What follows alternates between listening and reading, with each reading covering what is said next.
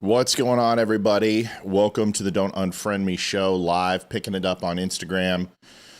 Just went live on Rumble, notifying on Facebook. So here's the dilemma. I didn't want to come on.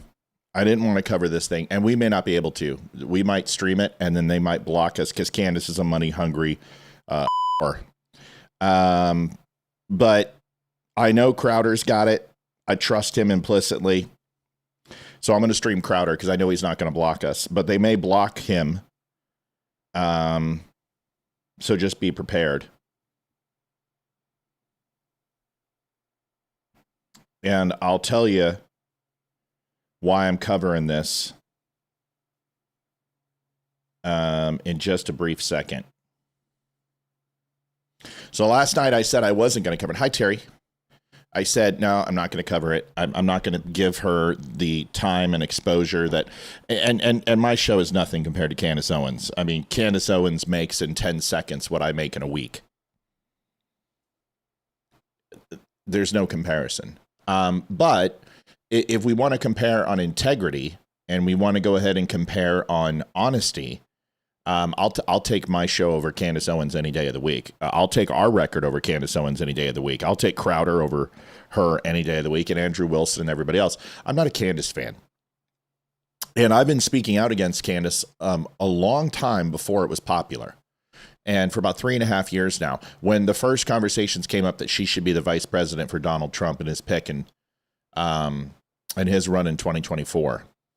But all the way back to 2020, 21, I was railing against Candace and trying to help people understand who she was in 2014, 15, and 16, how she was a Democrat, how she applied for MSNBC and CNN, how she had a doxing site and she went after Trump supporters, all of these things. And I've been hitting her since the whole Charlie Kirk thing. I'm going to listen to the debate. I'm going to show you the points. I'm going to listen to it from Crowder's perspective and let them go. And I believe people need to see it. I think it's that important.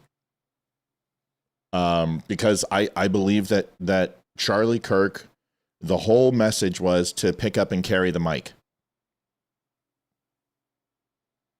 That was what we were supposed to do. We were supposed to pick up and carry the mic. And there are people who are literally picking up and carrying the piggy bank. That's what they've been doing. And they've been grifting off Charlie. And I think she's one of them. So we're going to show it. You guys can watch it. I've got some stuff that we'll talk about, walk you through when this gets started. Candace has already pushed it back an hour. Her production team was supposed to start at 9:30. And they've kicked it back yet again. We're going to be on live tonight with Hannah Pruder in studio. We're going to watch this and we're going to put it on and hopefully it stays and we'll kind of go from there. Let's do the intro and we'll be right back.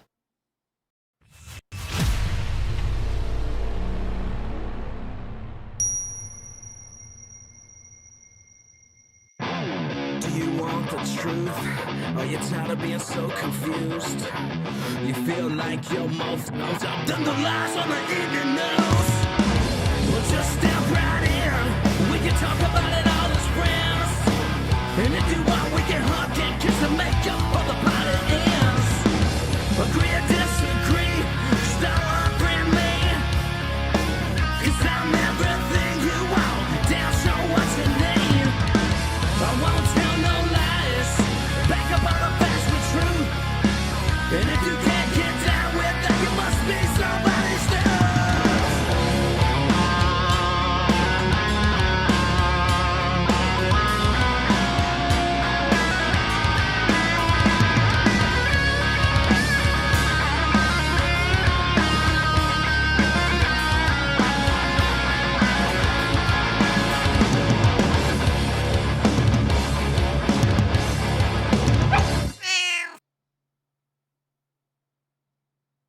The Dumpster has a 5-star rating, a diamond transparency award, and over 500 reviews. Thousands of shirts, coffee, books, and hats sold. We don't sell crap. We sell stuff built to last, Shop now at thedumshow.com. Also, along the same lines, right? We've got some great people out there that I just interviewed just yesterday, and there's a really dumb show out there. I mean, it's really dumb. No, really. The Don't Unfriend Me podcast is growing in popularity, and I caught up with the show's host, Matthew and Olivia Speer. Let's check it out. What's going on, everybody? We just literally stuffed food down our gullet. It's Cheat Friday, which means some pancakes, because I have been getting back into my normal physique. And, oh man, I'll tell you what, I have never eaten so much food so fast in my life. Usually I don't eat till 5 o'clock. So I have a 16-hour fast window. So a lot of blood sugar, so I should be pretty hyper tonight. Tonight we have Hannah Pruder in the house, Lisa Regina, Ben Morgan, Amber Hilliker coming up, and Damani Felder. Olivia will be right with us. She's finishing breakfast, and she will be here on the show. But I figure what we can do is just kind of spend a little time before this starts. Now, we are putting donations up because, we're streaming the show, so it is standard. We usually do 300 a night. Olivia is probably going to fix that, and we'll probably lower the goal to something else. So she'll be here in a minute. So let's get to it. Hold on one second. Olivia, please, I need you to come here real quick, baby. I know, but we got to turn off the light. The TV is absolutely washing out the entire show. Thank you. Sorry, she's coming. We've got her TV that's like melting me and melting the entire set and washing it out. So I asked her to come over here and do it earlier, but she's doing it now. She's also trying to get the links off of Facebook. So she's multitasking a whole bunch and doing what she always does, which is just about everything behind the show. So here, did you get the links? Hey guys, check Facebook. See if those links dropped off. Turn down your TV. It's like my retina is literally just like. I didn't realize we were going live so quickly. Oh, I said that at 10:30. Yeah, we had to go because Candace pushed it back. So guys, check Facebook. See if it's see if it's going. What's the odds she outright cancels at the last minute? I wouldn't put it past Candace Owens. It's already been delayed an hour. They're still not on. And to me, I think a little bit of that is intentional to build anticipation. But they very well may not be getting along. Oh, you're off. Go ahead, sweetie. She's got to keep all her lies straight so she knows what she's talking about. She can't keep her lies straight. That's the thing about Candace Owens, and I think he's going to expose her for that. Is that she's exposed herself for not being able to keep her lies straight. I think anyone who believes that Candace Owens is going to mop the floor with Andrew Wilson is ridiculous, because here's the problem. She's coming from a place of lies. All he has to do is not allow her to deflect. When she tries to attack him, because that's all she has. I mean, here's the thing. If you're going to debate that abortion is right and ethical, right? Liv? Yeah, I'm listening. No, you're not. If you're going to debate that abortion is ethical and right? Yes. Okay. And I'm going to tell you that murder is wrong. And it's agreed on by pretty much every single person on the planet, minus the people who are committing atrocities and murder. Mm-hmm. What's my defense? Or what's my position? That abortion's murder. No, that abortion's wrong.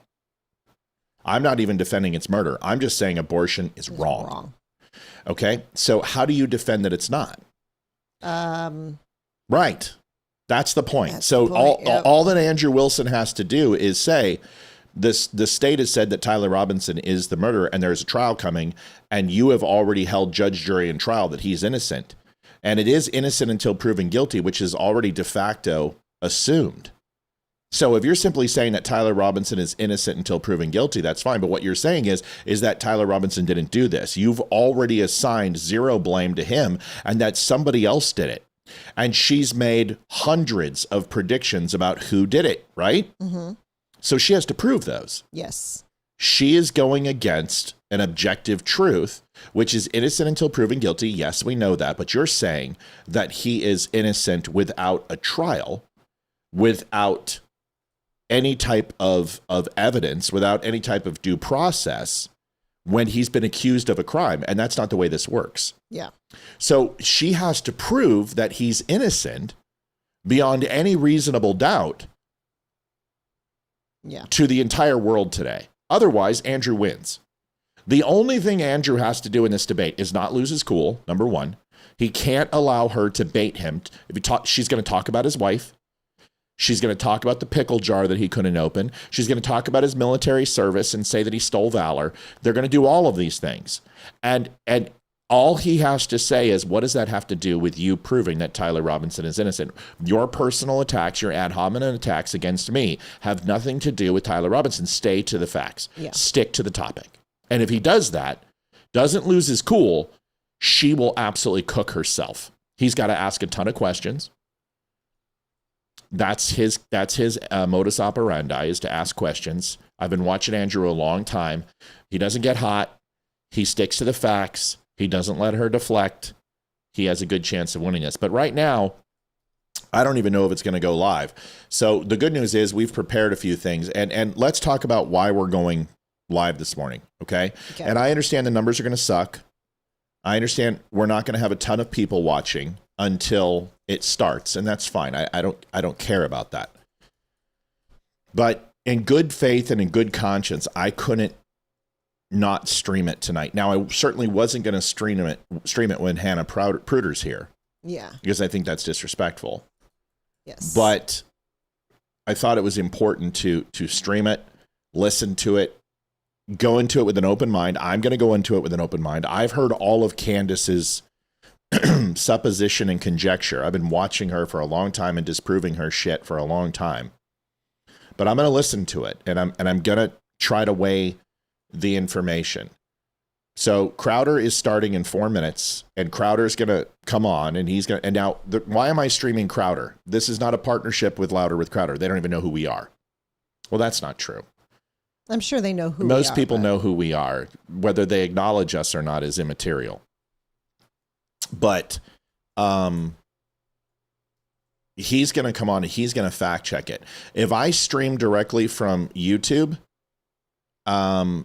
we're going to get a copyright strike because Candace is absolutely going to try to take every single penny from this. The donations are open at $200 if you're so inclined. We've got 3 minutes, so let's do this. Let's just go over a couple movies. If you don't know who and what this is about, here is a little bit of an intro. I'm actually not. My main thing in doing this was wanting to, have a moderator that I would trust to be in my home, who I don't think is a psychopath. I've been in Patrick Bet-David's home. I have met his children. I have met his wife. For whatever you think about what he thinks and our many disagreements, I think that he will moderate fairly. I actually truly believe that he will moderate fairly, and that is my number one interest in this. I think he's going to do a good job. What I am going to do, just to make it clear, we had a call. There was another option that also blew through, which was Joe Rogan reached out and said he would host down in Texas. I've already said my one thing is I'm not traveling for this. Those negotiations, Joe Rogan contacted us both, asking to host our debate. This is perhaps something you guys don't know. Obviously, I thought that changed everything, as that would guarantee the biggest platform for both of us to make our case on neutral ground. Unsurprisingly to me, Candace Owens declined. No control, you see. So he offered her $300,000 before. Candace didn't even blink. When he offered $500,000, then it comes down to the question of Candace Owens. If you're so convinced about your position, why wouldn't you take $500,000 to help fund your campaign to find the truth of Charlie's killer? Who wouldn't? Like, I was asking myself the question, would I ever go on Piers Morgan? I don't even know if Piers Morgan would ever invite us on, but if he would I go on? And honestly, it's literally a Jerry Springer show. And my point is if I care about my cause and I care about my opinion and I truly want to forward my opinion, why wouldn't I go on? Exactly. It's a bigger platform than we have, and so it why gets not? our voice out. Right. So the same reason why I go on RSBN, or the same reason that I go on any podcast that asks me to come on, or I help platform other people, is because I believe in what we're doing and I'm going to go ahead and get that cause out. But if I'm Candace Owens, she was in a conundrum here because she does not like to look like an idiot. Unfortunately, she does that herself. And when Andrew makes her look like an idiot, he's going to push her buttons. If she goes into his family, she's going to go into her gay husband. She's going to go into Macron's dick in France. She's going to go into the B cult, the exploding mic. He's going to, how come you've been fired from every single job you've ever had? All of these things, he will tear her apart. And Candace Owens is very easy to gaslight. How do you gaslight Owens? Make her feel stupid. It's my weakness. And I've learned not to allow people to do that because I don't put myself in those positions anymore. But when I feel dumb, I get embarrassed. And when I get embarrassed, I lash out and I attack. And it's a stupid lack of will that I have on that front. And every debater has their idiosyncrasy or has their one crib key or their one Achilles heel that can take them out of a debate. And mine is make feel stupid. So what I do is I ask more questions than I go ahead and make statements. He's going to have to ask a ton of questions. Andrew is good at what he does, but Andrew also, if he comes off as a misogynistic dick, which he can a lot of times, if he does that, they win. And the Candace clan, the absolute loony nutcase cult that she has, which are all the midwives from the morning day drinkers who watch soap operas and don't watch The View anymore. These people will declare victory. Now, remember, the defense just came out. The defense just came out and said that Tyler Robinson essentially is guilty, that he's not denying killing Charlie Kirk. He's stating now that he wasn't there to hurt anyone else, so they dropped the death penalty on him because there were young people in the audience. And in Utah, the case is predicated upon that very thing. What is going on with my internet, Liv? Or with the show? I don't know. Is it not on? No. This isn't good. We're going to lose Instagram. I have to do it, though. We got a lockup on Safari. Oh, well. All right, let me get this back open. Okay, there it is. Okay, so here's Crowder. Let's play the rest of this, and then we'll do this. She insisted it be at her home still, even after Rogan said he would come in on his off day to do the debate, and I would still... Actually, we're going to go to Crowder. So Crowder just put up a thing. It's a drinking game. Every time there's a logical fallacy, take a drink. Every time Candace says this, take a drink. Here is Crowder's intro to this, and he's going to give us an update. Be clear. Claim one, there's overwhelming evidence. Tyler Robinson shot and killed Charlie Kirk. That's the position that Andrew is holding. By the way, they've agreed to these terms. And the claim from Candace is there is overwhelming evidence that Tyler Robinson did not kill Charlie Kirk and is being set up as a patsy. Now, full disclosure, you know where I line up, but I do want to get to the truth because I don't believe that we have all of the information regarding Tyler Robinson. I certainly don't believe that we have the full story as it relates to Charlie Kirk. That doesn't mean that Mormon communists were training a gay guy. So before we go on, we actually have our very own live fact checker. You know, Andrew was allowed to bring, I believe, +2, +3. He asked me, I couldn't do it. I had a long, rough night. Joe Lewis had surgery. Prayers appreciated. There's some stuff going on. First day of school, all that business. But Gerald did. And so Gerald is with one Mr. Andrew Wilson. No way. And they sent us a video live with their predictions. That's awesome. Here's my prediction. It'll look for the first 30 minutes like I'm on the back foot as I draw the position out, and then I'm going to absolutely eviscerate this chick. That's what's going to happen. Do you think she's going to be able to support her positions? No. No chance. No. I don't even think she's going to try. That's right. All right. I literally don't even think she's going to try. She's going to go to ad hominem. Everybody's looking forward to it. Wish you luck, man. Thank you. All right, hopefully they start on time, but there's nothing like perpetuating the original stereotype. So here's the deal that's really... He does remind me of you a lot. Who? Crowder. Oh, Crowder? Just the way he's like, hopefully we'll start on time, but nothing like perpetuating the typical stereotype. Right, yeah. I mean, that's just something you would say. Yeah, Crowder's kind of my spirit animal. So here's the deal, is what he's saying is that it's going to look like I'm losing. And what he's doing is he's giving her a false sense of security. Getting Candace in rhythm is a good thing because then she starts ad-libbing. And when she ad-libs, she's going to make stupid mistakes. So, and then he's going to basically lure her into a false sense of security and then just literally eviscerate her. This is what he does with people all the time. Believe they're just saying it because it gives them an audience. No, that's not why we're saying it. We very much believe what we are saying. She thinks that Israel worked in conjunction with TPUSA and Erica Kirk to murder Charlie. I want this to be a clean victory. You're not going to be chain smoking around me, tough guy.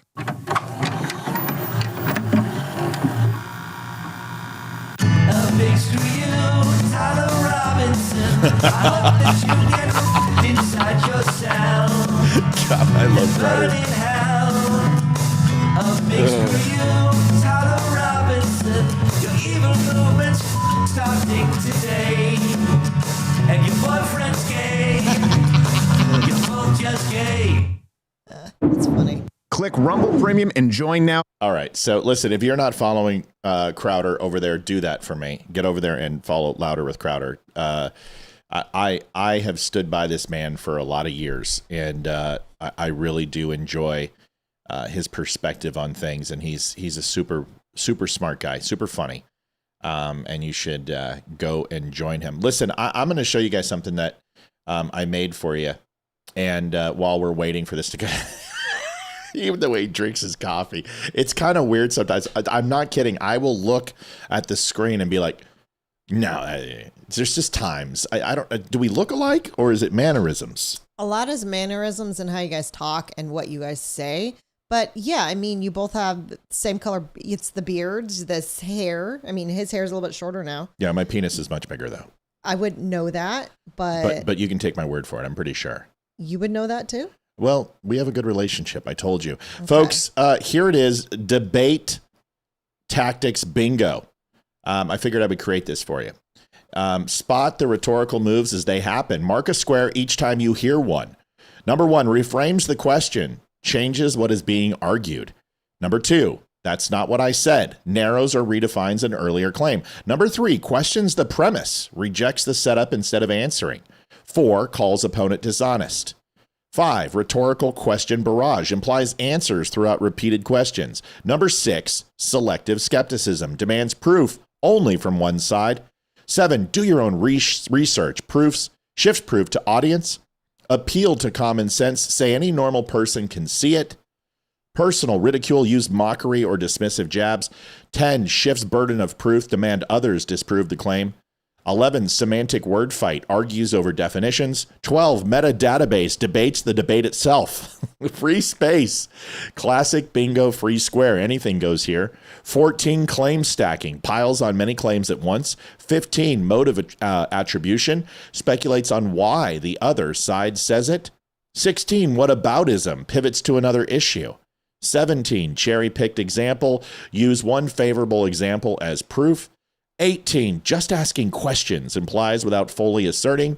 Out of context defense, says a quote was stripped out of context.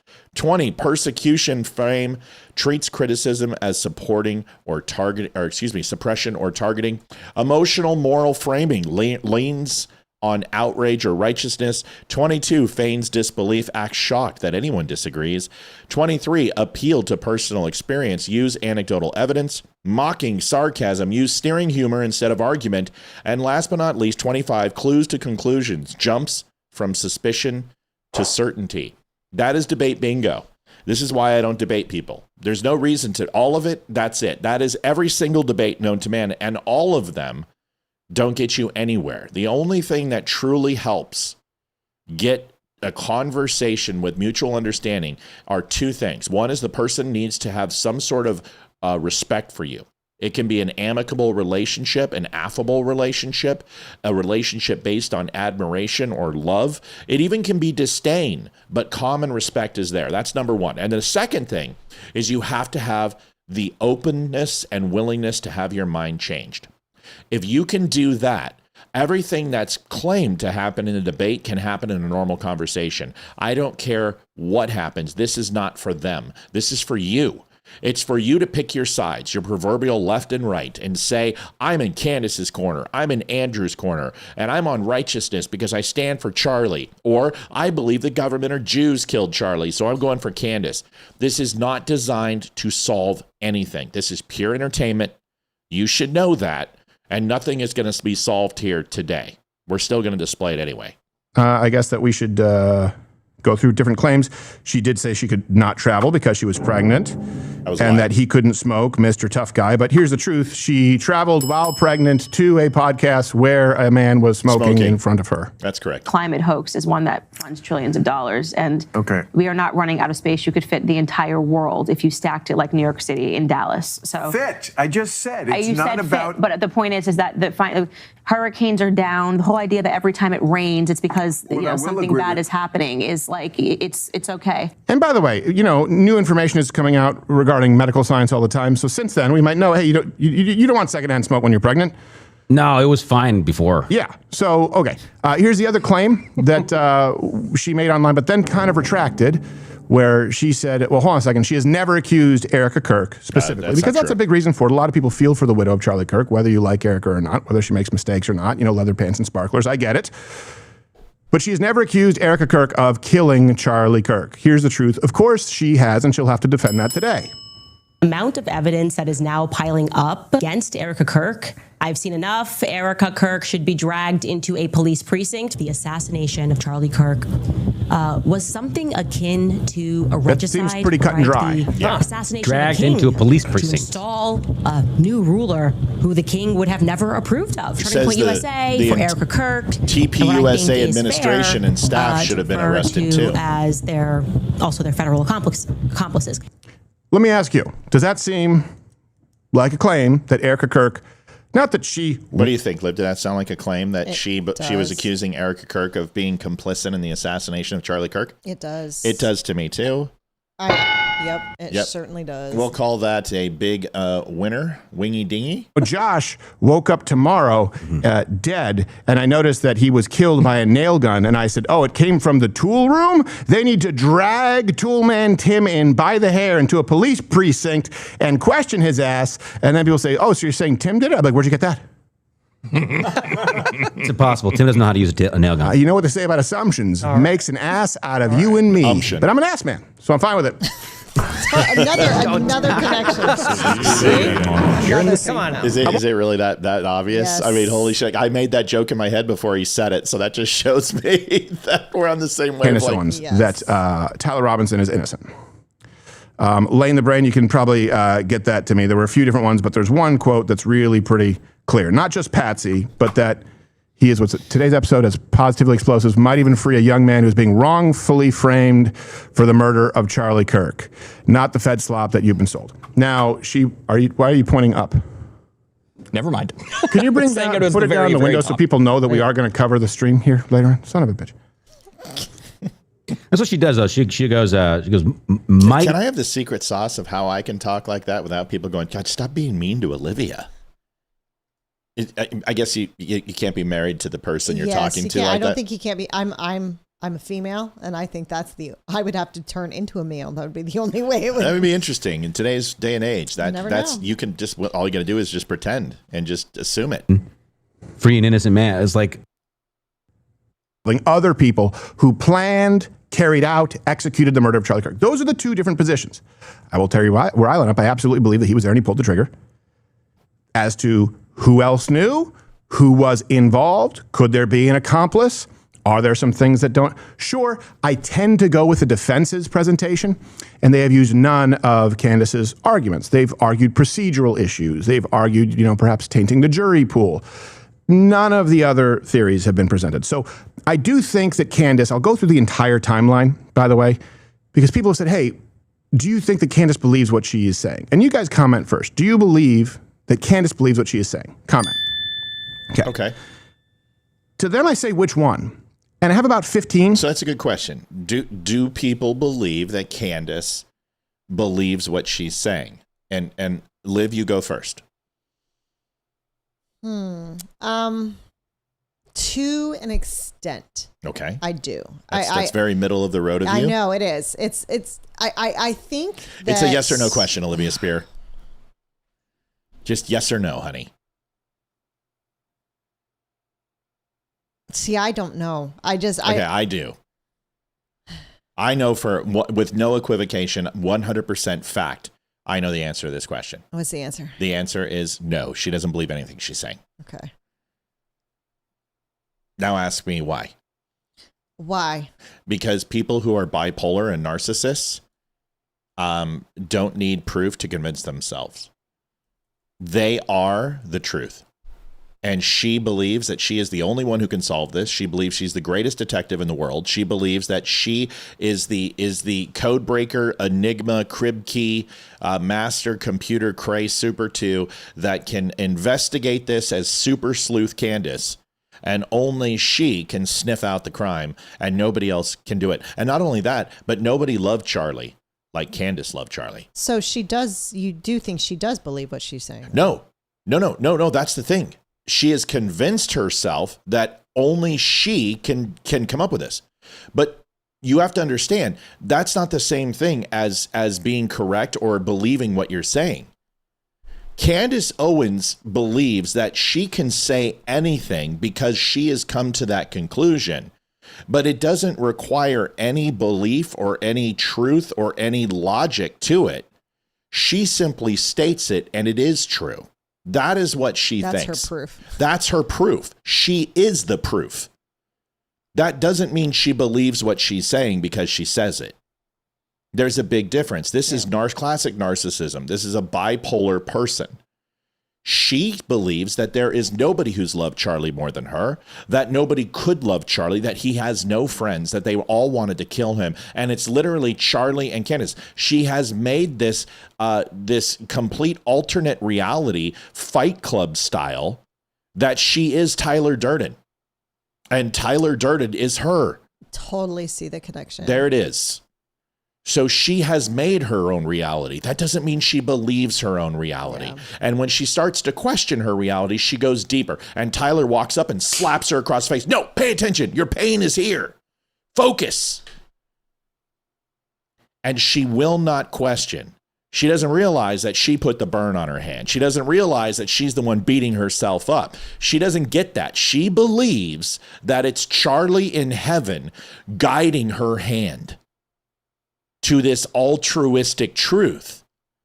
This is what she believes. She's absolutely certifiably fucking nuts. I didn't even bleep it. That's how bad it is. There it is. All right, here's the rest. So let's assume they're lying. The question is, and this is going to be a central theme, where's the evidence?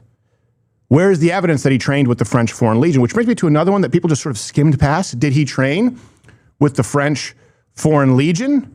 Or, to be, did he train with the Mormon Communist Beehive cult? Because that was the claim. Right. That Charlie's assassination was part of a hive. If you guys watch this show, you've heard all of this stuff.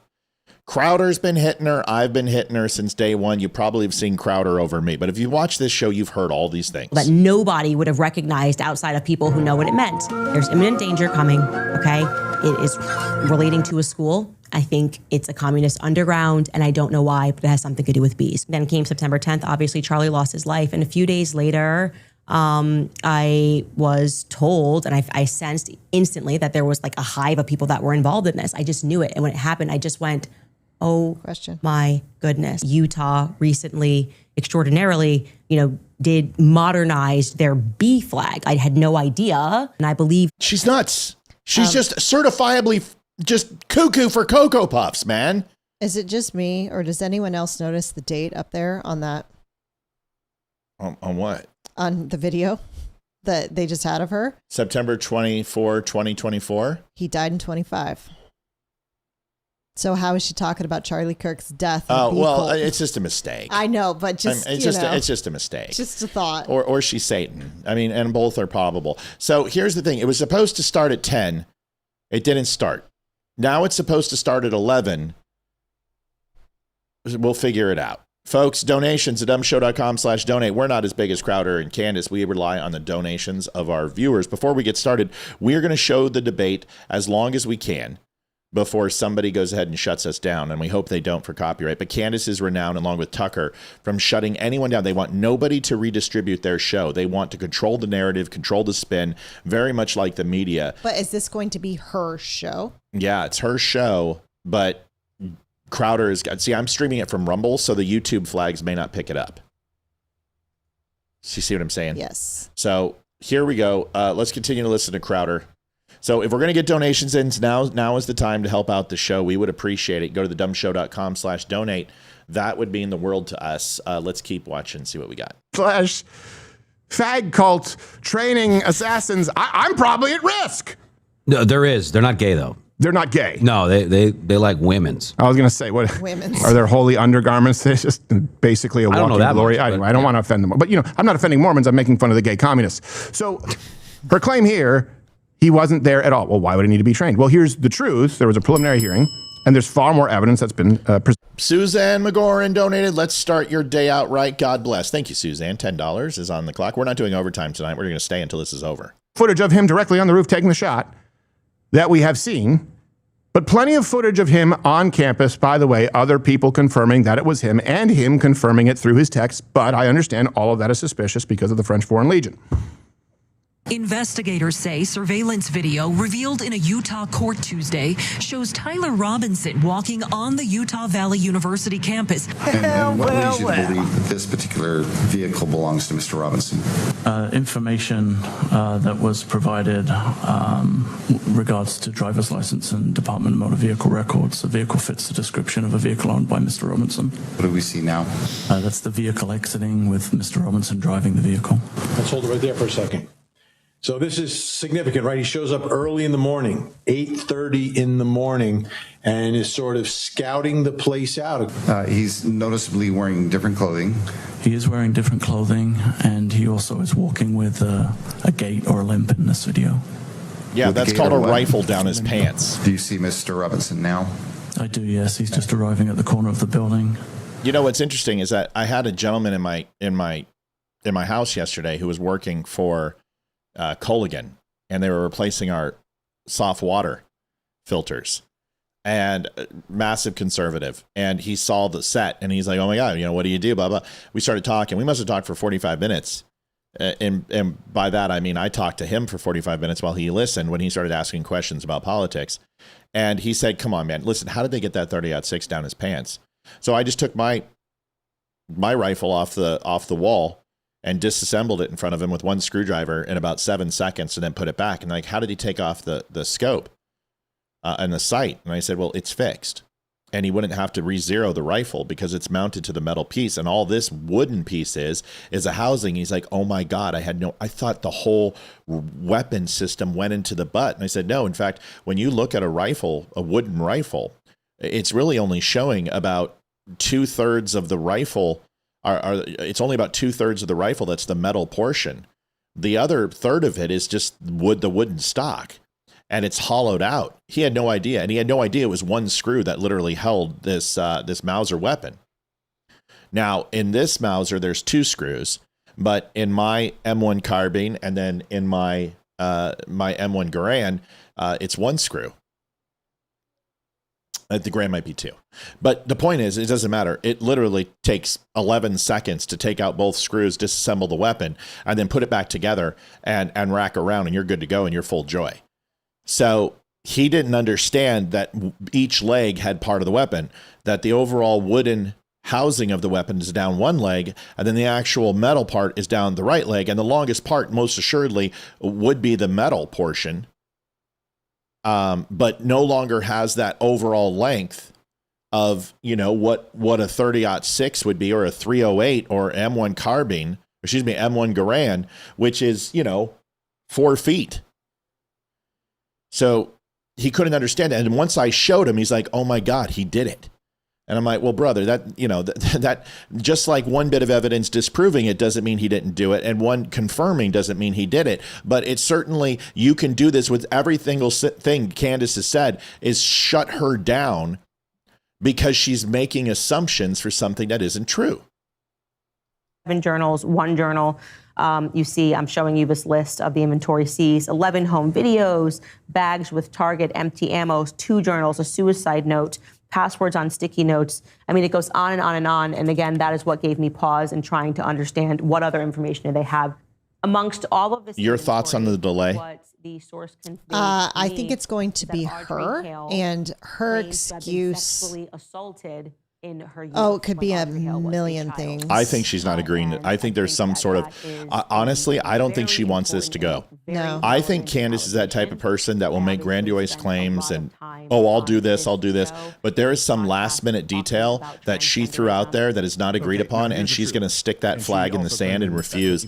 That's my gut feeling, is that she is prolonging this. I don't think it's Andrew. I don't think Andrew's this way. Andrew's been prepared for this debate the moment that it happened, and he's been collecting since Charlie was assassinated, just like I have. Well, he doesn't need to prepare. Who's the only person that backs out of stuff they said they'll do? All Erica has to do is ask me to stop, and I'll stop. Right, true. Erica asks, no, I'm never going to stop.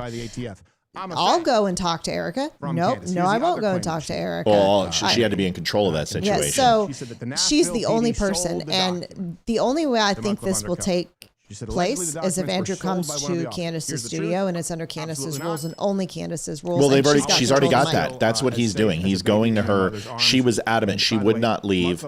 He had to come to her. She wasn't going to go to a neutral location. Joe Rogan offered to pick up the debate. Donor money. We don't have investors. I own 100% of what you see. But the problem that I have here is, go over to Louder with Crowder, folks, and go ahead and subscribe to him. He's amazing. It's worth every penny. He's incredible. I have no problem promoting him because he's worth every penny. The thing that I have a problem with is that this is late, and Candace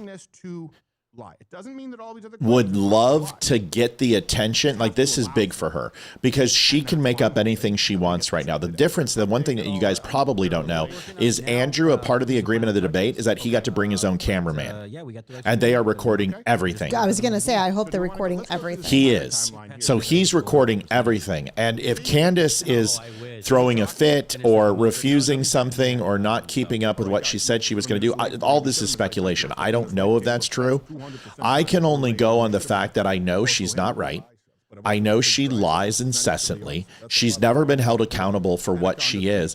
And she has met her match when it comes to Andrew, because the one thing she is a vitriolic snake. She will loose her venom and try to tear people down. If you do that with Andrew, he will eat you alive. And I'm not Andrew Wilson, but it's how I debate. I come in with respect. I come in with kindness, want to have a conversation. But if you want to get down in the dirt with me, I will roll around in that shit lower than snake shit. And he is able to do the same thing. So what else could it possibly be?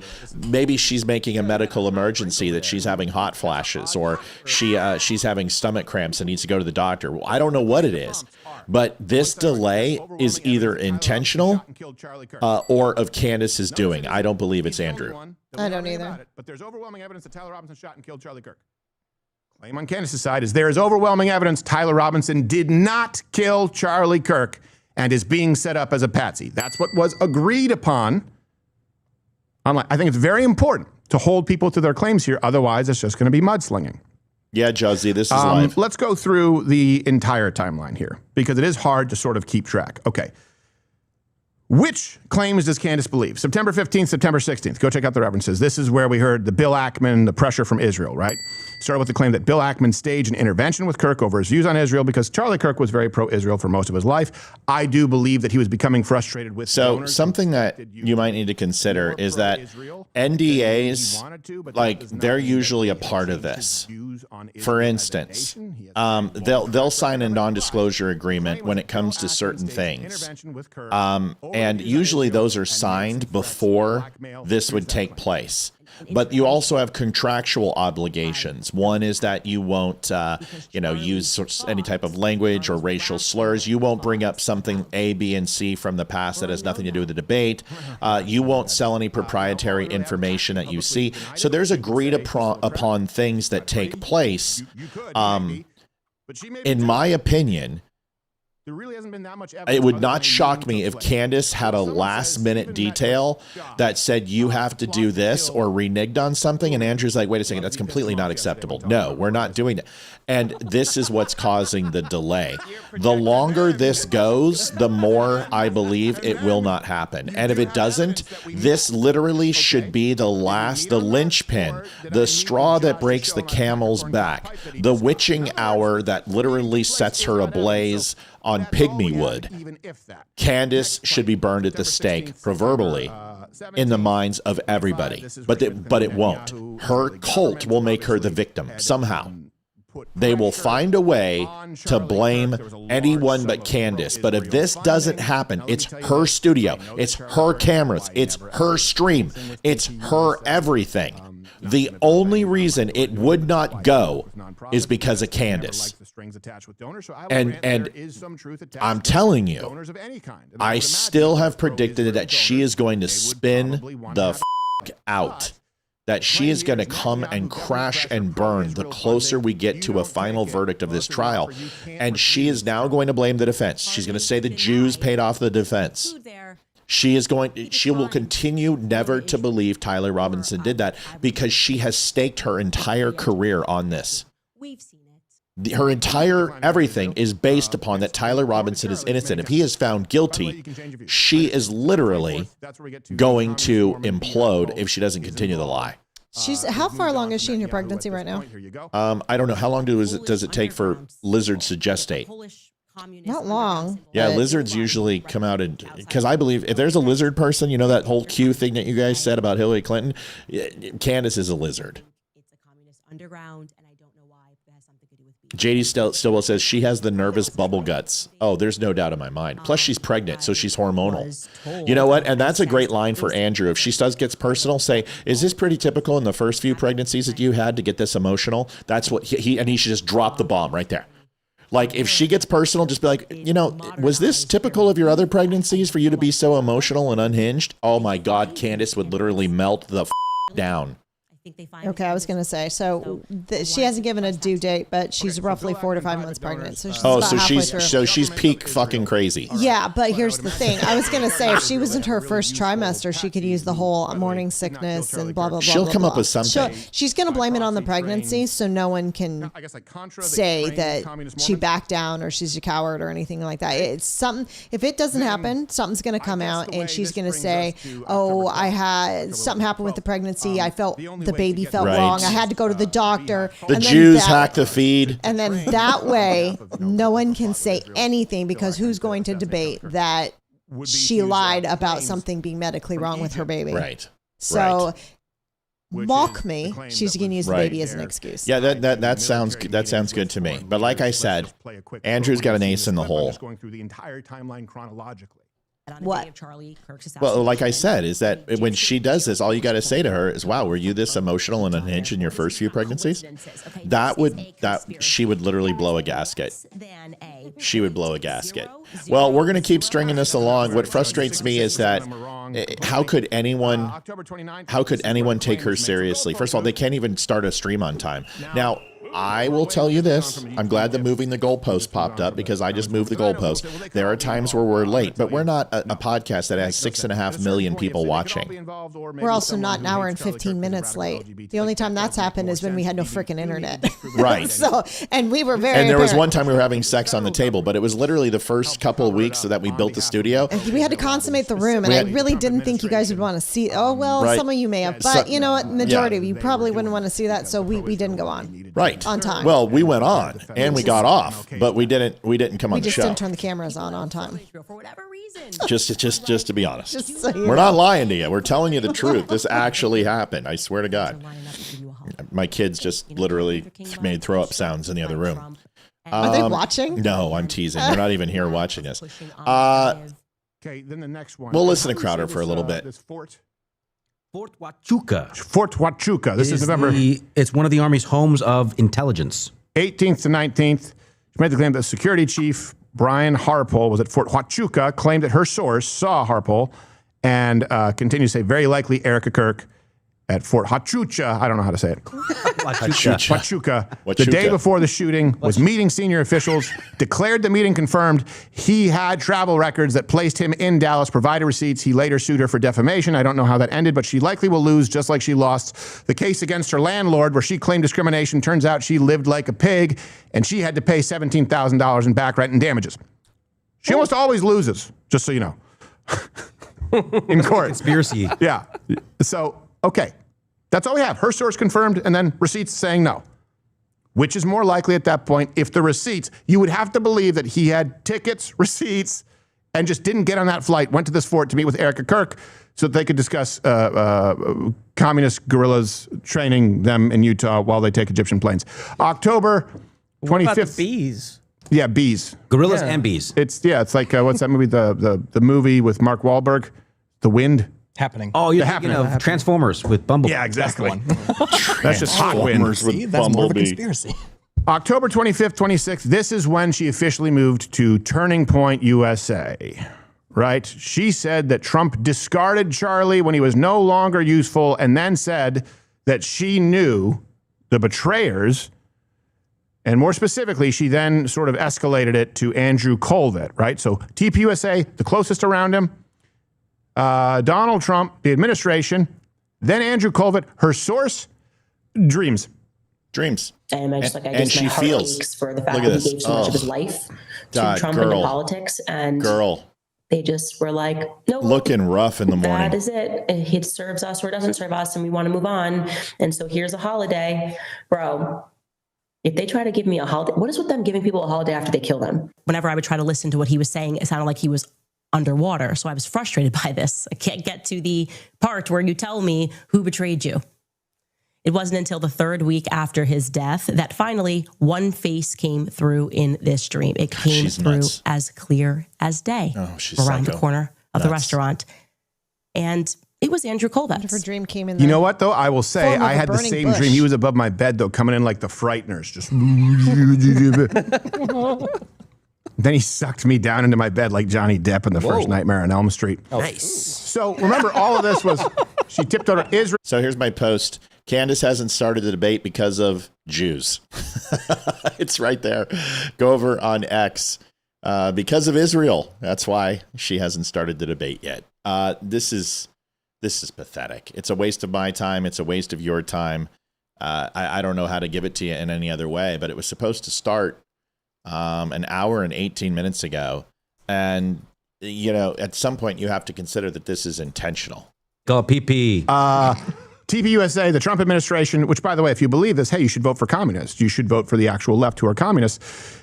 And all along she said, you know what, the only person who could get me to stop this, to make it stop, would be Erica Kirk. Here's Olivia's point. Of course, because if she says to stop, I will. I think she wants me asking questions. Well, then that brings us from March 2026 onward, where, of course, now Erica Kirk is involved. Also, she had a growing hunch, not only that Erica was involved with betraying her husband, we played that video earlier, who she should be dragged into a police precinct, but something to do with Epstein.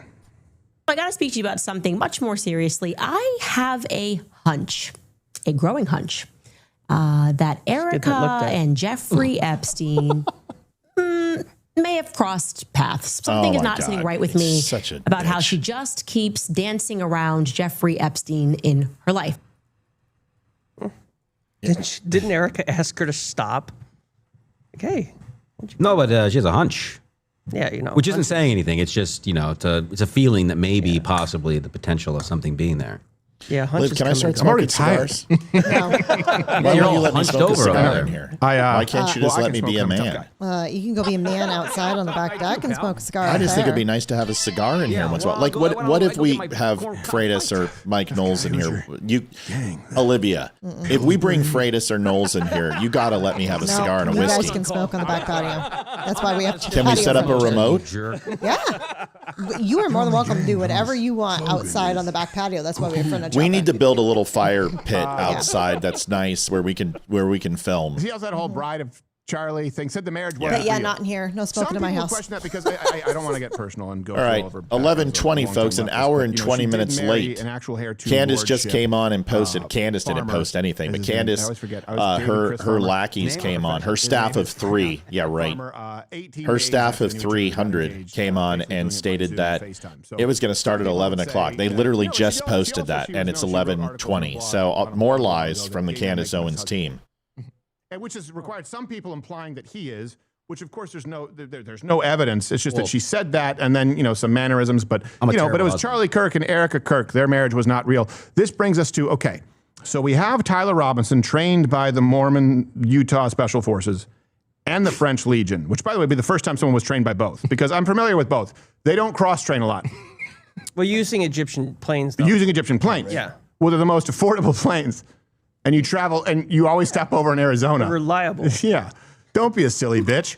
The pyramids and the ley lines. So all this, so the training, because here's the thing. If that's the case, man, I tell you what, if I had access to that kind of training from the French Legion and communist gays in Mormons in Utah, man, I would be a deadeye, wouldn't I? But then why would I need June 2026, the exploding mic? So you do all that training, but then it's really just his security who had a microphone explode on him, right? It came from a guy named John Bray originally, and then Candace pushed it, recently did 2 episodes on this. She argued that Kirk may have been killed by a wireless microphone rigged with a shaped explosive charge. The hard part that I like is my faith in society is dwindling. The fact that this woman has 2.5 million views on a video she posted yesterday talking about this, the other day, talking about this bullshit, is that people actually believe this stuff. And I don't care if you're a Republican, I don't care if you're a Democrat, I don't care if you're in between. How can you be so easily fooled to believe that this woman has an inside track on any of this? Does anyone believe that the prosecution or the defense is talking to her? Do you believe the U.S. Marshals are talking to her? Do you believe the FBI is talking to her? No. That the Provo Police Department or Salt Lake Police Department or the state police or the local township or even mall security or the college security are converting with her? No, I was thinking about that. I was like, comprehend how it could operate like a bullet. I would have 2 questions for her. I would ask, I suddenly found what is myself your researching background defamation courts in and law shaped charge, enforcement? and now I comprehend what he meant. And because functionally, it is like a bullet. What I doing can investigations say, on what I can murder. State rather On murders. unequivocally is that Do you have more experience and training than the FBI or the local law enforcement in Right. Utah or any? What is your? Can I see your credentials on how many murder cases? I you can have? answer that. I can answer. Also, can I wait. That's your first question. I can Yes. answer it for Candace. Are you ready? Yes. Yeah, you're just throwing around Fed slop because you're a bootlicker. Okay. And then how come the defense has not contacted you since you know everything, and the defense hasn't contacted you to use any of your arguments to make sure Well, that he Olivia, gets we've already convicted? established you're a Fed slopper, but I don't know now, but I know that the defense will contact me, so that really my dreams and my feelings circumvent all your logic. So, nana nana boo boo, stick your head in doo doo. I'm better than you do. 246. God, I am not a very good debater, but you know what? I would totally debate her. Yeah, it'd be interesting. She has the ability to spit out things that are random and nonsensical, and she's very good at redirect and deflection. I'll give her that much. She's good at it. Dan Drew's not going to let her do it. The other day, and Homer revealed his weight was Folks, a little bit out of norm. We usually aren't on in the morning. It's nice to see that we've got a few people watching. I still have sleep. How are Sorry, we boys doing and over on girls. Rumble? Let me pull it up. I always do the pop-out chat, so I never know where we're at. Hang on. So, it's okay. We're starting to get our numbers up as this thing draws a little bit closer, but, not huge. 18. Yeah, it's the same thing with General Pop. About every channel has 30 people on it. Whatever, it's fine. But if you want to support the show, our night show is where we're usually on 7 p.m. So this is out of the norm. And there's a lot of shows on at 11 o'clock, to be honest with you. I mean, pretty much everybody's on at 11. So the fact that we have anybody watching makes us feel good. Here's a video. Oh my God, she looks fat. iPad is just recording the selfie right now. Go like, happening. It's happening. Oh, Hey. gosh. Oh, yeah, she's very pregnant. She's fat. She's Look at those very cankles. pregnant. Holy shit. That's the studio? Oh my God, it's tiny. It's a little cramped. It's itty bitty little. It's like the size of our old studio. Yeah. I'm not horribly impressed. Nice cameras though, Sony L-Glass. Hi, is Patrick Bet David man spreading, but I still kept the fat. fat. Yeah. So it's okay. I mean, it's not okay. You can fat shame me. We have pictures of them actually sitting down, right? So we know that this is in fact it is supposed to be. happening. There we go. It's happening. It's happening. Hey, why is Patrick Bet David man spreading? Sent like Drake of my big member right here. All right, so here we go. It's on. All right, folks, donate to the show. Help the show, please. Help us out. Candace, Andrew, good to sit down here with you, talking to you guys about the conversation that I think started with Drinking you being game on rules. Joe Bring them up Rogan one when more you said, time. "Hey, I'm offering $300,000. Here we go. And for the audience watching this, you have to know when you see this final product, there's a lot of stuff that happens behind closed doors. There was still Logical fallacy, communication goalpost, till get moved, midnight. Candace Even mispronounced some of the the word, stuff personal this morning, attack, like mentions it's like pregnancy. you're trying to sell a company. Finish your drink. If It's Patrick the Bet David last lands a 24 zinger, hours that or the deal I called doesn't it. work out, but kudos to the both of you guys that you made it work. The topic of discussion today, how this got prompted is, Andrew, you said there's overwhelming evidence that Tyler Robinson shot and killed Charlie Kirk. And Candace, your position was he's a patsy. Tyler Robinson is a patsy. So, of course, we'll talk about a lot of different things, but that's kind of how the whole thing got started. For the audience watching, I think this is truly for three different people. Number one is anybody out there that loves Charlie, respects Charlie, his legacy, what he did. We have a lot of love and admiration for what he did. He changed the lives of many people, young men, young women. You worked with him for many years. You guys were friends. You've said a lot of good things about Charlie, respectful towards him. You guys may have disagreed on some things, but you had a lot of respect for him. The second audience is the folks out there, you, that's watching this. Also important to note as far as claims, Andrew, you've just been like myself, has wanting never something claimed like to have this been close with take or place, friends with and Charlie kudos for Kirk. Andrew for And he was coming critical of out and saying, TP USA and still is in many ways. Candace was close with Charlie Kirk, and all the evidence that we have is that they were not very close up to the time of his death, and he had put some distance. So only one of them is making the claim that they were still close. Andrew has not made that claim. Three channels, subscribe to him, The Candace Show, The Crucible. I'm sure some of the people from Crucible are watching as well, and the PBD podcast. The more you subscribe to this, the more we're able to deliver these types of conversations to you. And last but not least, it's about the two of you.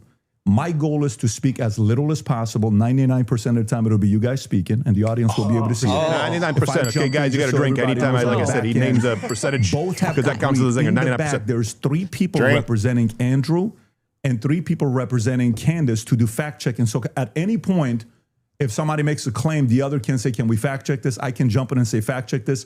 Even if folks in the back can say fact check this. So it is a very fair conversation that we're having here. And so with that being said, for this, Olivia? Kudos to Michael Knowles. Your name was Olivia Lie. You missed out right now the last 10 minutes. Good. We talked about you. There's a lot of love and respect here mutually from both parties. You should tell people how to donate before we get hot and heavy into this so we can keep showing shows like this. I mean, he also volunteered. Olivia, help out. Ended up being this Go to the DUMShow.com/donate, So with that being said, Andrew, please. your claim doesn't matter if it's $5, $1, $10. It evidence helps, folks. It really does. And without you, we don't get to stay on. We don't have these massive donors and get paid off by Arabs. And what I mean by overwhelming is Or I Jews. just find it very convincing. Yeah. That's I think that's what most people mean when they say overwhelming evidence. Oh, that's right. Sorry. So I have a brief opening statement. On September 10th, 2025, Charlie Kirk was murdered. Many of you already know a lot about the events which occurred after Kirk's death. You remember the ghoulish laughter, celebrations, and madness we saw from leftists all over, from TikTok invasions, debates, posts on social media, destruction of memorials, and things like this. Within weeks of Kirk's death, a cottage industry began to form, peddling various alternative theories on how he died. What special interest may have killed him, what nations were involved, and was our own government one of them? Because this was the first nationwide traumatic event in Gen Z's lifetime, the demand for answers was severe and palpable. The leading theory from the conspiracy verse is that Israel worked with the United States government to murder Charlie Kirk. Within a day or two of Kirk's death, Ian Carroll claimed that Israel killed Charlie Kirk, and the conspiracy caught on like wildfire. This theory was built on one misleading piece of evidence, that in his final days, on or around September 8th, Charlie sent a text message reading, Jewish donors play into all the stereotypes. It's a good camera. I cannot It's a and Sony will not camera. be bullied I like our like cameras, this, but those, leaving me they're no very choice nice. but to leave the pro-Israel cause. This By the was way, sent in the context fact of a check true. platforming dispute. Jewish regarding donor Tucker stereotypes. Carlson, Fact check true. From this scintilla of misleading That's why I haven't taken information, their it money. was speculated that Israel killed Charlie Kirk because Yeah, he would have Jose, it successfully works. opposed the Iranian war. Jazzy, it's Now, the that's a salt fun gun, and you theory, want to get then the. who doesn't like we're a going to good, turn this down fun just for a second. conspiracy theory? I The like salt gun that I work But is there called the is no bug assault, evidence but that don't use Israel actually salt, killed Charlie Kirk. especially in humid environments. Candace Just has get the some, little. I'd like her to They have actually show it to me. granulated I'm open to chestnut, suggestions, and they but sell that today, on guys, Amazon for man, like $7. That's the stuff there you is, want to however, use. But tons yeah, of it works evidence that a amazing. leftist killed Charlie Kirk, just as Charlie feared they would. I believe Charlie Kirk, and I Thank have the you, Carrie receipts. Ripley, $10. No, Appreciate I you. didn't Thank you so have a much. dream where he came to me and told me that the left killed him. No, he didn't come to me a dream and say, Candace Owens betrayed him. That you, never Carrie. happened. In fact, I don't need dreams of any kind because I hold in my possession never before seen messages from Charlie Kirk to his security team on September 9th, 2025. Oh, I'm going to share the message with you today. Oh, which shit. is the first time this information's ever been publicly revealed. On September 9th, Charlie's security team wrote to him, yes, law enforcement has been fully supportive and agreed to security plan and posture. Tomorrow's event will be covered by both my team and the campus PD. If additional support is required, patrol units will be available. I have 11 on site. Charlie responded with this, okay, great. Remind them that they are there for one person's security only because I'm somewhat worried the left is trying to kill me. Holy shit. That was a message sent September. Are you serious? 9th. By the way, Holy personal shit. experience, 2 people have been Whatever in that could person. I he can tell have you, I've meant sent by very that? similar texts. Well, I think he meant exactly Gerald what he confirmed said, he's seen the text. It's real. that he was worried the left was going to try to kill him. MG. Now, we'll discuss this more later on in the debate, and maybe I have more never-before-seen evidence that exposes just how wrong and, in my opinion, idiotic many of these conspiracy theories have been. But that's what happens when you rely on what's called the evidence of the gaps. In other words, they don't have evidence, they seem to just make up evidence. And what did they make up? Well, in my opinion, kind of whatever lined the pockets. And I think it's ghoulish to profit off of the death of a good man. But we came here today to debate. She's going to take so this let's get to personally. it. The Oh, debate yeah, topic she's gonna today take it is, personally, one, my belief that absolutely. there's How did I not overwhelming have those evidence that text Tyler messages? Robinson Yeah. killed Charlie Kirk. I'm his And 2, closest friend and biggest Candace's confidant. belief Right. that there's No, overwhelming no, evidence that's what that she's Tyler going to say. Robinson was She's a going to patsy say, and didn't kill well, Charlie this Kirk. proves that you are And paid some for of by the audience is TPUSA going to because decide only who has more TPUSA evidence for your or theory. the prosecution My would have theory is that access the to state is those. correct So that I Tyler just Robinson proved that is your supported TPUSA by paid for, Tyler and it's she's going to Robinson. deflect. That's what she'll say. Tyler Mock me. me. I know this woman better than all of these people. I was investigated and subpoenaed by the FBI. If it was reasonable doubt, and that's all it Candace was, has never and that's been, by all the way. Candace Never was subpoenaed, proffering, investigated by the FBI or I ATF. wouldn't even be here having the debate with her. It's fair to have doubts, as the trial has yet to occur, and the state hasn't even begun to try to prove their case beyond a reasonable doubt. But Candace makes a more forceful claim. She claims that there's more evidence that Tyler is not guilty of murder and was set up as a patsy You watch what she than says. there is for the state's case. Well, I guess And we found just out think that who's that's paid for absurd. by And she will TPUSA not since be able you to have demonstrate personal that in text any way. messages from his In fact, phone she has that's almost in no real evidence possession at all of her of theory, whereas my theory TPUSA. is supported by compelling witness testimony, She physical won't address evidence, it. multiple confessions, all of which are independently compelling, but which are even more convincing as each piece of evidence corroborates the Trying to others. communicate. You'll notice the term That's why overwhelming you was need a mute included in button on both your desk, theories. buddy. This is because Candace demanded I defend my use of that term, which I think is fair. Hey, In the burn describing pit's evidence here. against Tyler What's Robinson, up, burn she, on the pit? other hand, only wanted to defend her theory as merely viable. That is, until I showed her clips in which she said she believed the evidence of her theory, that Tyler Robinson's a patsy, was supported by overwhelming evidence. Only then did she... Hey, just to the burn pit who's watching, I have not had a chance to reach out and give condolences, and probably should have, but I'm very sorry for Maddie's loss, and I hope you guys are holding in okay, and I appreciate you very, very much. I should have reached out, and I failed as maybe not a friend, but a person who is an acquaintance of yours, and much condolence to Matt's passing. Almost done, by the way. I have no problem defending the state's case and welcome Candace bringing up any challenges she would like. But if I'm honest, the reason I was willing to pay the $300,000 for this debate was to finally have a chance for someone to demand Candace be held accountable for the unbelievable theories and claims she's been making. Candace's investigation is indistinguishable from a leftist operation. She couldn't be doing more damage to the right if she were trying. She uses her considerable platform to relentlessly attack one of the most influential conservative outreach organizations for young people. And she's making a mockery of the online right-wing commentary class. You got it, brother. She's harming Republicans. You got to get on the show. We want to have you on sometime, so we'll get you with Olivia. So reach out to us. Well, that would be right in line, right? With social autism. I know it's hard with so many people talking, so bear with us, folks. But yeah, if you want to reach out to me, brother. Anti-conservative, anti-free speech doxing website. That does matter because her background does matter. Let's go. Okay, great. Well, I'm not going to waste time with the preamble because I think I just want to get to the substance of the debate, and we'll just speak to the audience. I have obviously had an audience since we've been covering this case. People know that there was a personal friendship between me and Charlie. And Charlie and I diminishing the pursuit of something that makes sense regarding what happened on September 10th. By throwing it to, this is just people who are conspiracy theorists. These are people who are just trying to generate clicks. Deflection. I he didn't don't think that people should be satisfied by that. He said, I see overwhelming evidence, and the only evidence I see to the contrary, as far as evidence, is the pursuit of traffic. That is correct. Because there's no evidence. That is correct. We just think of the things that we've learned about our government. Good job. I should just let Crowder do this, and I'll just shut up, let him do my light work. What's been the most disturbing element, I think, for everyone is that not only does the narrative not make any sense, which I'm going to demonstrate, I don't need to waste time with the preamble going through the points or trying to insult you or pretending that I've been running a podcast saying it's just dreams and vibes like I'm Miss Cleo.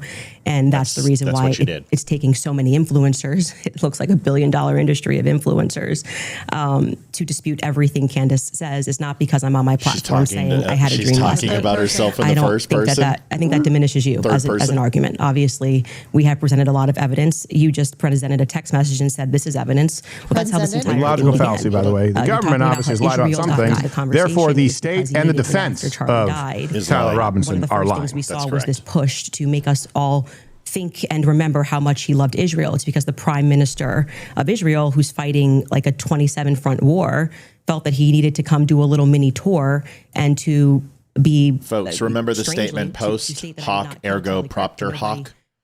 Because of A and B, C happens. Because the state has made missteps and been dismissive or elusive or have flat out lied, therefore the defense of Tyler Robinson is lying. That is post hoc ergo propter hoc. Just FYI. That the day he died, he just loved Israel so much, and I demonstrated via a text message, which you just mentioned, and you're now contextualizing and pretending it was just about Tucker Carlson, which is not true. It was a part of a broader shift that Charlie was having over the last, I would say, actually on your show, it began since October 7th, which is when I began asking myself more questions about Israel as well. And so, by the way, this is not a preamble. When all of these things happen in the aftermath, and then I drop a text message after everyone is denying that. 7 years ago, I'll just shut the fuck up. Conversations that he had with Charlie. Megyn Kelly then comes out and confirms the private conversations that she had with Charlie. People then begin to ask a reasonable question, which is, why are we lying about this? It's not important. They were forthcoming. It's got to be a boy. It's got to be a boy. Hey, goalpost move. It's a boy. Charlie goalpost move. I look better to ask questions. I think no one's saying you can't ask questions. We're talking about what degree of evidence, right? We need to take this back to the claim. There is more evidence that he did not do it, Tyler Robinson, that he is a patsy. There is more evidence that he pulled the trigger. Right. No one's saying you can't ask questions. You're saying you need to answer questions at some point. This isn't the defense of Candace Owens. This is the defense that you made the claim that Tyler Robinson is most assuredly innocent. You haven't made one case. See, Crowder disagreed with me by nodding his head. You haven't made one statement that supports your claim that Tyler Robinson, you said you were going to stick to the evidence. All you're doing is putting yourself and defending yourself on all of these things. This has nothing to do with Charlie. People after the assassination of JFK. So it's not exactly one that makes me nervous. Like calling somebody a conspiracy theorist is essentially saying it's CIA. CIA made up the term. They're not accepting the Fed slop. So Fed slop. Drink. High five. Fed slop. Everyone drink. No preamble. Should she get the evidence? Let's get the evidence. Of debate or your strategy. And I'm also grateful that you shared that you had that text message today, because everybody watching knows that I have been demanding not a debate, just an open conversation. Should be the person that took Charlie's place, maybe Erica Kirk. Fact check, she did sit down and meet with Erica Kirk in private. And after she left, we can find some clips. She was very nice and said, so yes, I understand it, and we're good. Just out of curiosity, between 0 to 100, what is the likelihood that you think Tyler Robinson shot Charlie Kirk and killed him? Based on the evidence right now, I don't know, I'd say 75, 85%. Candace? 0%. 0%. I'm at 0. with what we've seen in terms of the No evidence. chance! 0% so there's zero not meaning. only Zero he made a chance. statement, Just to be clear. that maybe somebody was behind him as a patsy. Tyler Robinson did not shoot influencing him. Charlie You're not even Kirk. saying that Also, he didn't even shoot Charlie percentage Kirk. point from Right. Patrick If you said, Bet-David. was Drink. he involved that day? As I have consistently said on my platform, I would say yes, he was. I don't know asked what him, role what he percentage played, would you put on it? 90%, but as the 40%, shooter, you say 0%, you say 85%. Do you have Let's any add- evidence split that, for that's 42%. for what? My For the percentage? fact that he didn't shoot and kill Charlie Kirk. Yes, which I'm hoping we're going to get to all of the evidence that he feels that he has. Okay, what percent are you I'm hoping not we get even to it? convinced that Charlie was shot from the rooftop on Losi that day, based on the evidence that has been. Do you think he was shot? I do not think that Charlie was shot from a 30-06. No, that's not the question.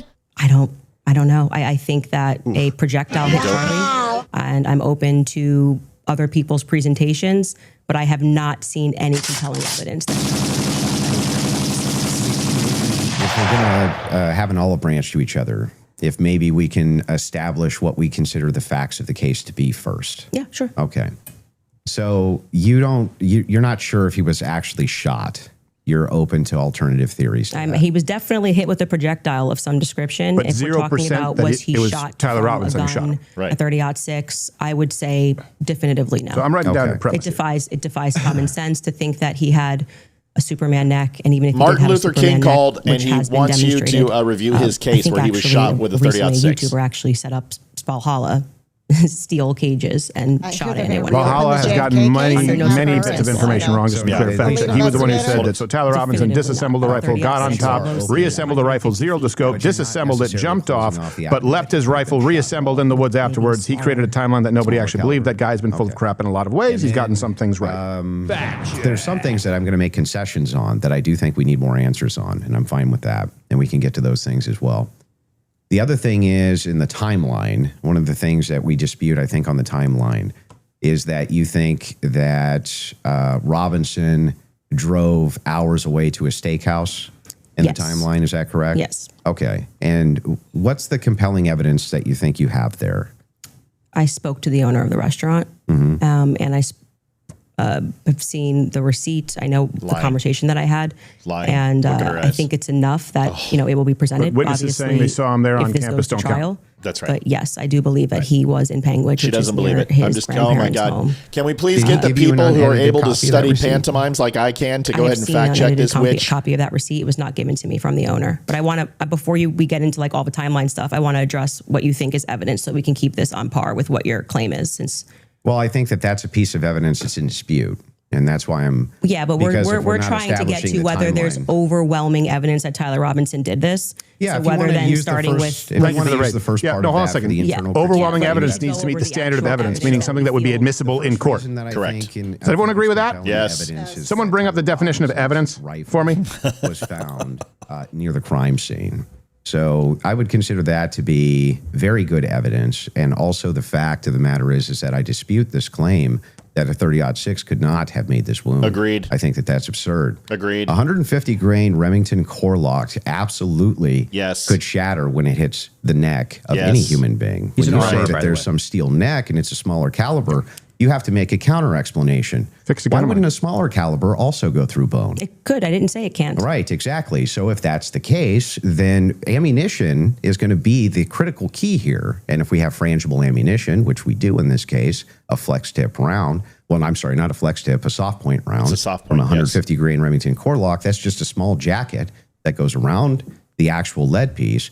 This thing could have split apart in air for all we know, but definitely upon impact. And we have the medical examiner who confirms this in a summary. Correct. My team can bring that up, the summarization, which means he would have to be a part of some kind of conspiracy as well. Okay, so just to start with your point about saying that the gun was found near him. Near Evidence acts as a Lozy sign, Center, proof, or or I ground guess for off in belief the in a woods. court case. It includes facts, That objects, gun, documents, did or you witness watch statements the used to prove a testimony? point. Did you Witness watch statements the would be under hearing? oath. A phone call would not Okay, so qualify. forgetting what the summary So of overwhelming the evidence. We report need to be clear about our was, did terms. you watch the testimony that was given by the Caitlin Oliver, the ATF woman, Samantha Carner, any of those people who went into the science of Yes, I recall. You're talking about the bullet when they- analysis? Yeah, when they went into the DNA. Okay, so that's kind of the most relevant part. Okay. I'm not denying, I've never denied on my platform or anywhere else that a gun owned by Tyler Robinson was found near the crime scene, right? That doesn't remove if you think somebody's set up as a patsy. You could take a gun out of this room right now and you could walk out and plant it in the woods near a crime. So now it's that there's no way that the 30-06 could do the damage in any way, shape, or form. It's a 0% chance that Tyler Robinson, who owned the weapon that was on the property, which he said he was wanted retrieved by his furry boyfriend. The very weapon that which matched DNA evidence from the screwdriver and on the ammunition that was used by Tyler couldn't have possibly done the shooting because he's a patsy. Right. Makes complete sense. Rachel Wilson tweeted 15 years ago. She meant to say that he's the equivalent of an Army sniper. He's a very, very good shot. I know this for a fact. Rifles is private. She brought up his service watch. For many years. You all Watch walk out and planted in the woods near a crime scene. I told you she would bring up his military service. I concur with the fact that that's a possibility. So you I think, have said on a platform that you were a gunsmith. Mm-hmm. Okay. And for how many years? Many, many years. For many years. Mm-hmm. You also said that you were an Army sniper. I wasn't a sniper in the Army. Okay. And I never said that. Sorry, your wife tweeted that you were an Army sniper. Yeah, I don't know. Like 15 years ago, she said something. Does it change 15 years later? She said that it was colloquial. So Army sniper is a colloquial term? Yeah, I was never an Army Don't let her sniper. shift the burden to something that Rachel Wilson tweeted 15 years ago. That's right. I told you she was going to do this. This is deflection. Now she's going ad hominem. I know this for a fact. I told you she would do this. This is derailing. Okay. Mm-hmm. And I was an NRA instructor for many, many, many years alongside my gun shop. As with your expertise, when she gave testimony on the stand, Samantha Carner, that there was dust and there was debris that was found in the gun barrel. Yep.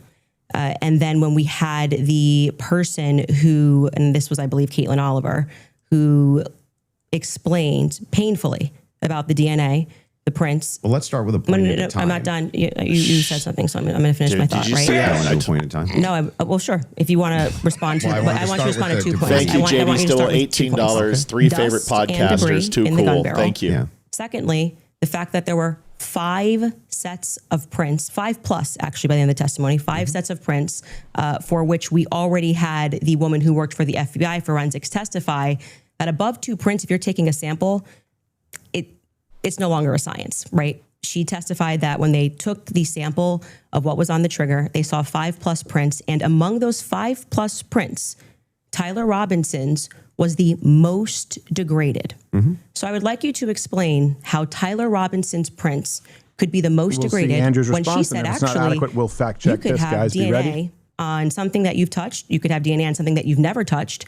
And to get DNA degradation, they've looked at pieces, items 20, 40 years on that don't have degradation. I'll answer Tyler this question. Robinson's prints, amongst 5+ other prints, were the most degraded on that weapon. I'll explain it if he can. So let's get into all 3 of the claims. First, with debris. When it comes to debris, firing a rifle doesn't always blow the debris out of the barrel. Okay, you think there could be debris and dust. Yeah. Who just fired the weapon. Okay. Not only that, he left it in a forest. Now, I don't know if you agree with me, but if you leave a rifle in a wooded area, fact check, bring it up. Can a firearm be fired and there still be debris in a rifle? Yes. I know the answer. Just bring it up definitively. The answer is yes. We can provide the reference on our page for the audience. The answer is, of course, yes. But of course, the answer is yes, and I can tell you absolutely with no equivocation and it is. It's all dusty inside the bore, and you go fire it. You'll often look down the bore, and there's still dust. Okay, it happens all the time. Okay, and the prints? Yeah, so he already answered that, so that disproves your entire claim. The chain of custody of your evidence has already been disproved because you made an absolute lie out of a question that what you always do. You pose it as a question, but you're making a declarative statement that once a rifle fires, that there is no debris left in the barrel. Well, surprisingly enough, if you look at a barrel after you fire a weapon, you will see remnants of powder, scoring, burns that will go along in the barrel, and that attaches and accumulates to a smoothbore rifle. That smoothbore has no rough parts. It has no sharp edges. And the reason why it doesn't is because if you fire a round down that and it's got a burr or there's a crack or something else, it can absolutely damage the actual barrel itself. It can have a misfire. So what you're seeing is those composites latch onto debris that's in the barrel of the gun, microscopic debris, and it builds up. Think of an artery with cholesterol. And the more you fire, the more you get buildup. This is why you have to clean your fucking weapon. Every single person knows this, that if you just wanted to clean, listen to this stupidity. You have to clean your rifle after you fire a round through it. Everybody knows that. You go ahead and put 40 rounds, 100 rounds, 200 rounds through your weapon. You clean it afterwards. Well, if you didn't want to clean it, all you'd have to do is fire another barrel a round through it and it would automatically clean it. This is the stupid fucking Candace Owens at work. I'm just going to clean my rifle by putting another round through it, even though by putting rounds through it means I have to clean my rifle. Sorry. Know all of the details on just yet. We do. It was excruciatingly long testimony on the prints. We don't, because they haven't gone to trial, so we don't know on the print front. But Tyler Robinson's DNA was on there. You made the claim that Lance Twiggs' DNA was on there, and it was not. Well, when she gave the testimony, hold on. First, let's go to your first point. That's wrong. We can get a fact check on that. Candace making the claim of Lance until Twiggs. It goes to trial about the degraded prints. Dustin Rifle, Lance Twiggs. This is the person who took the prints. Yes, but the problem is that inside of this particular testimony, you agree with me that there's going to be much more of the DNA analysis during the trial, right? But you also would agree that her fact is not going to change, that among the prints, his was the most degraded. So I'm asking you to address that. How could that be possible? Let's give it, let's just grant this for a second as a possibility that his fingerprints were degraded. It's not a possibility. It's a fact. The person who took it. I'm just granting it for the sake of argument. You should grant it because it's a fact that she presented. So now it's granted. So what? What do you mean? Exactly. So what? What does that prove? So what? It proves that if his prints were the most degraded amongst 5 of them, you're going to have to explain how that's possible if he's the one that recently fired the weapon. Yeah, so wait a second. You're saying that it's an impossibility that if his fingerprints are the most degraded. I'm telling you to explain it. You're the gunsmith. Well, so wait a explain second. it. How would a gunsmith give an analysis on fingerprints or DNA? Yes. Do you think that I work in a DNA laboratory So with your fingerprints? answer is I don't know. You can just say you don't know. But you don't have to. But I did. No, you said so what? Yeah, so say, I don't know. I actually don't have an what explanation would that for that, prove, Candace. Though, is my question. Well, I think that what it would prove is that it is a more viable theory that people who had stronger prints on the gun may have used it more recently. Did they say who else had fingerprints on the gun? They named Matt Give it to me really quickly. No, not yet. Sorry. And this was a part of the testimony where she was speaking about how they got samples of elimination samples from the home of Amber Robinson, Matt Robinson, and Lance Twiggs. Those are the 3 names they named. So are you saying that Twiggs' Would you like me to fingerprints? finish my statement? I just want to make sure I'm clarifying. I'm trying to finish the answer, but it can't be clarified until the answer comes out of my mouth. Okay, so go ahead. This was a portion of her testimony where she was explaining how they got elimination samples from the home. And she named Matt Robinson, Amber Robinson, and Lance Twiggs as the elimination samples that she was using. And so she explicitly said, some of them, so we can assume 2 out of the 3, their prints were found on the gun. Folks, let me explain something. This is how you counteract this, okay? You can answer a question, say, I don't know, Candace. Why don't you tell me? So here's my question to your question, is explain to me how by sight this FBI forensic expert could tell degradation of fingerprints unless they ran some sort of test. What test is it called? And how do they facilitate it? I'm interested in learning. Why don't you teach me? And watch her literally shut up and stare at you.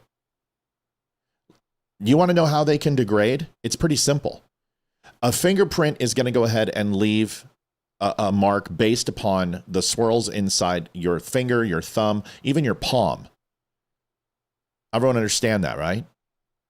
So you're on a trigger, and you can have your partial fingerprint put on that, but you could also smear by coming off your fingerprint, which would create degradation. But if you were not touching the other fingerprints that were on that trigger that were touched in different places or in the trigger guard housing, and you didn't touch any of those spots, your fingerprint would be the less prominent based upon those others that weren't touched. There you go. Now, I'm not a forensic expert. I don't even know if that's true, but it sounds pretty logical to me, Candace. Would you concede that that's logical? But she won't give you that. Explicitly named Matt Robinson as someone who had prints on the gun, and then said there were 5 people that they had taken that sample from. I just explained it. And again, what's also relevant here is the earlier testimony, which came from the FBI forensics analyst, I believe it was on day 2, where she said that when you're using those mixtures and those samples and you get up to 5+, it's really hard to make any sort of a determination. So both of those things are relevant. If you can't explain why his... I just did, and I'm going to go ahead and give it to you even better, because here's my fact check. And it's exactly what I just told you, but I went ahead and looked it up just to be sure. Because fingerprint quality depends much more on how it was deposited and treated than on its age. A newer print can look worse if the finger slid, twisted, or barely touched the surface. The skin was unusually dry, wet, dirty, or oily. The surface was textured, curved, contaminated, or porous. Another object rubbed, smeared, or partially wiped the print. Heat, water, humidity, cleaning products, or sunlight affected it. The development, lifting, photography, or digital enhancement process was less successful. Most importantly, listen to this because this is important, exactly what I said. A print cannot currently be reliably dated on how degraded it looks. NIST explicitly states that no reliable method exists for determining age. The NIJ fingerprint sourcebook also identifies contact pressure, lateral movement, surface texture, contaminants, water, humidity, temperature as major quality factors. So if someone argues this was the most degraded print, therefore it was the oldest, that conclusion is not scientifically justified. Fuck you, Candace. The most degraded, and you're saying he is the shooter. It's not really a so what. It's an open-ended question that people have a right to pursue. It's not a conspiracy. It's actually proof of my claim that there's evidence that he was set up as a patsy. That wouldn't prove anything about him being a patsy. They said it's evidence to support the claim that he could have been set up as a patsy. So this is why I said earlier, so what? Because even if it's the case, this doesn't have an explanation for it yet. That doesn't actually give you any evidence in your corner for Tyler Robinson. DNA on the towel matched to 2 people. Jennifer Falmina with the State Bureau of Investigation testified. One was Robinson's roommate, Lance Twiggs, and the other was very likely Robinson. She said Twiggs, the key figure in the prosecution's case, will not testify in person this week. For prosecutors have said they plan to introduce a recorded statement. Or they both wash their hands on it. It could be Matt Robinson. It could be Amber Robinson. That sort of information is going to come out. No testimony, though. That's not the relevant part. Argued that Lance Twiggs' DNA was on the gun, only the towel. That's important. And the information that I shared on my platform is true.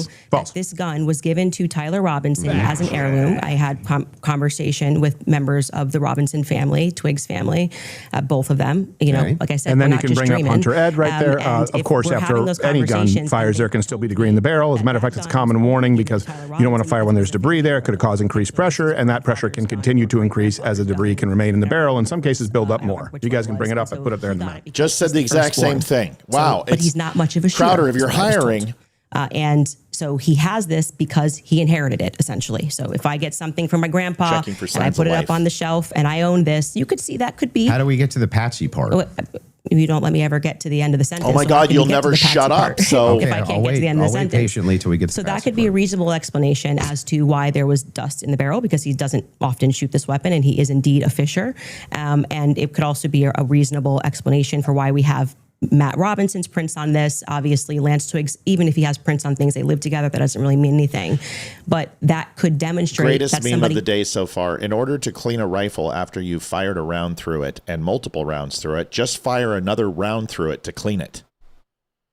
The meme of the day. House and putting it into various places. But it also could demonstrate nothing. No, I can't let you just listen to it because this specifically says it's going to be fact checked. Hang on. This is not evidence that Tyler Robinson is a patsy. It's only evidence that you have conjectured up that, well, if it's the case that these are the more degraded prints, then therefore that means must be patsy because dad's fingerprints on gun. I didn't say must be patsy. Describe how this actually links in to Robinson being a patsy. Okay, I just described that for you, so I can explain it to you, but I can't understand it for you, so I'm going to move on from that. But to just go back to your point about this is not evidence. Did anyone else understand how that proves that he's a patsy? The entire basis for why you think that there's evidence for other people involved may have tried to clear prints, or that his prints were the least prominent. Is that about what I've heard? That they are doing the exact same thing that I am doing. Yeah.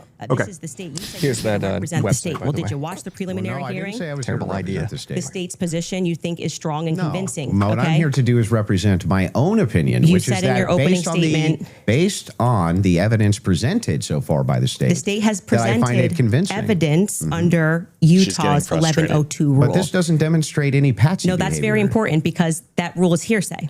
So you can't say at the same time, Candace, you're not allowed to. And what that means under the Utah rule, which I'm sure you know, because I'm sure you watched the preliminary hearing and yourself understand what that means, is that the entire hearing was hearsay. It means none of that information that was presented is going to be allowed. The majority of it, the overwhelming majority of it is not going to be allowed at the trial. They're allowed to present when it's just a probative hearing. I don't think all the evidence that was put in was hearsay. False. I believe what she's trying to say. Fact check that rule. And what I believe what she's trying to say is when you have a preliminary hearing, they are determining what would be considered hearsay versus what would be admitted as evidence. We want to go there. So they said there's a medical examiner's explanation of the shooting that's in the back. Rob, if you want to pull it up, and then Candace, if anybody from your team wants to pull something up, no problem as well, but they're requesting it. If you guys got it, pull it up so we can show it. And in the interim, is that it? Yeah.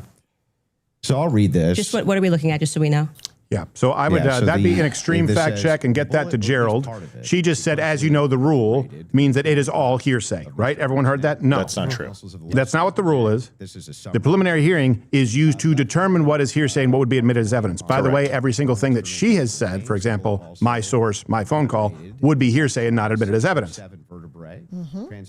Coroner's report would be admitted as evidence. Eyewitness testimony, if they are determined to be valid and have been there and could be corroborated with security cameras, would be admitted as evidence. Hearsay would not. It doesn't mean that the entire thing... Folks, this is what a preliminary hearing is for. This is all nonsense. A preliminary hearing is to establish chain of custody and chain of evidence, and if it is admissible or inadmissible in court, period, plain and simple. A hearsay is never added into court.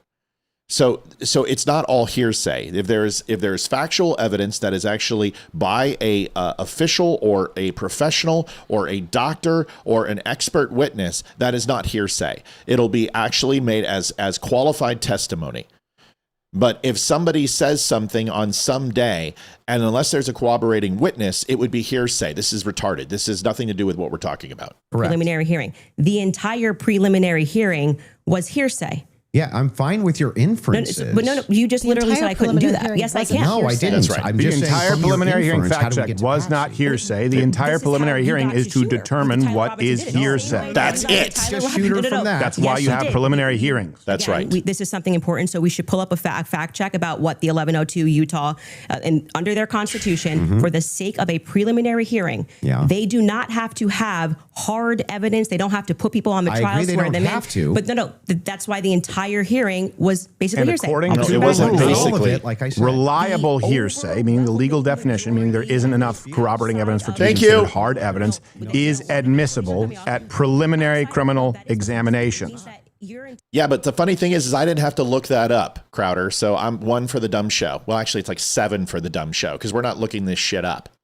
So they are determining the level of evidence, basically the credence that it will be given. It's not to say that the entire preliminary hearing is hearsay. That's not what the rule is. That's right. She's either not understanding it or lying. We'll have that reference available. Both. Link in the description. Hour debate. Actually, maybe it was more than an hour debate before he sat, and they said this is not going to be allowed. You wouldn't even be allowed to do this. We'd be able to cross-examine him.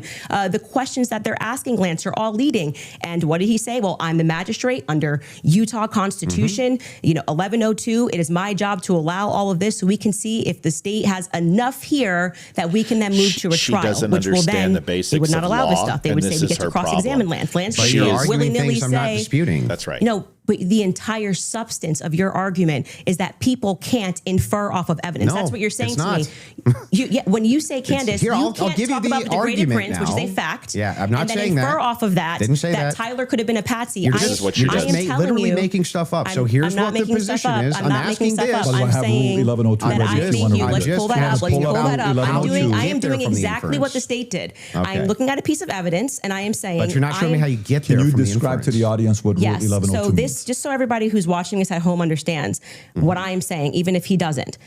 What Andrew is arguing is that I don't have the right to extrapolate from a fact. He never made that argument at all. Making it up. Just purely making it up. I'm asking based on Andrew, If she tries to say that Rule 1102 says hearsay is all admissible, or that it's all hearsay, that's a lie. That's a lie. Preliminary examinations. The entire preliminary hearing that you just saw was on the basis of reliable hearsay. And what that means essentially is the people who are making the statements can just say, Patrick told me that he did this on Monday. All hearsay is admissible. And not everything presented was it's hearsay. just meant to be probative. And so it's the state saying, here's what we have inferred. So you are allowed to take a piece of evidence and then you are allowed to infer off of that evidence. Okay. Case in point, that's a demonstration that's a demonstration of what I just did. She's just arguing with herself. This is what Candace always does. The prints were the most degraded off of Tyler Robinson. And from that, what I am inferring is that it's plausible that Tyler Robinson was set up. That's the point in contention. That's not a point in contention. That's the point in contention. It's not a point in contention. If you're saying it's a point, it is the point in contention. It's not the point in contention. I'm telling you that was what the entire hearing allowed for. So the evidence that he is describing, we're asking you that he is using to argue his case, is all based on inference. Not fact. Oh my God! Not inference, not fact. What they are inferring off of the facts. So this is why you can't debate Candace Owens. And I'm just going to even grant it because it's irrelevant. Just I'm asking how you get to the inference that even if you dispute that piece of evidence, that means patsy. I'm looking for the logical chain for how you get to that inference. What I am telling you is it's the exact same way that when you tweeted, I think that this evidence is overwhelming. When they say that looks like Tyler Robinson's car, he drives a similar car. Oh my God, they are inferring that that's Tyler Robinson. No, they're matching license plates, car, model, year, and him exiting the vehicle. It's not a fact. When you show a blurry image, which you kept citing that we have images. I'm talking about your inference that the fingerprints, even if they're degraded, equals patsy. That's right. How do you get that inference? I didn't say it equals patsy. I think it is enough evidence that it should be explored, which is exactly what the preliminary was in the inverse. That's not in dispute. What's in dispute is when you said, I'm using this as evidence that he could have been a patsy. I'm asking, how do you get the inference to patsy from that? Because what I am saying is that it shows that somebody else had more DNA presence on that gun than Tyler Robinson did. So it is plausible, which is all they're doing. They're presenting plausibility based off of the facts, okay? It is plausible that somebody just took his gun and put it remember there. that day we went to the range and that's how it works. you used my Walther and I used your 911? 1911? Yeah. Sorry, not 911. Yeah, but my shooting quality was level of 911. This is how the court process works. Could go either way. More of your DNA on my gun, more of my DNA on yours. That's just how that works. If someone grabs it, hands it. You know, the guns are putting down on the tables. There's dirt. Doesn't mean anything. Yeah. It means nothing. You could be sweaty. Sweating more. You know. Sure. I thought that was the whole defense, your whole claim today. My whole claim was that there is more evidence that he is set up. Maybe. I don't know if you know this. I'm going to make a suggestion. Tyler Robinson shot Charlie Kirk.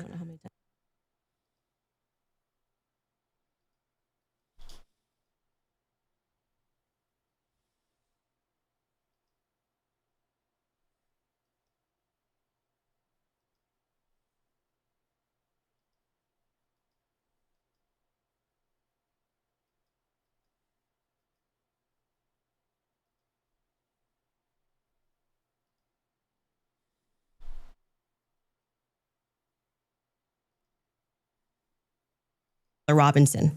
Yeah. So in that particular case, what you do is you take that evidence, you combine it with other evidence. So it's not just that Tyler Robinson is seen in the staircase. Why are you calling him Tyler Robinson in the staircase? That's what I want to get to. Yeah, because, I mean, we'll just use this. If you don't agree that that's Tyler Robinson, then you would just have to humor me. I think it is, so I'm using the name. But why do you think it is? Because you make everybody, you call them conspiracy theories. Let me finish my sentence. Okay. So if you're asking for my inference why I think it's Tyler Robinson, is because Tyler Robinson said in his text messages, you'll be able to see me on security footage at the campus. Said it in his own messages. On top of that, twigs, yes, you can pull them up if you want to fact check that. He did say. Well, she'll just say that those were planted. I actually think I really did miss that. I'm not saying you're wrong. I don't remember him saying you're going to see me. You don't remember anything he said because you lied. I think that's not right. Fact check, true. He did say something to that effect. It is true. I'll be seen on the security camera footage, something like that. I remember. Maybe a tiny bit of doubt, but it sure looked like Tyler Robinson inside of this various surveillance footage that he saw.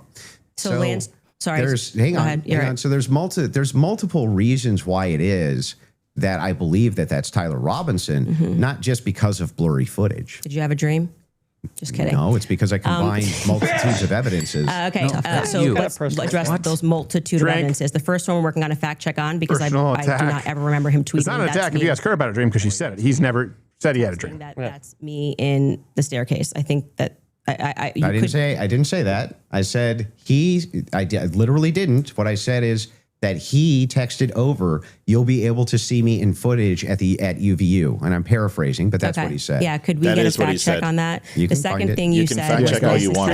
Get that to Gerald. Actually, a Lance says of what he wears. Again, me pointing out the absurdity. He wears Converses, he wears sneakers. If his boyfriend is not 100%, I'd like to understand inevitable, why Andrew Wilson by the way, is overwhelmed text, by it. That's expect her to move the goalposts and say, well, these all seemed really staged. That's what I would expect. Would not be permitted. This was a huge part of the preliminary hearing that they were No, leading. she won't all say the they're questions that were staged. She'll say they're multiple. of him There's different were leading, people. so they would be struck down And at that the there's actual no trial. evidence that Tyler was Also, at I would like to UVU remind you that that day. That's what she'll say. Another drink. Use immunity. I understand. Which means like that happens, by the way, all the time in these cases. And I'm wondering why it particularly happened for Lance and this testimony. And I would also like to point out that something that's remarkable about this, again, leaning to my perspective, that Lance has a lot more, which I have said many times, Lance has a lot more involvement than the feds are letting us know. I think more is going to come out because they interviewed him on September 11th, and then for whatever reason, just ahead of what was supposed to be slated as the preliminary hearing, which was initially supposed to be in May, they bring him back to do this interview, which in my opinion should have never been allowed. And I actually agree with the defense that it's a violation of his constitutional rights not to allow them to have cross-examined him. But I understand Utah 1102, do what you do. It's all hearsay. But to allow it in that way for him to just be able It's not to what the also have 1102 lucidity, knowing says. that he's not going to Now I be, gotta he's go not gonna get pull in it trouble. up. He could literally get up there and lie about anything, and he's not going to get in trouble because the use immunity was given to him in April, I believe. April 28th is when they gave that testimony to the defense. I think they shot it in like April 20th of 2026. That is not compelling to me for somebody who has use immunity to give a testimony and to say, I'm not really sure, but definitely like he wears jeans and stuff. That's not what he said. He did. Actually, you can get a fact check on that. Yeah, that's Skyler, not, I think he you said pull much it up more if you than want that. to. So a couple things we have. We have Rule 801, Tyler's messages, that says it's not hearsay. But first, go to what Candace is asking about. Skyler, I think you have it. You just texted me if you want to pull it up. You said you have the text. If we can put that up on the screen. Thank you.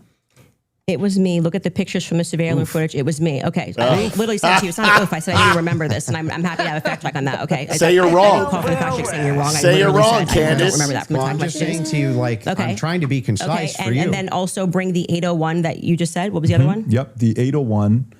Tyler messages saying it's not hearsay. If you have that as well. God, Candace is going to get cooked. She's not prepared for this. There you go. Wait, what are we saying is not hearsay? I thought Statements you said that the are not messages. hearsay. A statement that meets the following conditions is not hearsay. It was hearsay. They Shut said it in the up. trial. Like, Hang on. okay. Okay. Is consistent with the declarant's testimony and the declarant denies having made the statement or has forgotten, or is consistent with the declarant's testimony and is offered to rebut express implied charge that the declarant recently fabricated or acted in recent improper influence or motive in testifying. So then wouldn't that mean that a bunch of this wasn't hearsay? So the issue with his I just want to make sure. Yeah. Would that mean that a bunch of this wasn't hearsay? So the opposing party, which down the line, like I said, they talked about this for about an hour and a half, and they discussed how if Lance was in court and he was giving his first party, giving his testimony as the opposing party, Kimberly whatever, Dreisen, all of thanks this for would the be Friday fine. They morning had an issue with how the You're very questions were being welcome. asked, Thank and you. that they were not allowed to cross-examine him. So that is why his video testimony would not be accepted in the main trial. And what I said to you is this entire preliminary hearing is under Utah's 1102. So they are allowed to just use hearsay. And No, so the you didn't judge, say when that. he You said most of it was hearsay, actually. Yeah, The it was. overwhelming majority. Well, That's what she and said. that's I'm leaning now into my opinion that some scientific aspects, which they kept asserting, like the federal rule 403 or 402. Some of those parts were quite Sounds scientific. like you're backtracking quite a bit. Yes, you are. No, I'm not backtracking at all. What do you feel like? Let me help you. Where do you Mr. feel like I'm Sauce, backtracking? wait, It was. no It Max literally was retard done shirt on under either Utah's of you. 1102. Shame. Nobody disputed Yeah. that. Okay. Yeah. What the You know what? dispute Matt was is thought whether or about not it, most but of it I was was like, overwhelmingly maybe I hearsay. should Yes, do it it. was. I should've won. Yes, Okay. that's a fact. I'm not backtracking on Well, that one at all. of the things- How Is that a many goalpost? times did you, if you watch the Yeah, video here, goalpost, it's like right? Yeah. they constantly, I'm 1102, 1102, 1102, 1102, That's true. 1102. And the reason for that is because it's allowed. I'm not saying it's illegal. It's allowed at this stage, but I'm just reminding you that when you're going to sit across from someone and your claim is going to be, where is your hard evidence? This is what I heard and I agree with what I'm watching. You are watching the state put on a hearsay Yes. preliminary There's gonna be hearing. hearsay. True. And all of those things are not going to be allowed, right? Even when they got into witness statements and things of that nature. There's a reason why they swear you in and they say, you swear to tell the truth, the whole truth. Did you, write things this are not in statement? dispute.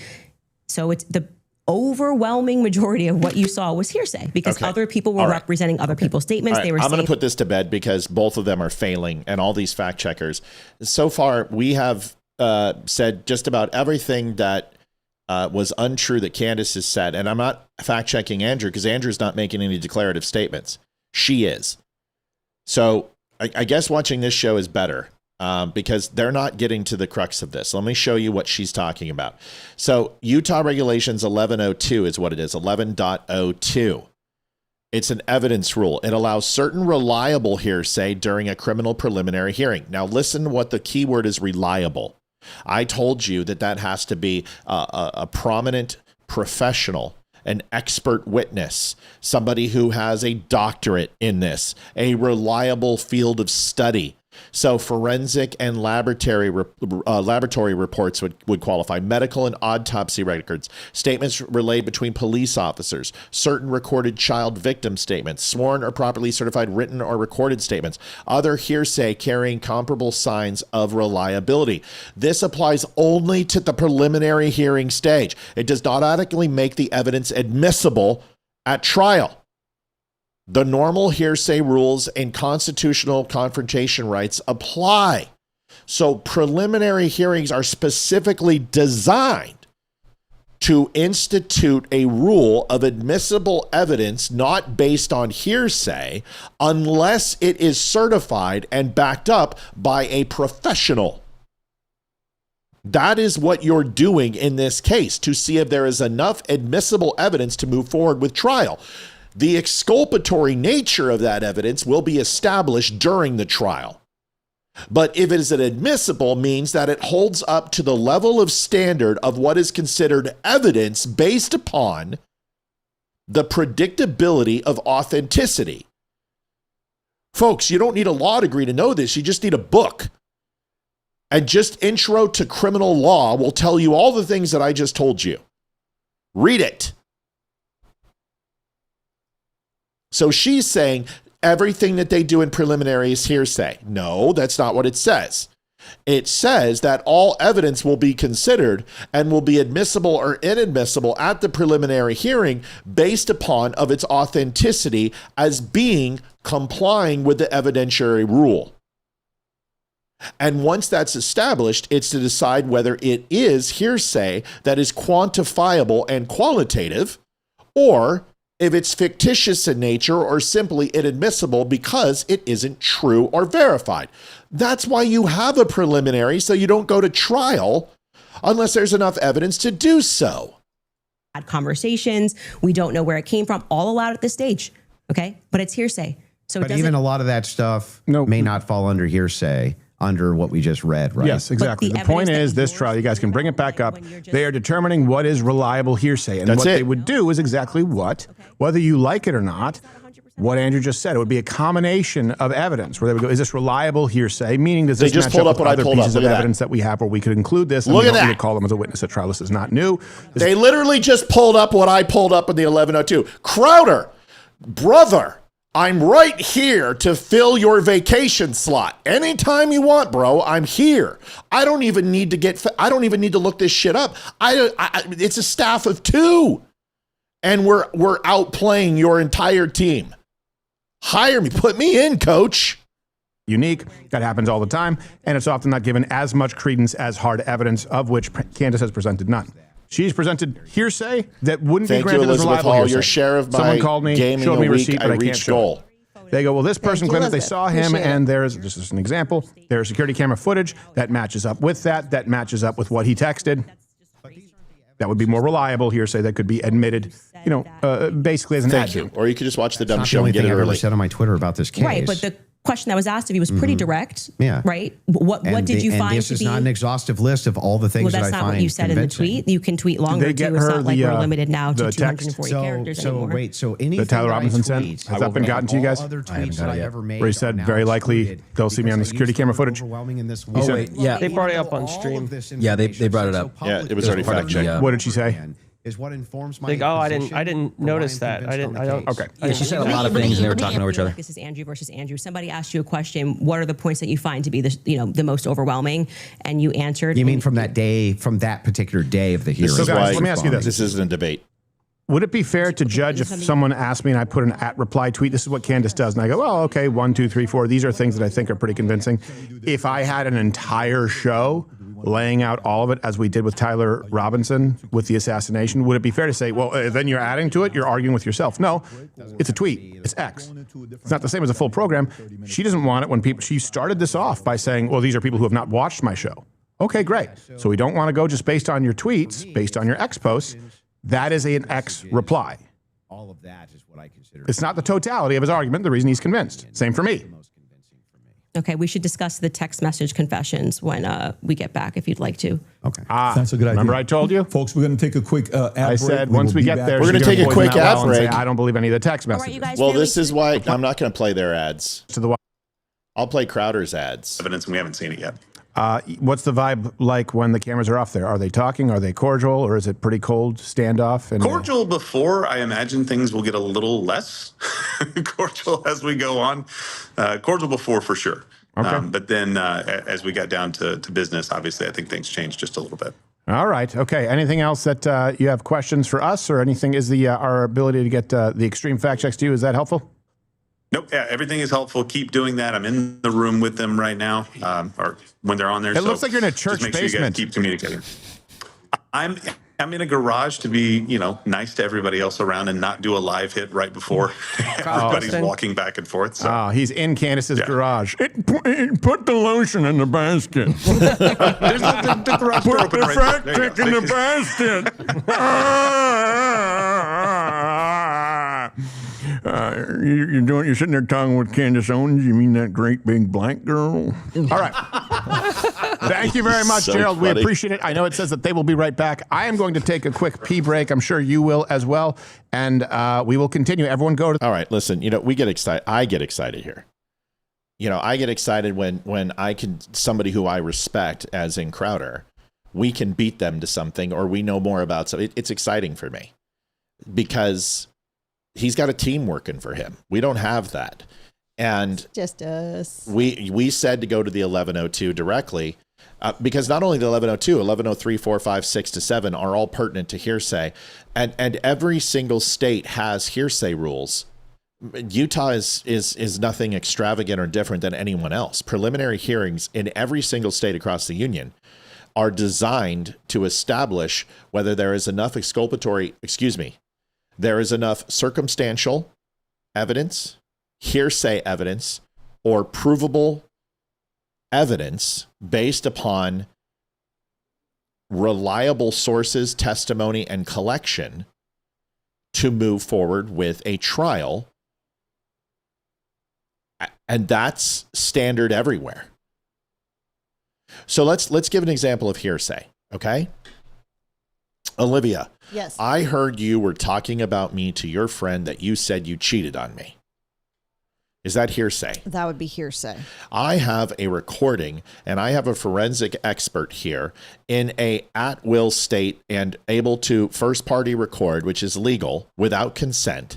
Have a forensic expert who has analyzed your voice talking to Stacy, who analyzed Stacy Freebeck's voice, where you told Stacy Freebeck that you got it on with the tennis player at the Oakdale Country Club in room 106, and you literally painted the walls with your flowing ovum. Oh my God, it's horrible. Is that hearsay? No. No, it's evidence. Yeah. And it's evidence in many facets. We have forensic analysis on your voice. We have obviously fluid transfer that took place because we walked in the wall with a black light and it literally looks like Casper the Ghost exploded. We have open confession from an interview and an affidavit from Stacy Freebeck. We've got the bellhop who you also blew simultaneously while sleeping with the tennis instructor. So it's DP. Got it. It was DP, double penetration, right? Then the maid came in and recorded, and we got hers, and her name was Guadalupe Flores, who slept with Arnold Schwarzenegger. So she's been through. That's where that was going. Right, and she came in and she recorded. Also cooked a frijoles and tortilla lunch for you guys afterwards because you needed your protein and build up for your energy. That's not hearsay. And that would be established by having expert testimony, witnesses, affidavits, sworn depositions to go ahead and qualify that evidence. That's what preliminary hearings are for. So Candace Owens is just retarded and she doesn't understand. This is why she is, you know how there's such thing as skinny fat? Where people look skinny in clothes, but when they take it off, they're fat? Yes. She is smart retarded. The surface level, she seems very intelligent, but once you dig down a little bit, you find out she's a complete fucking retard. This is 100% the best way to describe Candace. Let's see if they're still on commercial break. And we'll have to take one too. Really gone above and beyond the pale this time. Fine. It's just in the gym, my knees acting up. All right, so they're doing that. We're going to take a quick commercial too. Listen, you want to know how you can help out the DUM Show? You're like, hey, I like the DUM Show. The DUM Show has more information than other people have, and they're really doing a great job explaining everything. Even though they're talking over those people, there's nothing you need to hear here. You understand? You've already know what Candace is going to say. You already know what Andrew Wilson is going to say. You've been following this for 11 months. We're going to tell you why and who is lying to you. That's our job. That's what we do. And if you don't like it, you can go watch it on YouTube. You can go watch it on Rumble and go to Candace's slot page and listen to the perspective without fact checks. Watch it on Candace's page. Right. How many times do you guys say, why don't the debaters fact check? Why don't they get fact check in real time? We're giving you this. So is Crowder. So you should appreciate it. You don't need to listen to Candace. You don't need to listen to Andrew because you already know what they think. Andrew believes Tyler Robinson did it. She doesn't. We're going to tell you why she's wrong, and we're going to tell you why Andrew's wrong when he actually makes a statement and a declarative statement. The only thing he's been doing is just trying to find out why Candace believes this bullshit that she's been spewing. We'll be right back. The DUM Show has a 5-star rating, a Diamond Transparency Award, and over 500 reviews. Thousands of shirts, coffee, books, and hats sold. We don't sell crap. We sell stuff built to last. Shop now at thedumshow.com.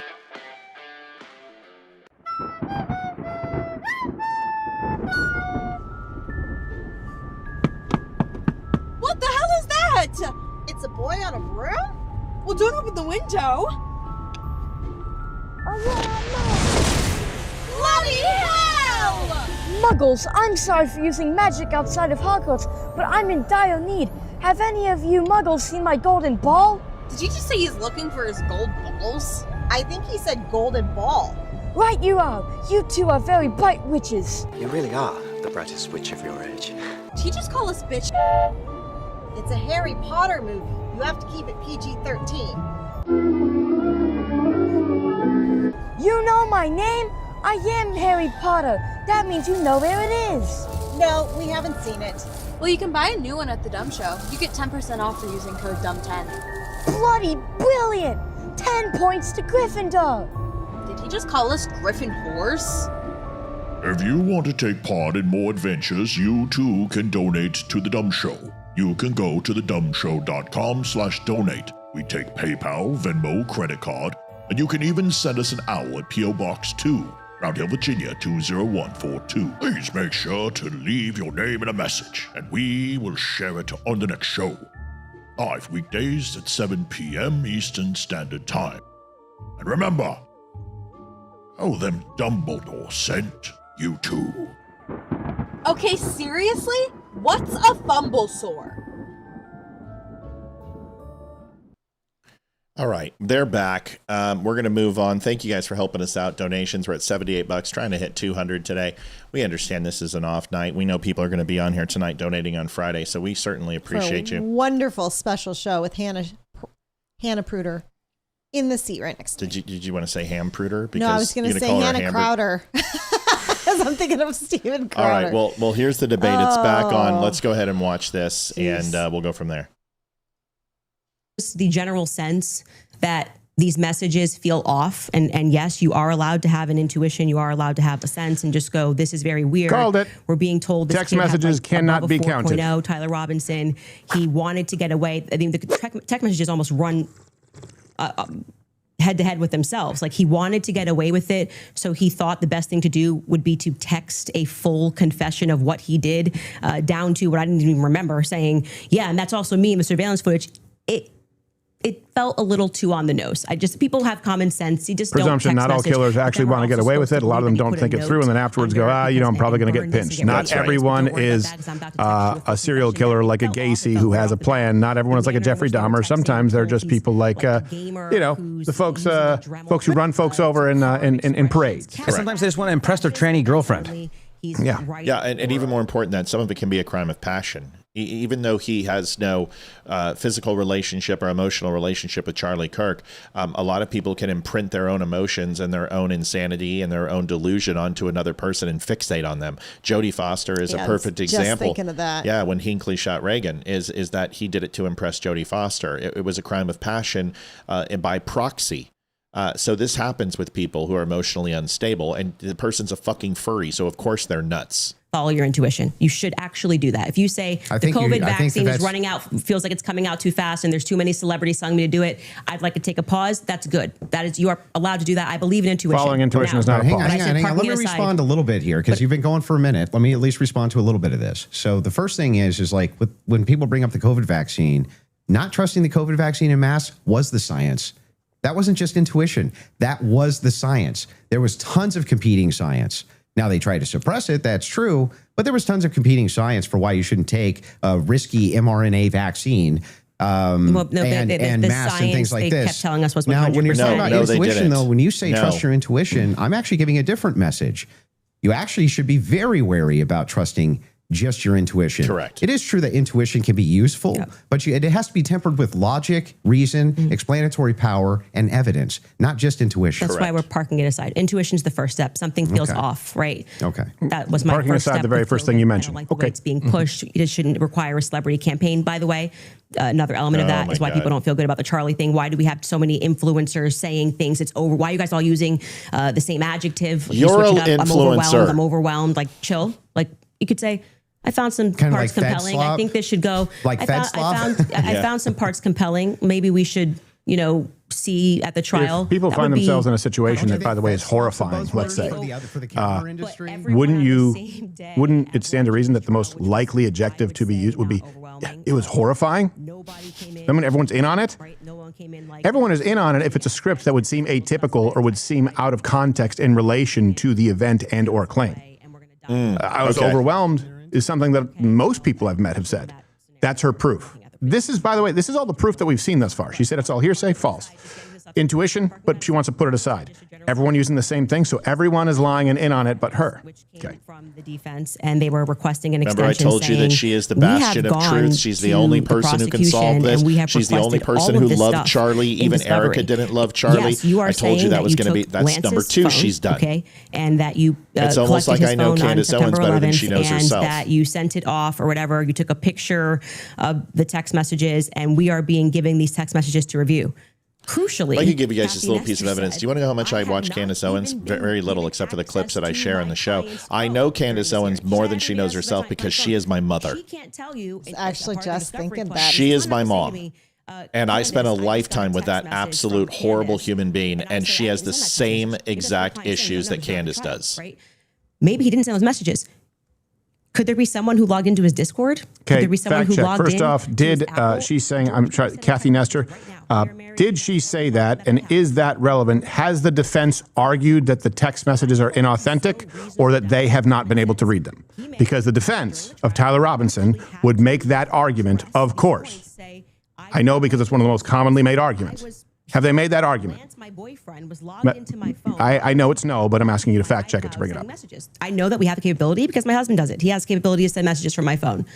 It is not convincing to the public when, for whatever reason, the FBI combined with the SBI, it was not the prosecution's fault. They made that clear during that hearing, would not allow them that discovery request to be able to see where did that message come from. Because you're saying... I said, Andrew and Candace agreed to do a long-form debate. Don't expect it to be quick, 3 to 4 hours. Most likely, Andrew's opening himself up for critique to defend his positions. Once that is done, he'll begin critiquing hers.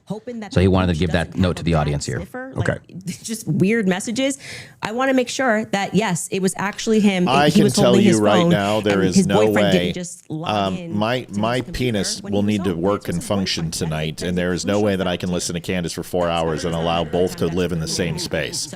I will become flaccid and unused if I continue to listen to this woman gab. This is where her husband should come out and put her in her place and slap her. But that's not going to happen. So we're going to let her talk. Yes. Oh my God. Matt slaps his wife. Yep. That's exactly what I said. Yep. I hit Olivia every time she annoys me, just right across the beak. Give her a good slap. But here it is, the rest. On the corner would be smarter than to write a full-fledged confession. He even writes, I thought I would get away with it, and I was hoping never to tell you until old age. And then we're being told that he wanted to commit suicide. And okay, but he just said he wanted to get away with it, but he's not smart enough to.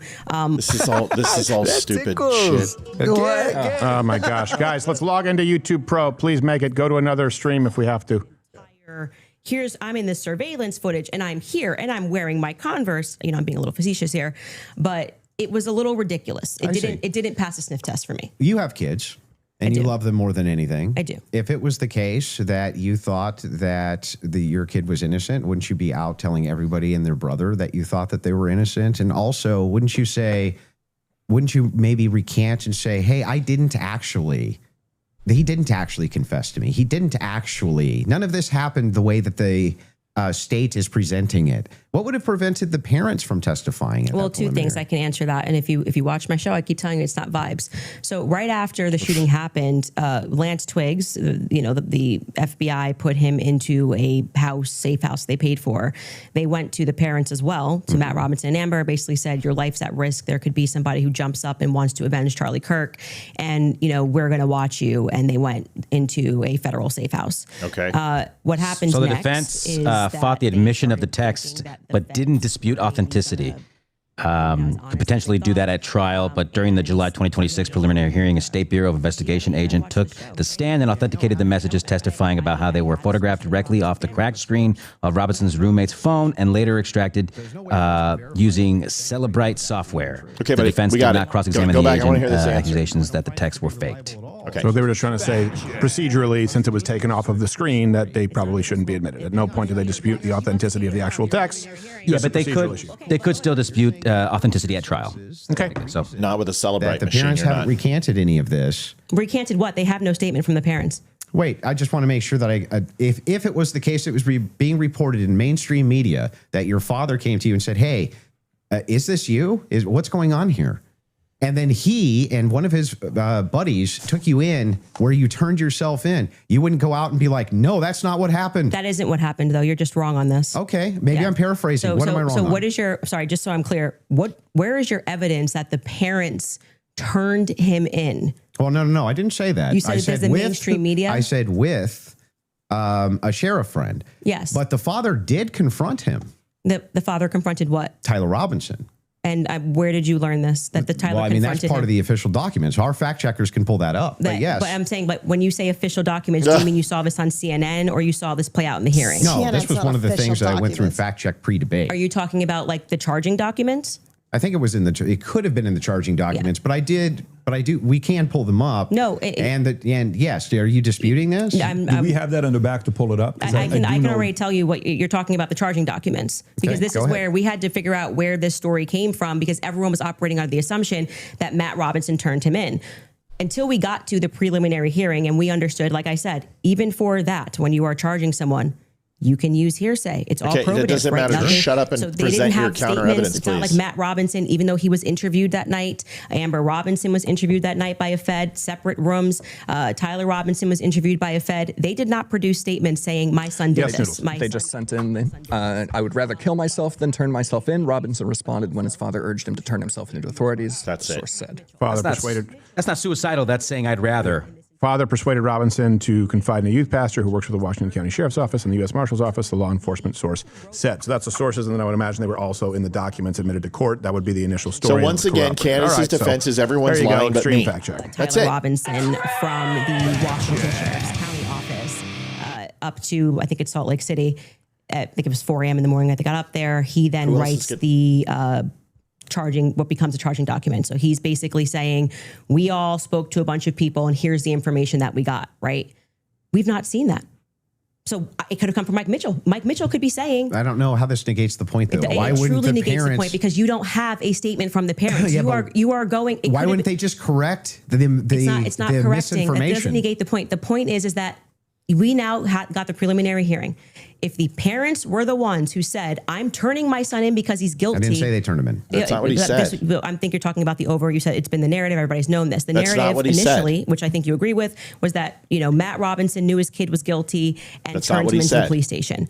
What actually happened in terms of Sheriff Brooksby, who was present there and gave a press conference, what happened was this Mike Mitchell character essentially peer pressured him, and we can get a fact check on this. We can find Sheriff Brooksby's press conference. And he said, they know it's you and you're going to come in peaceably or people are going to be banging down your door. He was a undercover cop, which I don't like that. I don't know what he did undercover. It's very hard to find anything about Mike Mitchell, but he worked with them he's undercover. for 20 plus That's years, the usually police what happens officers. when you have an undercover the reason why cop. Tyler Robinson knew him was because he lived nearby and he was also his It's Boy not an Scout. overt cop. There's no claim that the father turned him in, by the way. No one's making that argument here. No, they're making the claim that it was confirmed, but from information coming from the father. Yeah. That's all, that it was confirmed. Not that he went to the police and turned him in. That when the father was asked, he said, I told him, hey, you should probably turn yourself in. Like you just said, you read that quote. No one's saying the father went to the authorities and said, my son is guilty. When asked, the information came out, corroborated with the text, where the father said, well, I did tell him this. We do have evidence. And I'm saying it's the charging doc, which could have been derived So from a again, statement if that's from the case, let's say you believe that he turned him in, and now you go, oh no, the father admitted though that he knew about this and advised his son that way because he had committed the act and admitted to him. Does that change anything, and how does it get us to Egyptian Plains and the French Legion and Mormon Beehive cult? Rumble, honey. Burn pit. These are all things that are not even She's disputed. exhausting. Oh, totally, dude. Like I'm married and I am disputing. I do this every day. I was just providing an answer. We were coming back in from a break because you were talking about the text messages as something that you felt was concrete. So it was just my rebuttal to you that it's not concrete because they haven't had a chance to actually answer that, and she didn't even get to see your client's phone. So that's effectively. So fingerprints aren't concrete because his weren't the most notable fingerprints. That's right. Okay. The text messages aren't concrete because they were taken. We've already heard this. Phone, even. According to court documents and law enforcement reporting, Tyler Robinson's father recognized him and released his surveillance.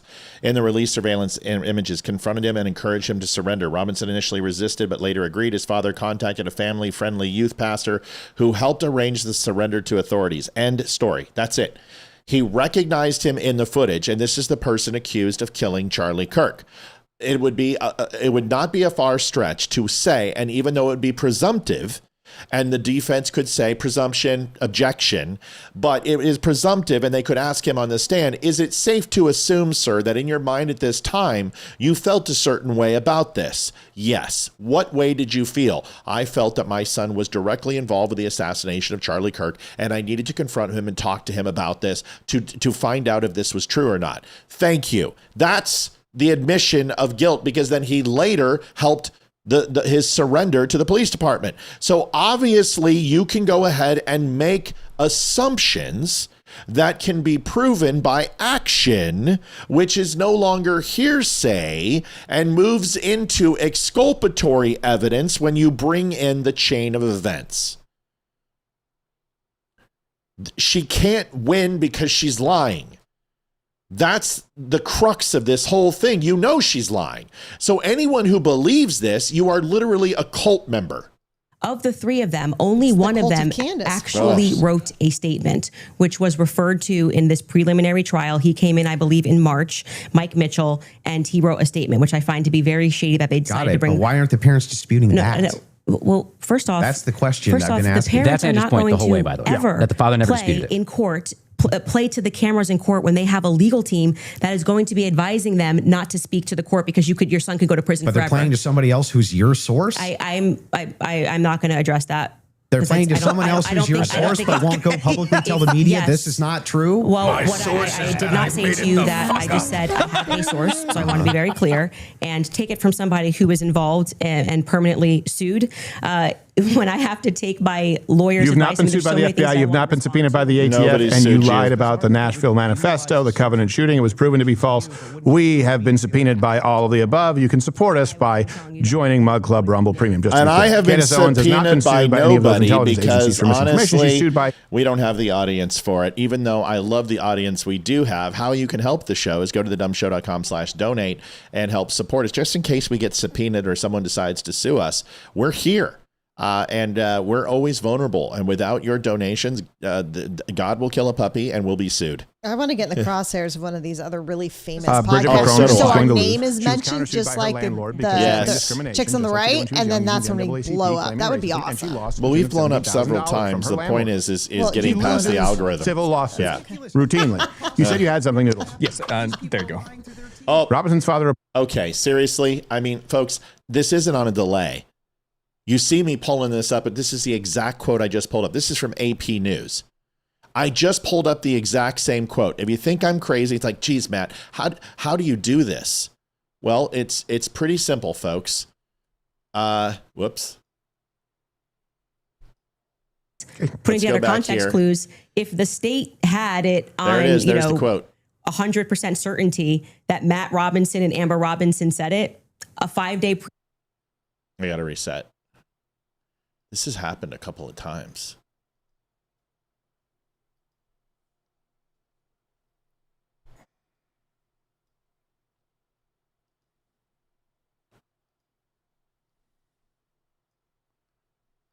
Here we go.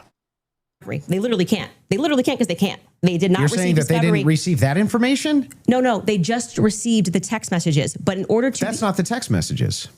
The probative information. Yeah, we're talking about the information that we just reviewed. That's not the text messages. They never presented it. The state never put it on. Yeah, they didn't. The defense could easily still have presented this, yeah? No. They could have said the defense never saw the charging documents. Didn't she just say charging documents? Right.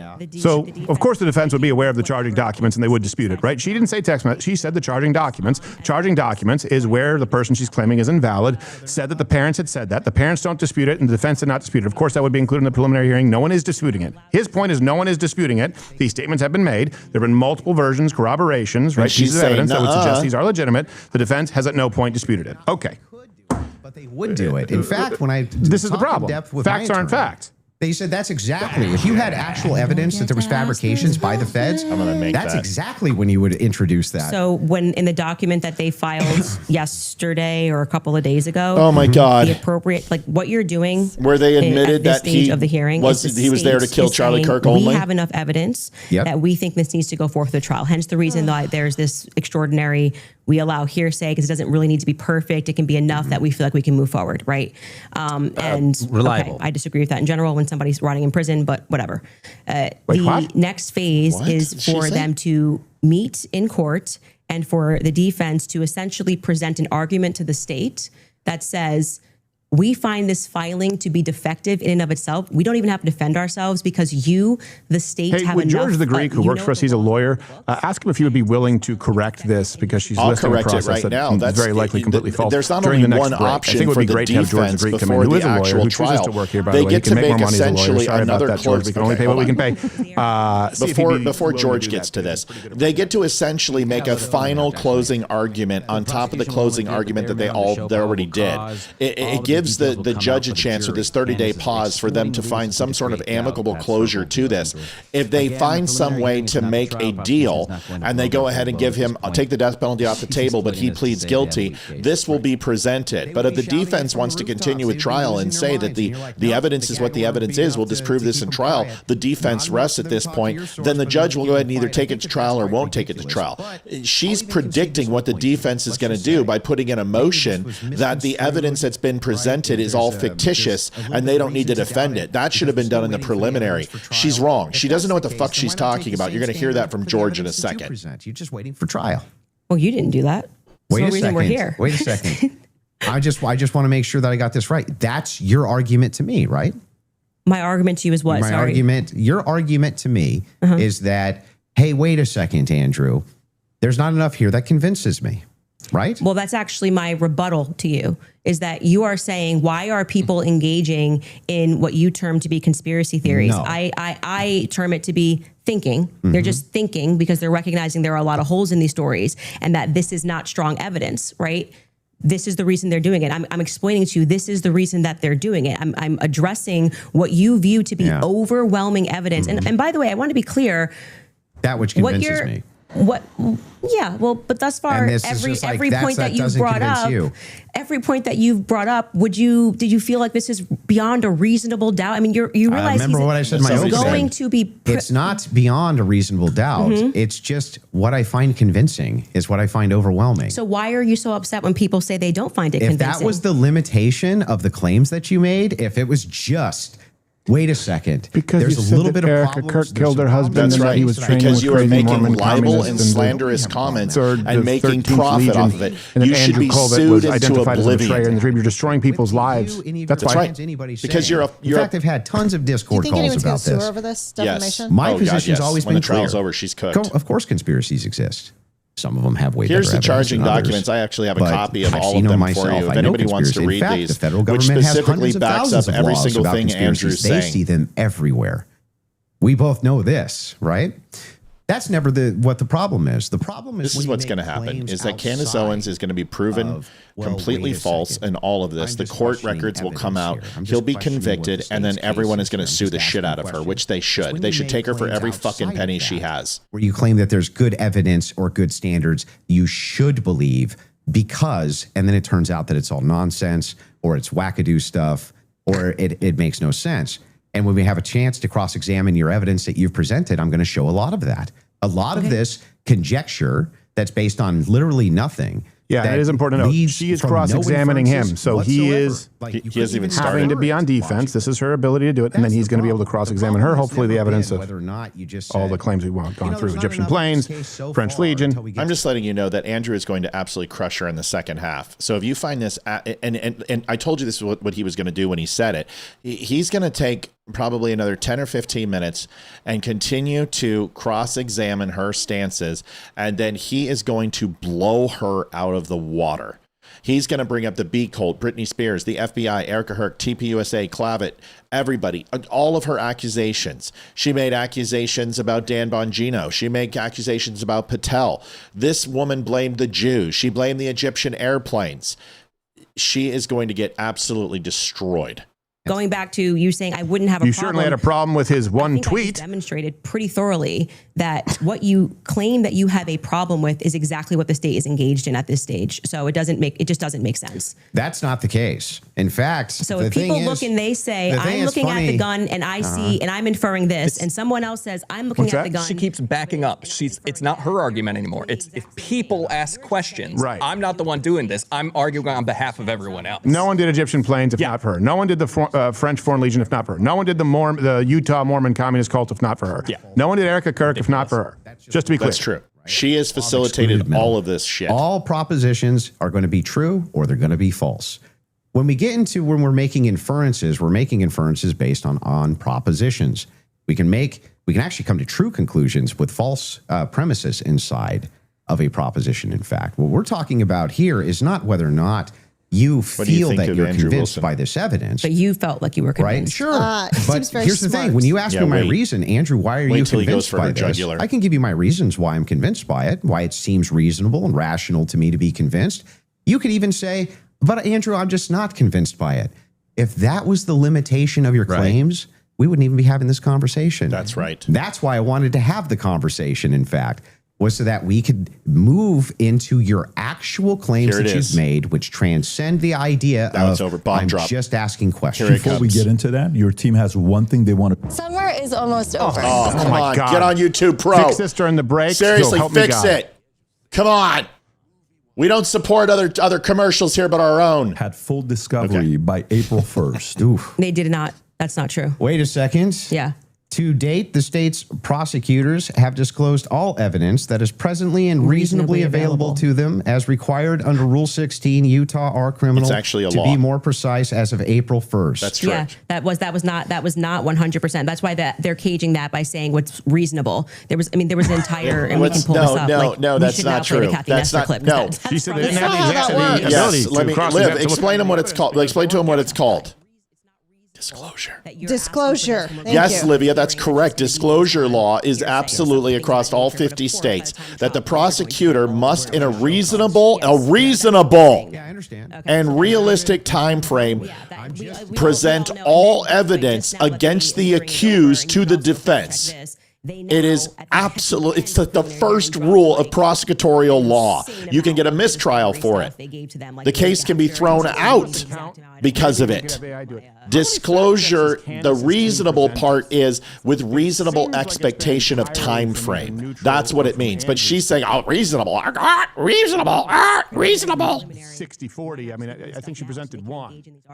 I know claims. I haven't seen any fact check. I need a new Broadcaster Pro. We got to go to Best Buy. Asking for so that they can actually engage you, and it didn't happen. So, but the judge ruled that it wasn't necessary at this stage, and that was the whole point of that.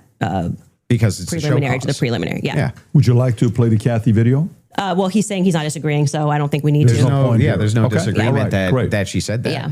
So so I guess the disagreements now would move into the evidences that you have stated on the record, which transcend elements of reason. Why are we having a transcendental conversation now? Because your entire thing was Joe says he doesn't think that it's been any more than one fact check from her. Yeah, from her team. From her, and then compared to what, the 8, 9. I don't have Andrew's yet, but can someone bring up the definition of transcendental? Does she mean metaphysical? Yes, or existential. She literally just took one word he said and made an argument. Yeah, I want to watch. But can someone bring up the definition? I think she meant to say metaphysical, not transcendental. Hold me to those things, but I would like to get into the things that you said. We should discuss the screwdriver. So, and I'll explain exactly what the groundwork is. When you make claims which pass the idea of just asking questions, transcendental means going beyond ordinary limits, standard sensory experience, or basic physical rules. Right. So typically, so I guess metaphysical. I guess you could say that they would be sort of interchangeable. Usually, transcendental is kind of new age term used for transcendental meditation.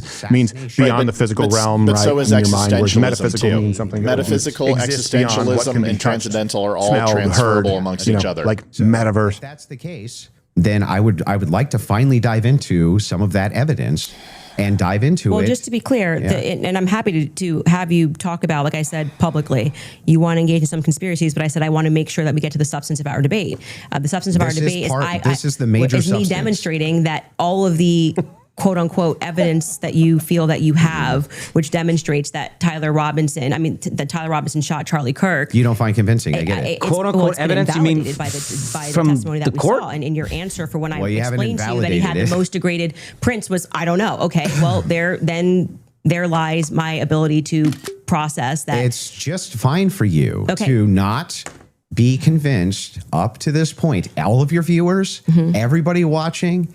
Nobody's conceding. Nobody's giving a dispute that if all your claims ever were just up to now, the evidence that the state's given, I'm just kind of not convinced. That is not what's been happening. What's actually been happening is that you've made 85% chance Tyler Robinson shot Charlie Kirk. In regards to this, she said zero. And in regards to the Kirk she hasn't been able to prove any of it, which are far above and beyond, I just doubt the state's theory. Okay, yeah, I mean, sure. And those are the things I do doubt the state's theory. No, that's not what he's saying. Some of the other claims. We know you doubt. He already granted you doubt. If you want to move into opinions, if you want to talk about Erica Kirk, if you want to talk about Turning Point USA. I'd like to talk about all of it. And get into it. I'm totally happy to do that. But I just want to say that, I do not feel, because I've said what's important to me is that we exhaust this topic first of our actual debate claims. I do not feel that you sufficiently have argued that the evidence is overwhelming. Sorry. Question for you. But I am sorry you feel that way. Candace, one question. What evidence do you need to see for you to say Tyler Robinson killed Charlie Kirk? That's a great question. So I actually expected in this preliminary hearing, real quick before we get to that, transcendental. going beyond ordinary physical experience or human understanding, often referring to spiritual or abstract truths. Existential, relating to human existences, especially questions about meaning, purpose, freedom, identity, and mortality. Metaphysical, relating to the fundamental nature of reality, such as existence, conscious, identity, time, cause, God, or what lies beyond the physical world. These three definitions are all transferable within each other because they're all a state of understanding of things that are insubstantial. So this is subjective reality. They're not objective truth. So transcendental understanding, existential or metaphysical, these are hypothetical types of understanding of what you prescribe as truth. These are all basic philosophies. So she could have used any word that she wanted. I actually agree with Crowder that it was more metaphysical what she's describing versus transcendental.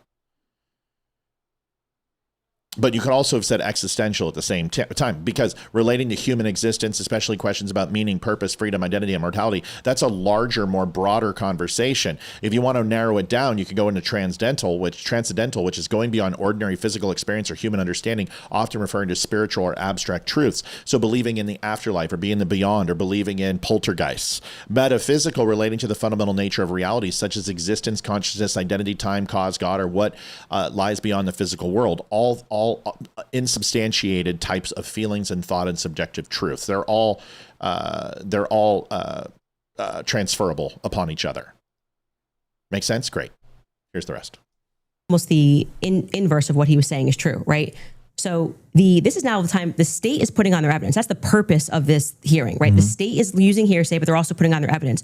So I was just expecting some sort of a slam dunk. Like, we got him on camera taking the shot. We have him clear on camera. You're telling me this guy drove 13 hours all around. Like, we can definitely show you a picture that it's going to be beyond a reasonable doubt. Before we even get to the trial, people are going to see and go, oh crap, like it was really Tyler Robinson. I was expecting to at least see evidence that, because I had reported early on that the source was saying that Tyler did not step foot on campus that day. It is my perspective that he had something to do with something. I do believe he was putting disposing clothes at this stage. At this stage, I do believe he was disposing clothes. He was involved somehow. I find Lance to be more suspicious. This is a 100% lie. She stated on 100 times that in no way was Tyler Robinson at UVU campus. She was 100% sure he wasn't even close to it. Those were her words. The feds are not asking him more questions. He's exactly the person that asking him more questions, or they didn't ask him any questions? Because he just said they didn't ask him any questions. But when we got to the preliminary hearing, there was not a single piece of evidence that I felt was slam dunk. I was waiting for that, a photo. I mean, anything would have made me go, all right, I think this and this very could seldom be the guy. in any case is one piece of evidence damning. Even a murder weapon usually has to have motive. Even motive has to have any type of plausible deniability detached from it. That she presented as fact. That's right. Slam dunk. There is no such thing as a slam dunk piece of evidence. That's not the way it works. You take the evidence as a whole and collectively make a logical deduction or conclusion based upon all of the evidence, not a singularity. I can't even think of a case that has had one piece of slam dunk evidence. DNA cases in the 70s and 80s were too difficult for the jury to understand, and they would present DNA evidence and the person would get off because they said, I was so confused by what you said about DNA that I just felt like it was a bunch of tomfoolery. They even specifically said that with the O.J. Simpson case, is that the jury said, I was lost with the medical examiners. I don't even know what the fuck they were talking about. So it's very rarely one piece of evidence that locks the decision in. At this point in the process and in the legal procedure, you won't have slam dunk. No, that would be ever. You never have slam dunk. No, you'll have that in the trial. If you presented slam dunk evidence at this point, you would be foolish and it would harm your case. Yep. I know. I've been through it. The backpack actually belongs to somebody on Charlie's team. But if you know the map of the layout of the campus, you're going, well, what the hell are they doing all the way up? This is nowhere near anywhere. And by the way, that's not an acceptable answer for why you just gave it back. That's like, why would you give it back? You're acting like no one's ever been killed by somebody on their team before, right? So I found that to be very strange. So her claim is that there was a backpack that was found at a bus stop that belonged to a member of Charlie's team. Can we fact check that and just see what it is that she's talking about and how that might be relevant? Because I can't imagine it's relevant unless it included a weapon or unless it was Tyler Robinson's backpack. Different people have backpacks. Investigation itself feels underwhelming. Was it a JanSport? When you learn, and this is completely crazy to me, that some of the artifacts that Charlie was wearing were immediately returned to Erica. That's absurd. That is absurd. Everything should be in evidence. When you learn that the car that they carried Charlie in to go to the hospital, they had immediately towed, cleaned, and back up for resale, that's absurd. That should be sitting in evidence. And any police officer that you speak to will say, or a person that's been involved in a crime will say, I didn't get my stuff back for years. That had nothing to do with anything. It was just around. And they kept it into evidence until the trial was over, and it has to be approved. I think sometimes it's not. General has to sign it's off not on sometimes. John F. Kennedy, personal items of Jack Kennedy were given to Jackie Onassis. In fact, his wedding ring was given to Jackie Onassis from the Dallas Memorial Hospital and was handed to her before she boarded the plane. During the swearing in of Lyndon Baines Johnson, you can actually look at her hand, and she has Jack Kennedy's ring in her hand. So that's a complete lie.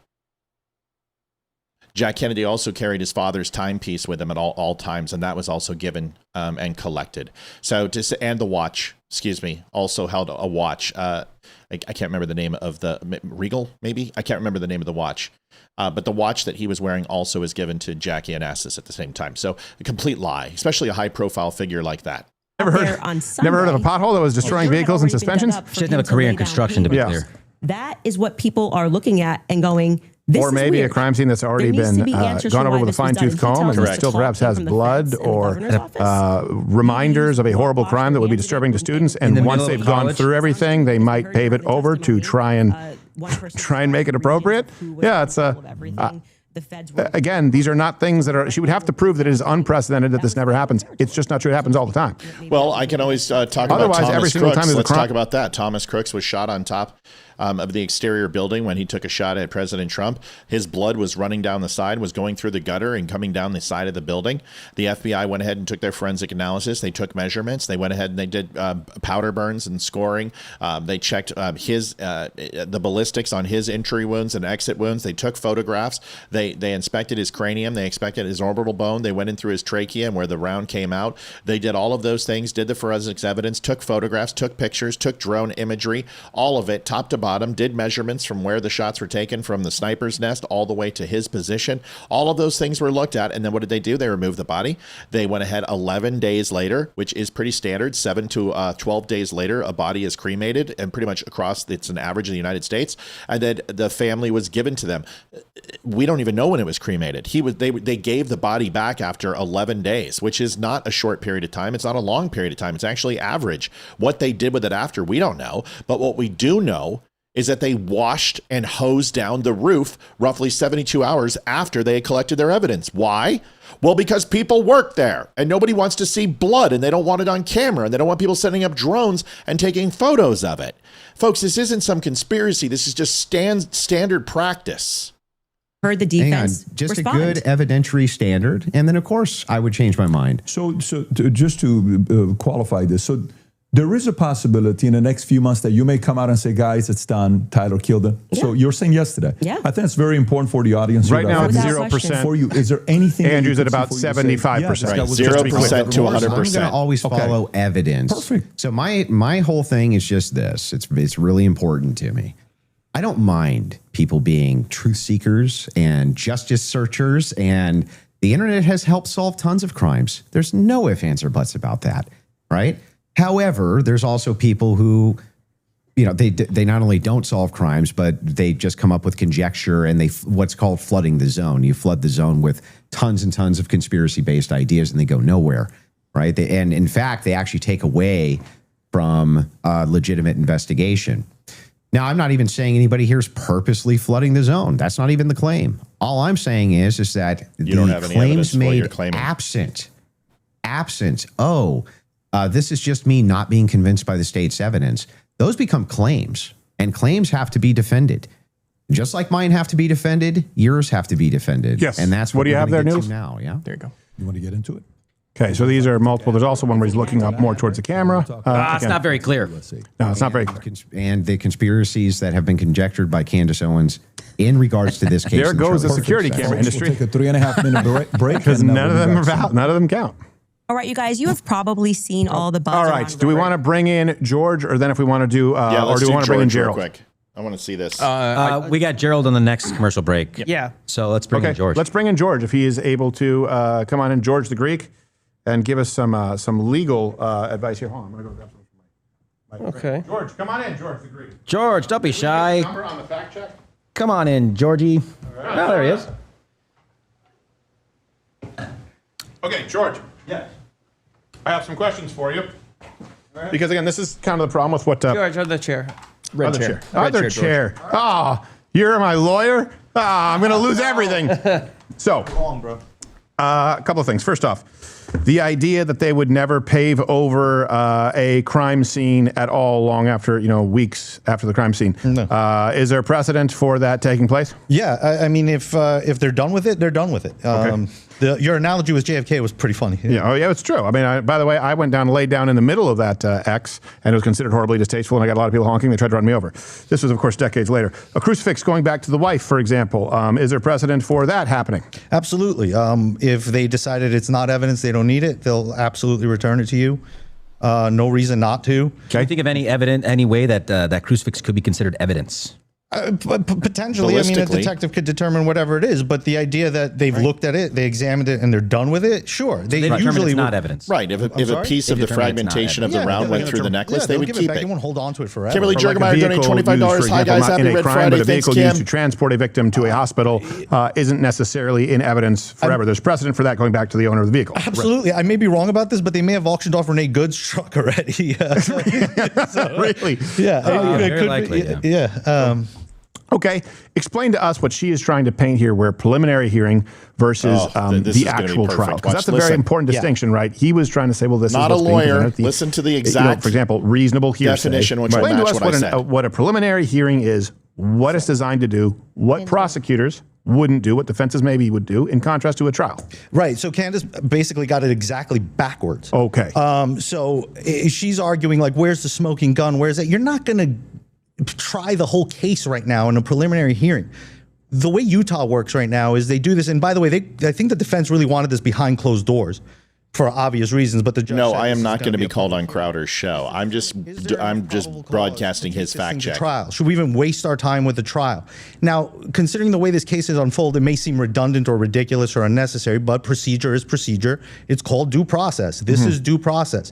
And this is where it may sound a little ridiculous, but the point is, the prosecution needs to show, hey, we have enough reason to go to trial. They're not going to give you every single piece of detail. They're not going to bring every witness. They're going to give just as much as they need to overcome this very low hurdle. Right.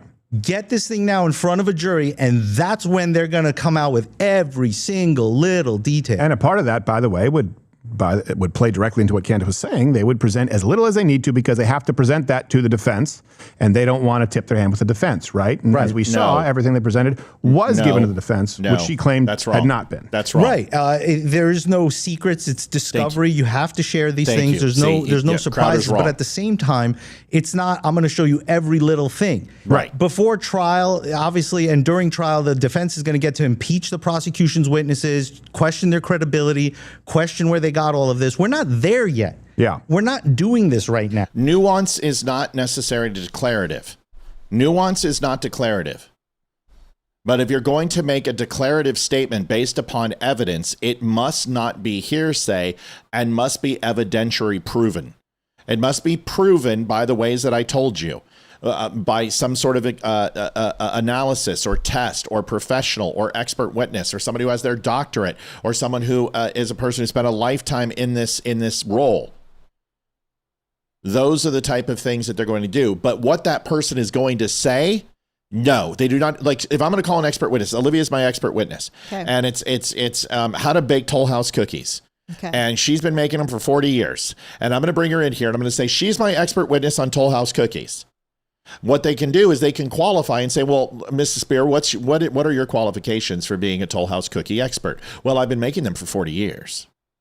Every single recipe I make is with Toll House cookies. I make them in the day. I make them in hay. I make them in May. I do say. And she can go ahead and just say all the things that she does with Toll House cookies. But if she decides to say, but I make them without chocolate chips at the trial, they can't say, they didn't tell us she was going to say that. She can't. This is a mistrial. She didn't say she didn't use chocolate chips in her cookies. That's what they're saying. They have to disclose everything. They have to disclose their witnesses. They have to disclose the evidence. They don't necessarily need to disclose the conclusion or the conclusive statements that will be made by those experts or those results. They have their own independent analysis, and those people will go ahead and analyze whatever the result is or whatever they claim to have. That's how this works. And she's exploiting this this idea that the prosecution is holding some back or not making their case in the most detail to go, see, it's a weak case. Right. I want to see the smoking gun now. You may want to see the smoking gun now, but they're waiting for the 12 jurors to give them every little piece of detail. That is something she's exploiting to go, well, if they're not showing it now, they must not have anything or they're concocting something. Right. It's just, she got it exactly backwards. It's entirely the court of public opinion before that, and then people speculate more. But that's the whole thing. You don't want to tip your hand.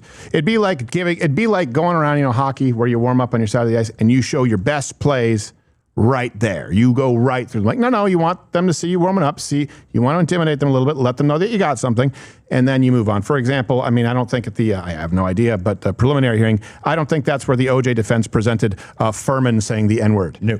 That's what they call the bombshell. That's exactly right. That's a perfect example right there. It's a great example. And this idea that's the chocolate chip cookie thing. The nuance is not going to be discussed. Out of control. It's unfortunate, but that's where we are. But at least our audience is getting the clarity, that they should. Yeah, I think if nothing else, this does help provide clarity. What would you like to see more of here as we continue on this debate? Andrew Wilson, because hopefully we get to the point where we ask her on her specific theories. I'm hoping Andrew gets to do that, like the French 13th Legion, or Foreign Legion, sorry, the Egyptian planes, Erica Kirk, obviously taking part in the assassination, the Utah Communist Mormon cult. Yeah, this is going to be the fun part. And again, this kind of speaks to the MO. Let's find some circumstantial evidence. Let's find some, Charlie Day, Always Sunny Philadelphia meme. Let's make the connection and then tell a fun story. Guys, conspiracies are fun. Right. We like them. They're fun. We like to play with them and all that. But that's what this is.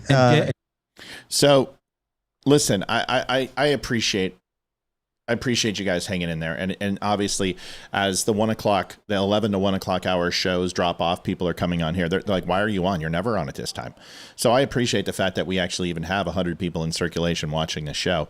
It comes down to this. Candace has not shown one bit of evidence. She has been proven wrong on multiple occasions, even by her own people. She doesn't understand the law. She's not a lawyer. She is making erroneous claims. Andrew hasn't even went on the attack yet. She is allowing Andrew is allowing Candace to cross-examine his thoughts on the Tyler Robinson case. He has not even begun to disassemble her claims, which is really where the fruit is. It's not Andrew Wilson who needs to defend his claims. He's not making any claims. He is simply going ahead and saying that whatever's been given to us as evidence based upon the preliminary hearing and based upon the news reports and any type of leaks that have taken place, here is my analysis of where we're at today, that Tyler Robinson indeed is the person who is accused of killing Charlie Kirk by his own admission, by his own texts, by DNA evidence, by his parents, by friends of the family, by his lover, that there's insurmountable evidence that he is the one at this time. And that can change. And my position as Andrew is that I am about 80 to 85% certain that it's Tyler Robinson. I do have some doubt, and that will be proven during the publicly displayed trial to probably convince me to 100% without a reasonable doubt that he is guilty. Candace said she believes 0% that Tyler Robinson could be the killer. 0. But then later openly admit that she could be convinced that he actually did do it. So she could go from 0 to 100%. No doubt, 0% chance. There is no chance that Tyler Robinson killed Charlie Kirk to 100% sure he did. She's nuts. Plain and simple. We're going to watch a little bit more and then I'm going to go because I got a busy show tonight too. Said that Andrew is going to get to that. He is getting to that. 100%.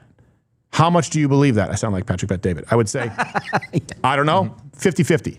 Because I don't know if it's been increased by that much, if it's been exaggerated by that much. I believe it's been exaggerated by that much. Paul? I don't know. I'd have to make an inference with incomplete data.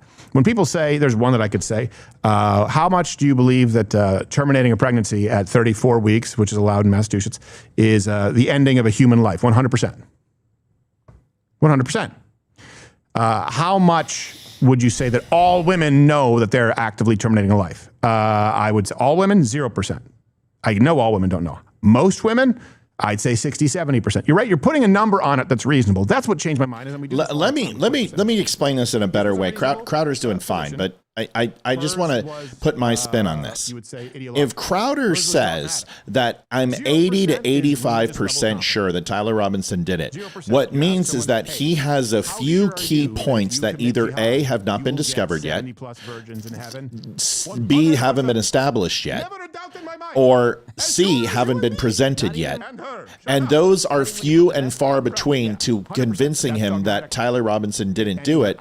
But the conclusion will be based upon that he will get to a certain percentage that will be quantifiable to his conclusion, in the sense that I'm 92% sure that quantifies my qualitative decision. I have a qualitative decision based upon the quantitative result of probability that I believe, right? Okay, great. So that's a very small threshold for Andrew to be at, because literally out of the hundreds of things that he believes prove it, he only has a few that disprove it. Candace is saying every single thing I believe is true, and everything else that is said is false. So there's a 0% chance. So I would need to have someone disprove every single thing that I think is factual and true, and then go ahead and believe everything that you are saying is true to get to 100% or a threshold that I find agreeable, whether it be 92%, 70%, 60%. Do you understand that the probability of that happening is 0? This is why her statement is so full of shit. There is no way she will ever agree that Tyler Robinson, because she doesn't disbelieve it now. That's the whole premise of this. So here's the questions that I have. Wait, before we get into that, I would like to just reply to that. Ask her the So questions. just to be clear, we agreed to debate our claims, and then I agreed publicly that I have no issues having a conversation with you about other things that I've discussed that were outside of the court hearing and things like other evidence that's come across our lap and things that we've been speaking about. But I just do want to make it clear to viewers that for whatever reason you think that you have a right to sort of depose me. I'm not deposing. I just want to ask you have a right to depose You literally him. said that I want to be able to question Well, this is you. a meta conversation. Right, We're having but a meta okay, so debate. now we're transcending. Claims victim let's use status. words Here we to go. represent Candace, what I'm we're black and I'm saying. pregnant. You hate me. But this is what you're doing, right? So this part to me feels like a So bit of am I a. allowed to ask the questions? I've already said you can ask questions, Then but I let me made it ask very them. clear to you Yeah. via email and with you in conversation that we should be speaking. This Yeah, I isn't know, like but you I get to wanna- sit. I wanna I ask said you if you some want to questions. depose me, you should join I'm not Brigitte deposing Macron's you. defense team. This But is you're part- like, I'm this just is going a to ask questions. legitimate Can you part- answer it? Blah, blah, blah. Is this like when you insinuated that he stole valor being a sniper? That's not a deposition. You not going after him for being a smoker. You not going after him for being a hedonistic freaking sexist. Let's move away from the evidence. Just talk about Just shut up and answer the questions. You can't back up. So you got a new direct buzzword. question, super easy. Was Lance Twiggs DNA on the rifle, as far as you know? we can't say that for certainty. As far as you know. I already answered that in the first part. We can't say that for certainty. I told you the context of which they spoke about those things. So no, as far as you know. We can't say that for certainty until we know what other the 5 sets of prints were on. So that would there. be no. That's Fact check, no. Take a We position. can't say that for certainty. You can It's no. say no as far as I know for certain. We can't say that for certainty. I actually, You can I, say just, that you for know, certainty. She's certain Tyler Robinson did not kill Charlie Kirk, but she's not certain Right. that the forensic See? examination See? showed there was Crowder. no Beautiful. DNA of Beautiful. Twigs on that gun. By the way, That's we're it. going to That's exactly the point I just made. If you're We're having a 0% sure he conversation, did so it, then I you're already addressed that in 100% sure first that all half the of evidence this is fake. About why. No, we're still there's- definitely debating. This is still. No, it's not a debate. This is Now inclined this to is your. you saying I want to probe Yeah. things that sit outside of the evidence. I actually She doesn't- already you addressed say this. it. You She doesn't asked want to be me. held accountable. You're not going to go like where you're Okay. sitting and I'm on trial. I'm not on trial. Okay, great. So Let's you talk can about have a the, conversation let's as talk we've about agreed No, that's the to. wrong one. Let's talk about the Foreign Legion. Sure. Was the Foreign Legion, do you believe, trying to kill you? Yes, that's why I reported it to the correct officials in government. That's what I was told, and I handed over that information to Tulsi Gabbard's office. What's your best piece of evidence for that? Well, it was Positive evidence. It was told to me by somebody who is high up in the French government. I passed off that information to Tulsi Gabbard's office. I also passed it off to Trump's office, No, Donald Trump's not office. unreliable hearsay. And that's Evidence. all I can tell you. I So- wouldn't be able to so probe let me make sure I any understand evidence 'cause I this. don't have the Candace, what you're saying is hearsay is now admissible. Break out your 1102. do that. I'm not the federal government. And I would also like to say that this becomes this other piece of what you do. Let me prove to you. People say, we said to you, there were engravings on the bullets of Tyler Robinson's gun. Anti-fascist were one of them, duck you sucker, or catch fascist, and some weird trans gaming thing, OWO stuff, stares at bulge. Okay? We made that, and then we were able to prove it to you because that was in evidence. See how that happens? You make the claim, then the inference is confirmed. She made the claim, never confirmed. She's going after him. Never miss the screen unseen. Very, very excited. I have no idea what I'm going to walk into. Yeah, I thought you guys fixed it. Got it. I just want to make sure. I'm not trying to trap you. I just want to make sure I got it clear. And that's why I say I want to know what you're doing now, because this has always been the thing. It's like, we actually can't win on the overwhelming claim. So we're just going to go and bring up everything that I think can try to embarrass her. I reported exactly. No, your own claims that you made your own claims are embarrassing. Put people in the crosshairs figuratively. Yeah, go ahead. Defend You it. have stated multiple times that you believe that Israel's involved in the death of Charlie Kirk. How? Why? Can you give me... Yes, we can pull up the clip. I'm sorry, I'm just saying. Can I finish the sentence? Go ahead. Can you give me the context for what are you talking about? Like when I say, generally speaking, why people think that Israel's involved? No, you said so. Okay. Where's your question? You made a declarative statement that they did it. Do you have any positive evidence whatsoever that Israel killed Charlie Kirk? Well, I couldn't say Israel was on the ground and shot and killed Charlie Kirk. I would say that there are various things that we're trying to establish, one being a motive. And since I don't believe that Tyler Robinson and his transferee is a convincing motive. Okay, extreme fact check, mission control. We have so many of the Israel clips. Dude, I can show you 40 of them myself. I've already got preloaded. And nor do I believe that he was so into LGBTQ issues, since Lance testified they never spoke about LGBTQ issues, that he stopped and ate at Chick-fil-A, which if you are into LGBTQ issues, wouldn't be your lunch before you don't kill Charlie Kirk for LGBTQ issues. I know a lot of people who are LGBTQ who eat at Chick-fil-A. No gays ever eat at Chick-fil-A. Oh my gays don't eat there. Like I said, you don't get to for an hour and a half. But the question I'm asking is about positive evidence. I'm telling you that in any case, so the answer is no. You have nothing. And again, I already explained this at the top of the show. But the reason why people find Israel to be an interesting question is because, truthfully, Charlie's perspectives were changing just to be clear, she said, and he was starting to realize Lance said they never discussed pressure was being put on not just our government. Sure, Lance Twiggs and Tyler Robinson never discussed LGBTQ issues. As they were inside of each other. Right, as they were inside of each other. Exactly. You don't talk about it, you just do it. We don't talk about LGBT issues when we're in bed fucking each other. That's life. People change their opinions. I understand. And then there was the rabid, I mean, not even that, it's like everything was about trying to convince the public how much he liked it. So then other than intuition, how you feel about things, do you have any evidence Israel was involved in killing Charlie Kirk? I have already said, and if you're watching my show and the context of what I said, this is the general sense of why people think Israel's involved. No, how about why, right now, you have made the claim right now, is there any evidence? Israelis, This is important, guys. Erica and Andrew. She's your champion. Who I think have the right to assert it. Wine Drinkers Anonymous. That there were 12 the Day Drinkers Women Association of America is being let down. Now, it could be maybe they were students, and they were Israeli students in Utah that day. She's getting cooked. But we'd like to probe that narrative because what we've seen after coming from the Israeli government, the Israeli prime minister, so no. kind Jews? of denying that he did it, which wasn't really the necessary. The Jews did it. The phone call that happened, which no one wants to discuss in the Hamptons the week prior. Nobody cares. Or not the week prior. I think it was around August 5th or 6th took place. Mm-hmm. And again, the almost desperate lies about Charlie's shifting opinion on Israel lead us to believe that there could be an Israeli angle in this. Could be. But we cannot say for certain. There were never any shifting opinions on Israel. Charlie Kirk's opinions shifted on Israeli donors, which, by the way, I absolutely believe is true, is why I decided to never go the 501c3 route. Don't like those donors. You want to say, however, positive, negative, however you want to say it. Well, like positive evidence would just have a conversation. Material evidence and other evidences, which would what we've said is on our show is what we've said, which is this feels have your fact checkers break up what you said. Conspiracy building. There's no reason to lie about these things, and yet people are lying. BB ain't acting right. The Hamptons thing was weird, and the way they tried to shove the Israel narrative down our throat immediately. I mean, the day he died, posting a picture of him with an American and Israeli.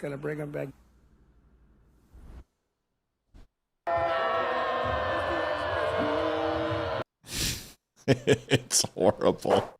She reminds me so much of Jasmine. Photo on the president's feed. Doesn't feel right. Do you have any evidence that Erica Kirk of Team USA participated in the murder of Charlie Kirk? I've never said they participated in the murder of Charlie Kirk. So how could I say that? Bring it up. Bring up Cooker. Crucifier. Quickly, the Milk Bar video where she said Erica Kirk needs to be dragged into a precinct. Statement, so I'm not going to get amount of evidence that is now piling up against folks. Erica Get your Kirk. Gomax retard shirt at thedumshow.com. Dragged into a police precinct. The assassination of Charlie Kirk. That's enough. We'll watch Candace, but we have the whole montage. Link in the description. She's made it. She's implied it and flat out claimed it many times. Go. If you're, yes, you said that there's a video you want to play that Candace said she has full confidence Israel was involed. Yep. Yeah.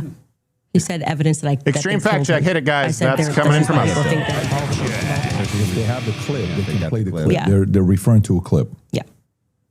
Play the clip. Via whom? My guess is Pierre. Erica. I think that there's a reason Pierre knew that Charlie was dead first. I think there's a reason he was a priority. How? Why? She's such. France and Israel are involved in Charlie Kirk's assassination. Her spin out is going to be so bad. I'm going to put that out there. She doesn't remember what she said, folks. Because she's a liar. So you think you, with full confidence, you think that I think Israel's France involved. and Israel. Yeah, I wasn't the person that gave me that thing that I reported. Can we play back so what she just said? Was it a bullet or a mic? Which one now? Now hit her with that. France, Israel involved. I'll put that out with full confidence. She is, maybe at the end of this, we could have her contradicting herself throughout this thing. Come on, we actually want truth, asking questions. I'm just asking questions too. Can you just stop? It's actually just like annoying to hear you keep saying positive evidence. I've just asked me what I think, and I just tell you, yes, I think they are involved. That's a claim. No, I said, here's what I think. I have every right to ask you about your claim. Yeah, but and if there's positive evidence for your claim. In this statement, I literally just said, I think, and I am allowed to think. And yeah, you're allowed to think, but you're making a claim. I have tons of positive evidence that I'm allowed to think. Got some more vibes from Candace. So, nobody's disputing whether or not Candace Owens is allowed to think. What I'm asking is if you have what's your issue then? What is your issue with the statement? I think that Israel...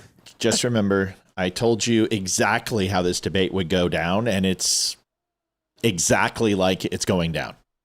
He is going to continue to cook her until she's toast. That's it.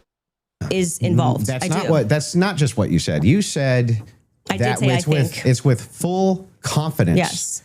You would think that if you had full confidence, you have confidence to think when you think. If I said, for instance, I think I'm going to be late help me believe you to work.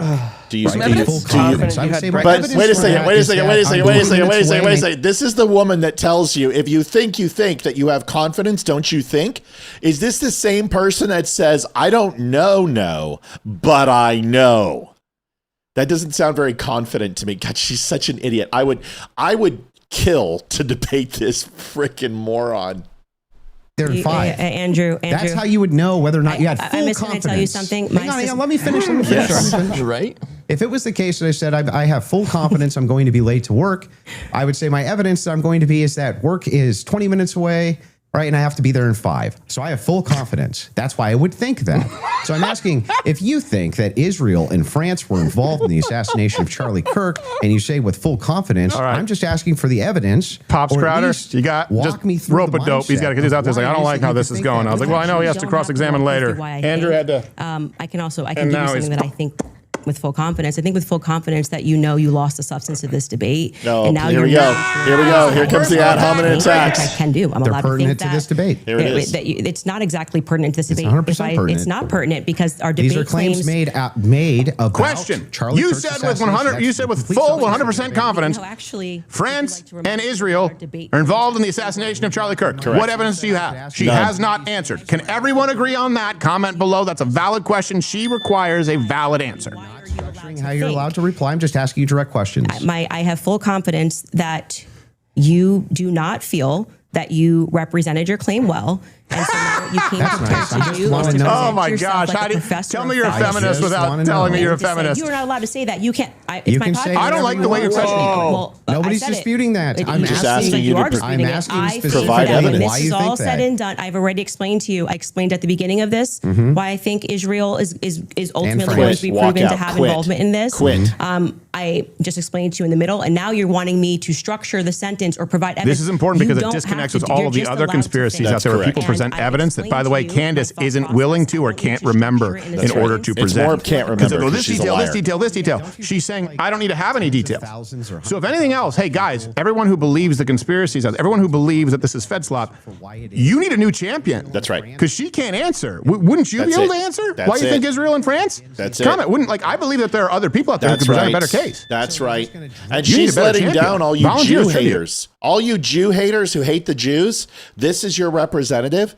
This is the person you want to go ahead and be the anti-Semite of the year. I'll tell you this, Nick Fuentes would do a much better job, and he doesn't believe any of Candace's bullshit. In fact, Nick Fuentes disputes every single word Candace says and defends Charlie and the Jews that they had nothing to do with this. That's Nick fucking Fuentes, the biggest neo-Nazi gay Mexican midget on the planet. But even Nick Fuentes would debate better than her. This is your champion. This is the person you wanted as vice president of the United States. This is the person you want to pick up the mic for Charlie Kirk. Y'all been bamboozled. You've been run amok. Plymouth Rock we didn't land on Plymouth Rock. Plymouth Rock landed on us. Oh, you've been fooled. You've been had, people. Been telling you for 3.5 years she's a fucking charlatan. Every time we come across any of these discussions, they're watching this in context and they know why I'm saying it. So, for example, look at this. Mrs. says, this is going to get ugly. Candace, I truly hope she doesn't hurt herself or anyone else when it all comes to a head. I've already made that claim. I told you that she will have a Whitney moment. She never got over her last baby and the postpartum. She is not over the PTS of Charlie dead. She is spinning out of control. She's bipolar. She's narcissistic. She has got a lot of tendencies that are really whacked out. And she is absolutely 100% a liar of epic proportions. I've never seen anyone be so detached from their own reality that they have espoused and then deny that they say it. She has her own reality. When this all comes crashing down and she has to face that her empire she created has been nested on lies, when she has to face in court France and Erica and everyone else she has defamed, including Bongino and Patel and Clavitt and everyone else that she has said is responsible, anyone who has defied her that she has literally shat on, including Laura Loomer and everybody else. Her day of reckoning will come, and I absolutely believe that she will take the easy way out, or she will overdose, or she will have a psychotic episode. How do I know this? Because I have my own mother who is exactly like her. Evidence for France doing this. I just told you someone who is high ranking in the French government, right? Who's nameless? Who? Of course. Of course. Of course. Of course. But so there's good reason to nameless and rankless, though, if I then took it to the federal government. Like, you can't just go out there making a claim to the federal government. You get in trouble for making false statements and things of that nature. So don't make and a then you false go, well, I'm statement. going to probe that. Well, how can you probe that? This happens Let me to ask you this. Well, this that's is not my what I'm podcast. Why is her person in the French government valid, and then the entirety of the French government and French Legion not valid? For example, she said JD, she's not going to do it now. This is going to take Tyler being guilty and everybody come crashing down on her. It's a matter of time. She has no character. And she is going to be exposed for every lie she's had and made. She will have an Alex Jones moment. Many, many times. She says, I have someone in government. It's like, okay, well, everyone else in government. Yeah, but they're not. If you believe the government, but you believe someone in government. The strategy that you're trying to employ. That's a good point. So let's get to the next clip you have prepared. Sure. They can pull up whatever clips whatever they want. it is that you guys have prepared. So But I would still. Oh, God forbid they prepare for I just want debate. to make sure that you have full confidence that France and Israel were involved in the assassination of Charlie Kirk. I think in and the you end, have no evidence for it at all that you'll give us. Well, I already did tell you where it came from. Like I said, I can explain it to you. I can't understand it for you. Did that same higher up tell you This is the same person who was criticizing a preliminary hearing allowing reliable hearsay, right? Right. And she has hearsay, right? That's what I said earlier. I've already said that. You just don't like hearing it. No. Candace, just out of curiosity, Yes. when you pass down that message to Tulsi or Trump, Tulsi's office, yes. Tulsi's office, are you giving them who told you that, or you're just saying, here's what I heard from somebody? And I have this. If I said, nail gun, and I said, oh, it came French foreign, that person as a part of it was saying that it was the French. Let me make sure I wrap this up. This is a woman who believes that the government cannot be trusted, that the state is framing Tyler Robinson because they're paid off by France, by the Jews, by the B cult, by Britney Spears, by Clavet, by Erica, by Kash Patel, Dan Bongino, the Egyptians, and everybody else under the sun who disagrees with her. She does not trust that government, but there's somebody in the French government that has a piece of hearsay that she doesn't believe hearsay should ever be admissible in court, even though that's not what they're saying. They're saying it shouldn't be admissible, but she says it is, so therefore everything's hearsay. She believes that, and that's her evidence that all of those things that she just said were true. Right. Fed slop. Legion that was on the ground that day. I'm surprised. By the way, she said, here's maybe the reason they didn't. I believe she said, guys, correct me if I'm wrong, didn't she say 13th Battalion? Brigade. Close. 13th Brigade. They don't have brigades.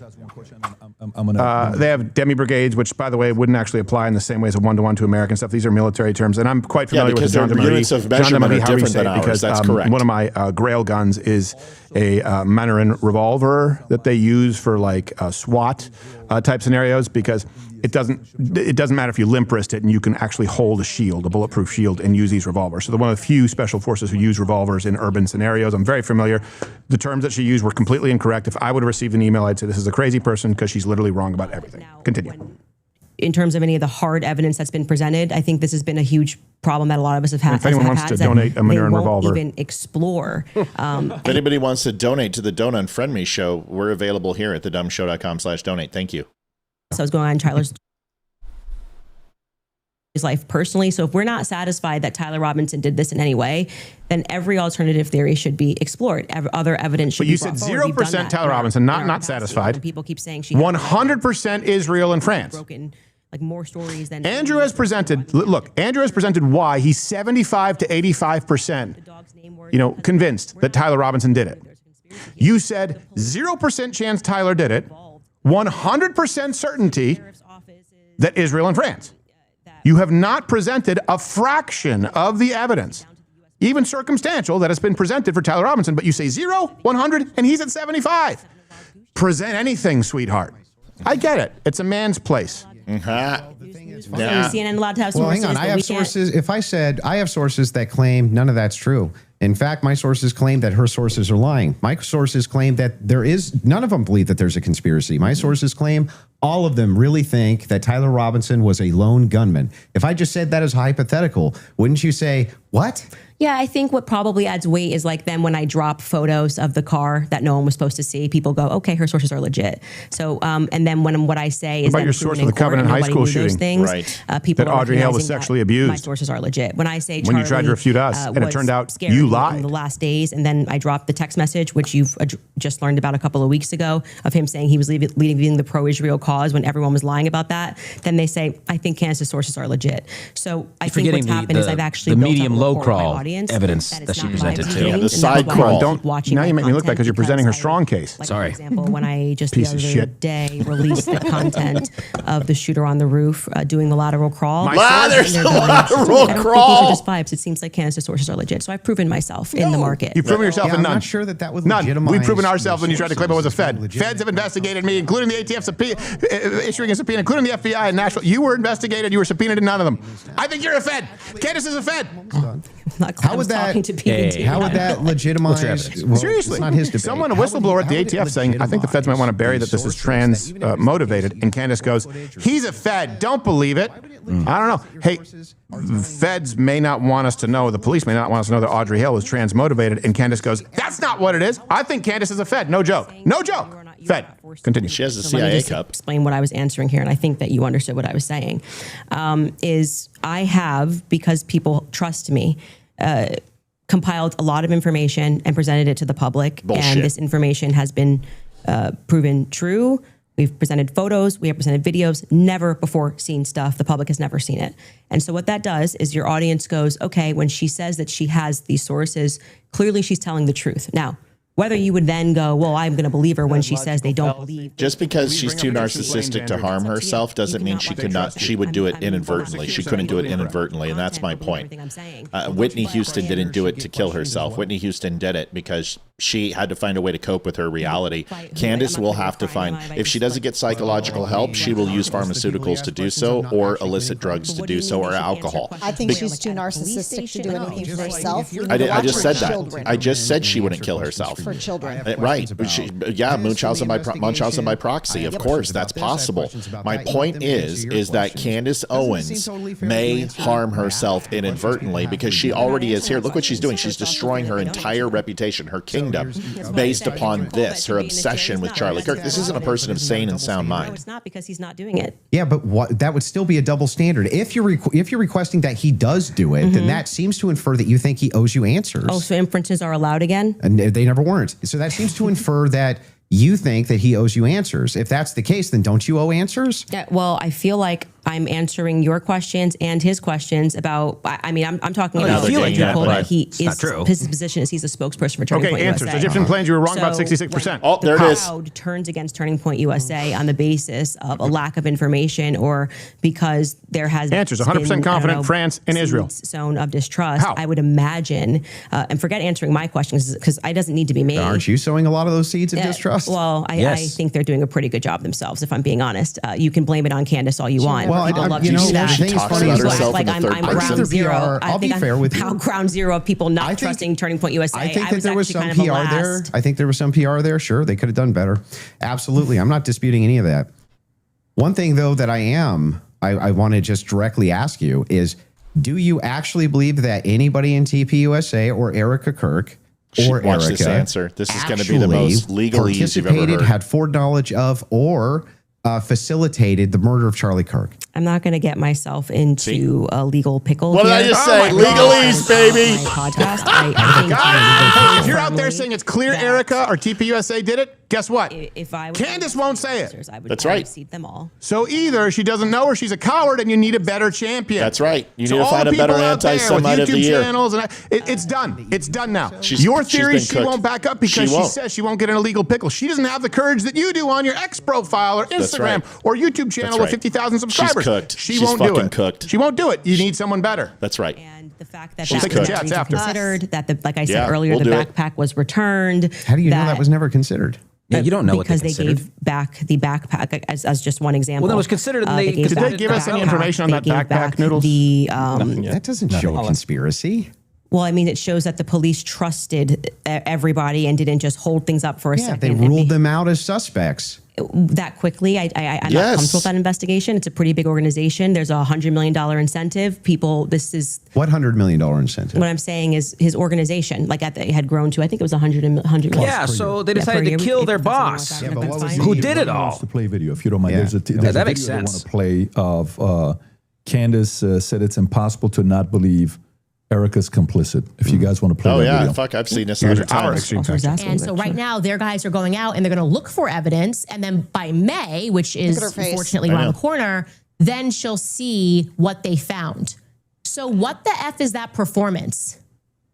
How could you sit up there and say, if you watch her face right now, yes, I 100% believe Tyler Robinson. If you watch her in a debate, if she really knows what her claims are, I wouldn't be watching the screen. I would be looking at Andrew. I wish I could be in this situation to show you what honesty is like and having no fear about what you've said on your show. Listen, I have done over 1,000 shows. I've got, 13,000 hours of video out there. And I will back up every single thing I say. And if I've said something stupid, and it's starting to play, I'll be like, oh, fuck, I remember when I said that. And I'll even say, I was like, you know what? Go ahead and play this, but I totally remember this. I was wrong. You have come out and said when you're wrong, too. And it's not very often. I think it's 2 times in 6.5 years that I've had to come out and say, hey, I made a mistake here. Most of the times that I have, it's been the way that I've treated people and then reflected on it and apologized. Like Sandy Season last night, who I sent a message to and said, hey, I was really, really rude to you and I had no reason to be, and I apologize. And she's like, oh my God, I love you guys. No way. That's like no big deal. I just thought this. But this, look at her. She isn't watching to concede or change minds. She is building a defense on what she said. She's a liar. She doesn't know what she said.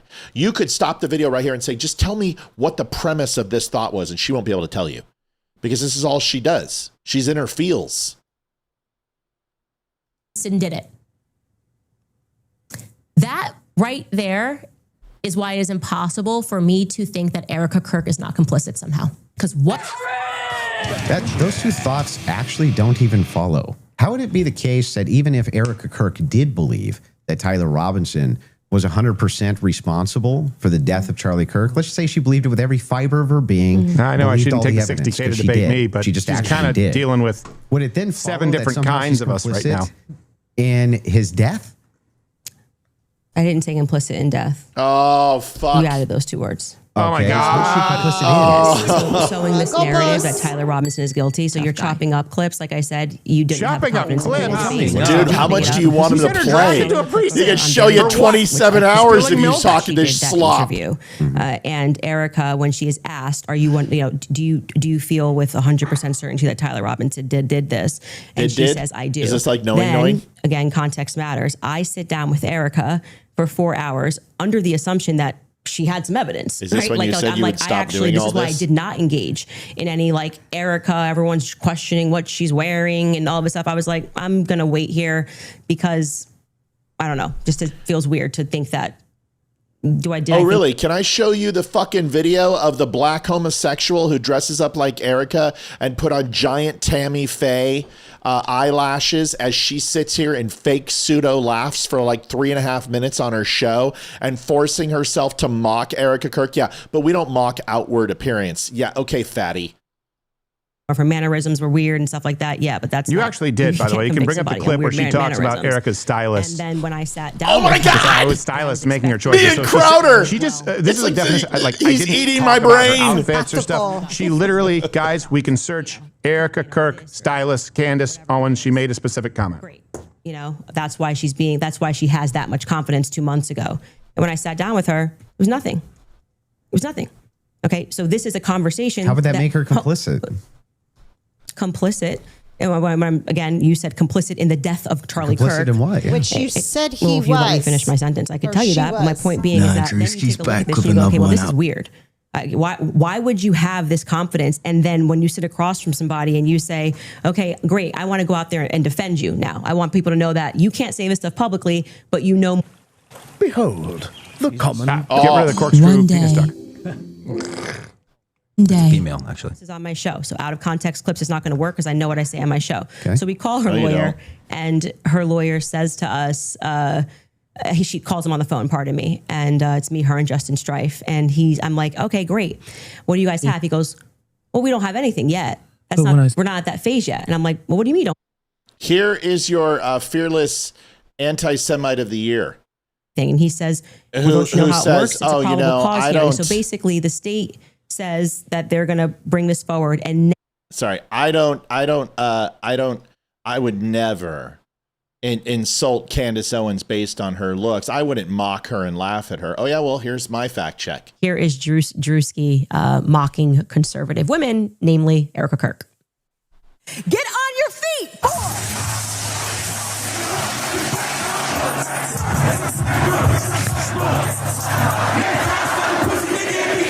War is raging in Iran. We're praying for all the soldiers and troops. That's great that you're praying, but how about all the kids that died when the USA hit the towers? It broke my heart. That is In what ways have you grown closer to Jesus? I serve a righteous God. And that is why we say our prayers. And we are all his children. But when I say children, I mean like the holy, blessed Trinity, which is why I hold the Bible.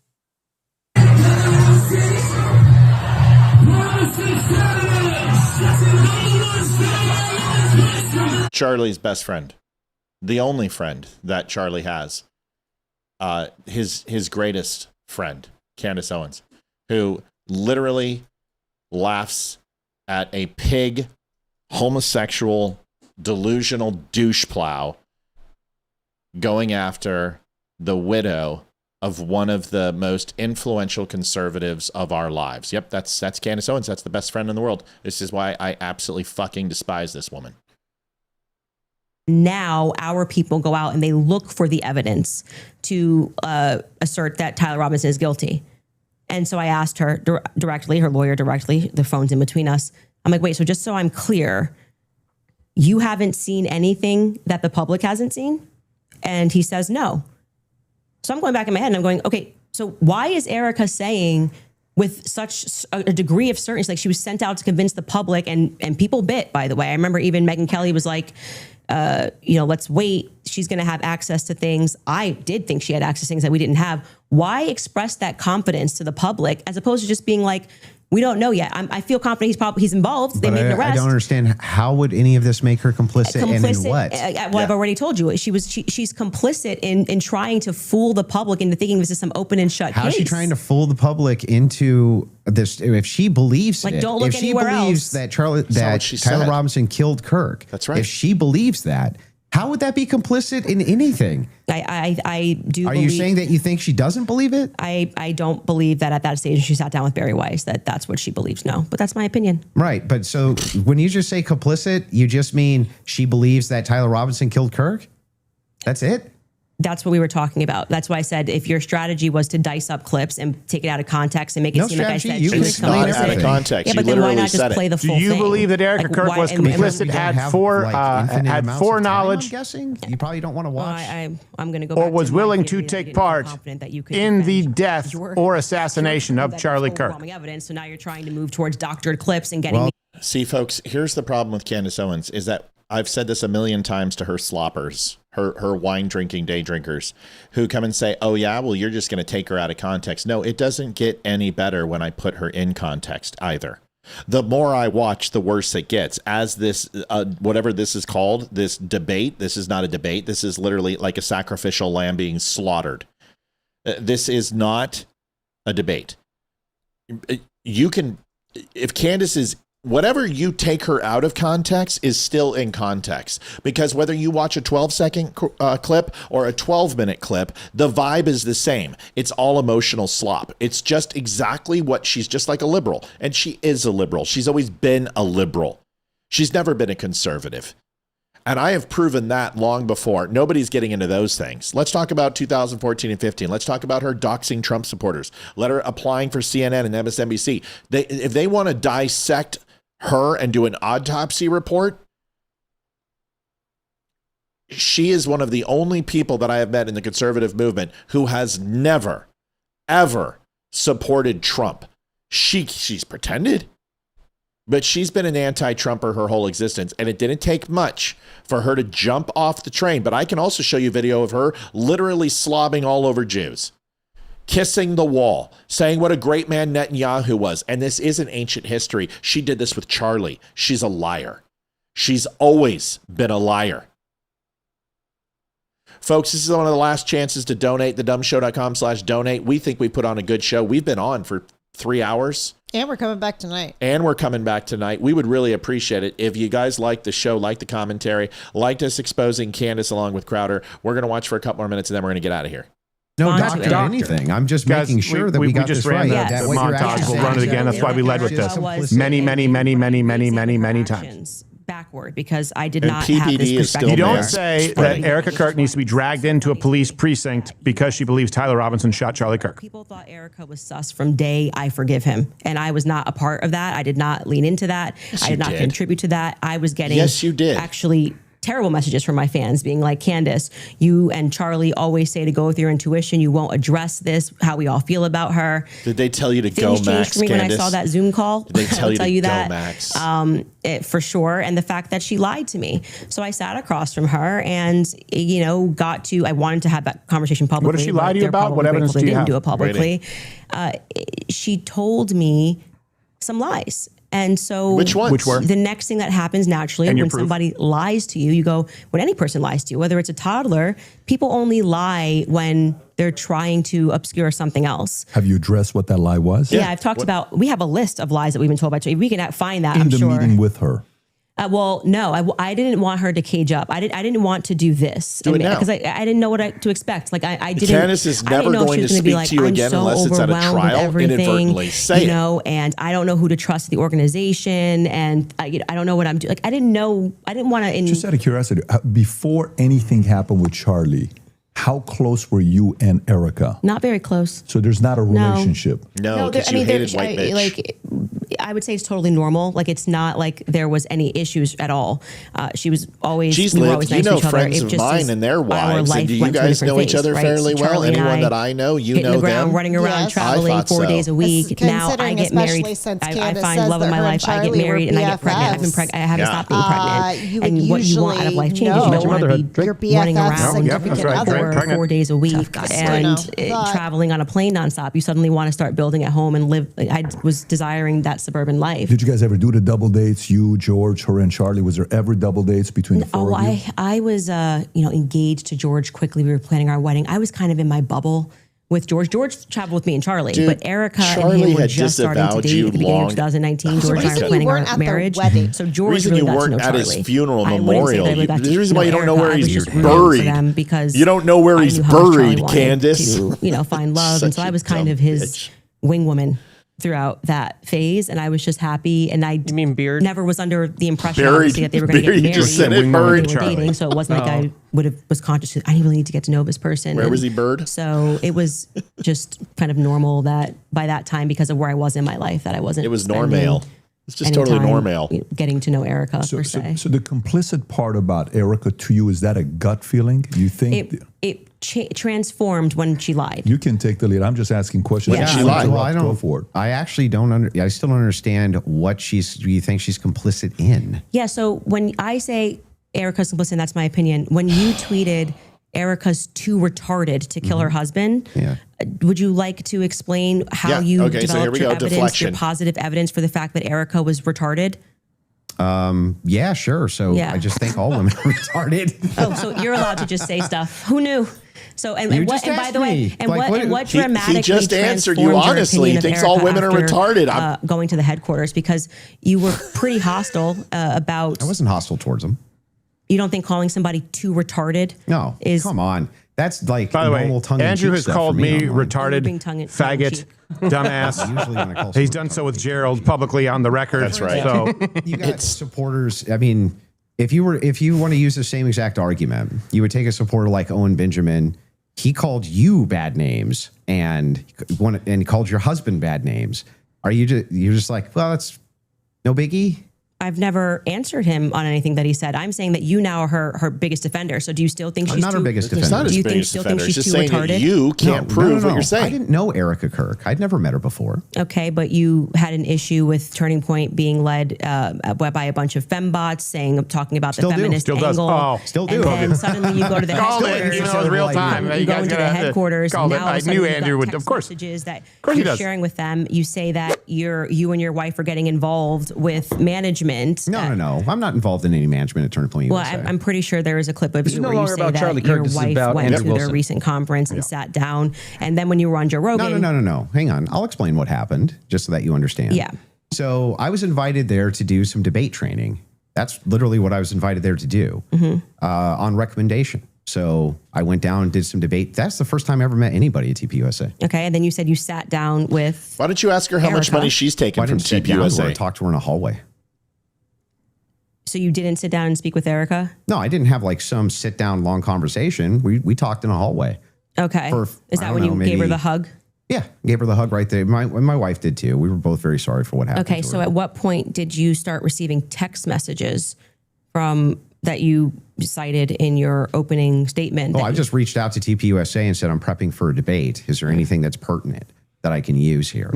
Do you find it interesting that people have been asking for basic answers to questions? Didn't I tell you she's going to do this? That you walked into their headquarters and reached out and they instantly... It's amazing, isn't it? If you reach out in good faith and you're not demonizing them and saying that they're complicit in the murder of people's deaths, that perhaps they're actually willing to release things to you that are pertinent, other than thinking that, perhaps... I will say the following right now. I am 100% confident that I could have done this debate with Candace Owens unprepared and completely fucking destroyed her. because I've told you everything that she was going to do, and she has done exactly that. All 4 stages. Go back to the beginning of this video. I laid out everything she was going to say. She has done it. Every single thing that she was going to say, she has said. Excuse me. And nothing outside of it. God bless you. Thank you. Well, I don't know.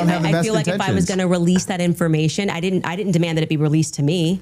I actually never demanded that it be released. I just simply said that this is what was going on. Yes, you have demanded it. You've specifically said TPUSA should give you all the evidence that they have. Give it to you. The Wilsons, and with people who have worked for and with Candace Owens at Daily Wire, as well as outside of Daily Wire.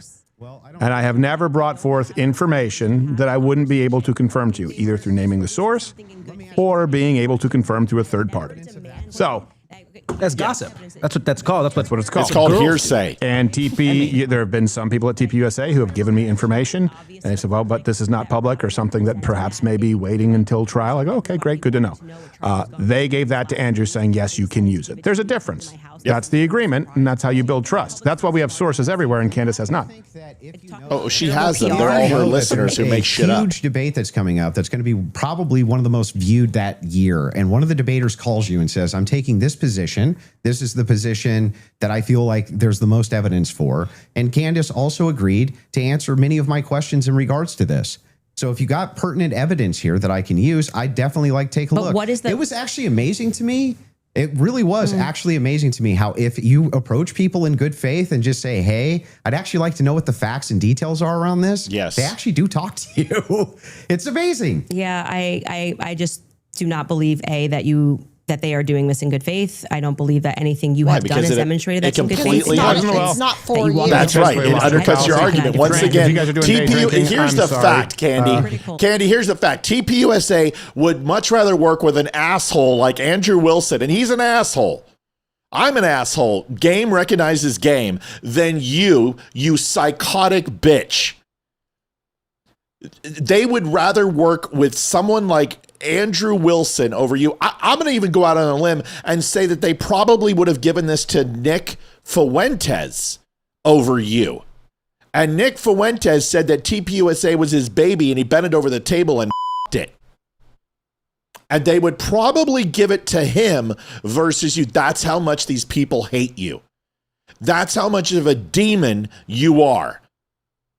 That says more about you than it says about Andrew, who literally said, hi, I'm going to go to the debate of the year. Is there anything I need to know that I don't know? And they're like, sure, here this is. This is one thing she says. And he's like, thanks. Let me present that in good faith in front of Candace as she continues to focus on my penis size or my wife or what I did in the army or what are my qualifications as a gunsmith, which he has answered honestly and truthfully and has never changed his story, versus everything she does is literally change what she has said by the second, depending upon the weather.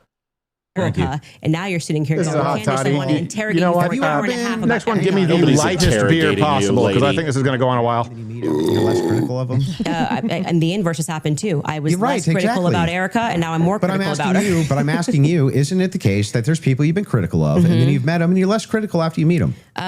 Too retarded. I feel like if you think that she's dumb and you... Let's just talk about your record. I mean, you're a person that has spent time. And he was supposed to be cross-examined. Could someone bring me either my phone or my personal iPad for my office, please, as they bring those things in? And red pillars. Okay. And a lot of the we would act after you've quote-unquote won the debate already. And then you go on to Joe Rogan and you're like soft explaining away. Here's the thing. He really does want to ask her about it, but I wish he would go on to the communists, the Mormon communists in Utah. She wants to make this all a personal. You said, I said, and I don't like these people, and you're friends with these people, and why are they friends with you? This is why, not all women, but Candace is the example of a woman who shouldn't be in this space, who shouldn't be attempting to debate. She's not capable of it. Yes. Not all women. Yes. One of the most brilliant policy analysts in the world right now is a woman. And I forgot her name because she's not hot. Well, Candace is just going to talk out the clock. I think that's what's going to happen. Yes, she is. She's going to filibuster. Which he shouldn't let. Why she would take the organization over. No, it makes sense why you would go home to your kids, just so you know. Wait a second. That's bizarre. Yeah, because they don't have a parent. They don't have a parent, and they've just suffered a trauma. You don't go into the office. You want to protect your husband's legacy, right? No. And you're trying to find the legacy is his children, not the organization. I'm out of both, including the water. So am I. It is both. It's totally rational and reasonable to believe that it would be both Turning Point USA, that is part of Charlie Kirk's legacy. He worked his whole life for it. I think this is why people think she's sus. And his children. Now, for you, though, to say that anybody's a girl boss, right? That's like the pot calling the kettle black. That came out of your mouth. No, that was That's you. what you're insinuating. You brought up girl boss. Girl boss came out of your mouth. I'm telling you that you brought up this idea that I'm defending some feminist nonsense. I'm not. I'm pointing out that they're. By the way, she's not qualified to take over his company. There's always. By the way, I agree with her claim. To each You're situation. just upset that nobody asked she's not you. qualified, and she's doing the best that she can. That's right. She might not be qualified. That's a great point, but that doesn't mean that she did anything. As I've always been, and I'm just as you critical just don't of fucking any like Erica pro-Zionist Kirk. Just positions say I've ever been. You think None of the that's cracker ever changed. got her cheese spread on her cracker, and you're upset at the color that it's not blue corn chip color versus white. Reach out to leadership. You're just upset that you weren't the cracker that Charlie spread his cheese on. That's what this is all about. To run the organization. Sure. And God, if I was her husband, I'd feel so emasculated. I'd just be like, this bitch doesn't love me at all. Agree with what seems to be a majority opinion, because I'm not gonna say it's scientific, that any woman that would leave. This is exactly what I thought was going to happen in this debate. And I'm not being fair weather. Candace Owens did everything that Candace Owens always does. She pontificates, she speculates, and when that doesn't work, plug your ears, hold your breath, and stomp your feet and say, nana, nana, boo, boo, stick your head in doo doo. Any other thoughts on this, Olivia? No, just, I feel dumber for listening to her for the last 3 hours. It is the same thing we've heard for the last 10 months from her. I've heard nothing and go right into the office. And she just, the only good that can come from this is if her loyal cult followers watch this. Oh, they won't. And some of them grow a brain and realize, wait a second. Nope, that won't happen. The only time that's going to happen is after either A, the trial, and Tyler Robinson is announced guilty and his sentencing, or B, they throw in a plea deal and he's sentenced for the plea deal. That's the only way. Listen. Her cult followers are going to say, see, this proves she's right, because they're trying to shut her down. PPD and Andrew Wilson unified against her. And did you notice that PPD didn't fact check anything Andrew Wilson said? Actually, everything. They fact checked both. He just wasn't wrong about anything. Everything that Andrew Wilson said in this entire thing, he was truthful and honest and direct. This is why you can't lose against these people. I'll debate any of them. I don't give a fuck who it is. I don't care if it's Fuentes. I don't care if it's Tucker Carlson. I don't care if it's Candace Owens. You have to lie. I don't. If I said some things about Erica Kirk. I said she was fake and inauthentic. I said she comes off as plastic and DuPont. My exact quote. And this is why people are questioning her and why Candace can feed off this, because she just comes off as fake. But I also said in that sentence that she's expected to, because she just had her life ripped from her. She just had the man she loves taken from her in the most vicious and sadistic way possible. And she's allowed to act any way she wants. You know, the whole thing of why did she go to work the next day? It reminds me of the Fighting Sullivans. Right. At the very end of the movie. Oh, good. Preach, sister. When the military general or whoever comes in to tell them that all 5 have been killed. And he asked the mom for a cup of coffee. And the first time I watched it, I was like, why? Why would you ask her for a cup of coffee That's when not what you happens. Just told? Yeah, well, you kind of... No, it's really important because it's not. Okay, you explain She offers a cup of coffee. That's right, okay. And then he says, no, ma'am, I'm not going to put you out. And she's like, it's not that much trouble.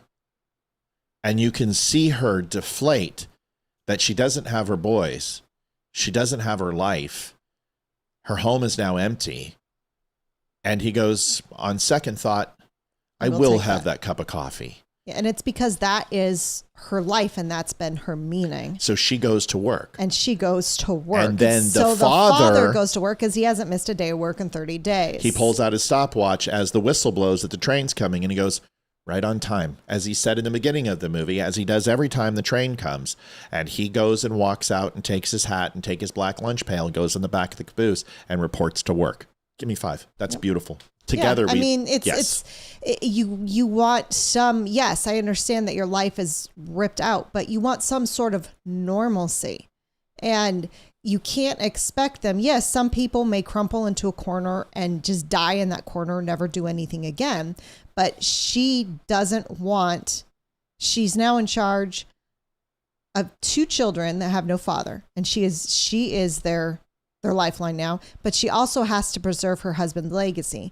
And TPUSA is Charlie Kirk's legacy. And she wants to make sure that no one else is going to get their grubby little fingers on it. And she's going to protect it at all costs. Can I put it into even a better, by the way, Nike wants to hire me. Nike wants to hire you. Why? Nike just reached out. Oh, really? Yeah, they got an executive vice president for the East Coast position. And they're like, are you interested? Are you looking? And I'm like, bro, I haven't updated my resume in 6 years. No, I'm not going back into the workforce. but I appreciate, if you want me to do commercials for Nike on here, I'll be happy to. Marketing, sure. 10 million. So here's the thing. If something happened to me tomorrow and I die, this is such a ridiculous comment because I'm not even remotely close to Charlie Kirk in any way, shape, or form. And maybe I have some level of argumentation or thought process that would behoove some sort of similarity to Charlie in some way. Okay, great. I can't throw a football to save my life. He could. But let's just assume that I die tomorrow. And our network of 500,000 people, that I asked you to take it over. Would you? Yes. And would it be awkward? Yes. And would you stumble? Yes. And would you make mistakes? Yes. Of course you would. First thing I would do is get a plane ticket out here for Leroy to be here physically. Yeah. And it would be a completely difficult process. But that is what you and I have agreed to. Mm-hmm. And it's nobody else's business. So imagine somebody going, Olivia killed Matt, which is also not outside the realm of possibility. That Olivia killed. Seriously? Olivia killed Matt. That's going to be Candace's evidence if it ever happens. And their evidence is the following. I just feel that that's true. You would be made fun of. But see, here's the problem. Because Erica Kirk stumbled, because she was inauthentic, because she came off as DuPont plastic, even when she said, I forgive him, which I've watched it again. It's a little, yes, it's beautiful and it's endearing, but it's a little cringe. It's kind of staged. And that's okay, because that's the way that she was coping through the loss of her love of her life. And I completely can understand that, but I can also understand how people look at it and go, that's a little weird. I said it during the moments. I said it when you were crying. You go back to the episode. I remember exactly what I said. I said the words inauthentic DuPont plastic, but also she gets to be whoever the fuck she wants. And she can mourn any way she wants. And you have no right to use that against her. If she came out and said, you and Jesus is not the Lord and Savior, and I abandon religion, and Satan has taken over this land, and I will never step foot into a church again, and I hate TPUSA, and I'm going to let it burn to the ground. She also has that right too. You don't get to judge what she's doing. That's not for you, lest ye be judged. So I defend her.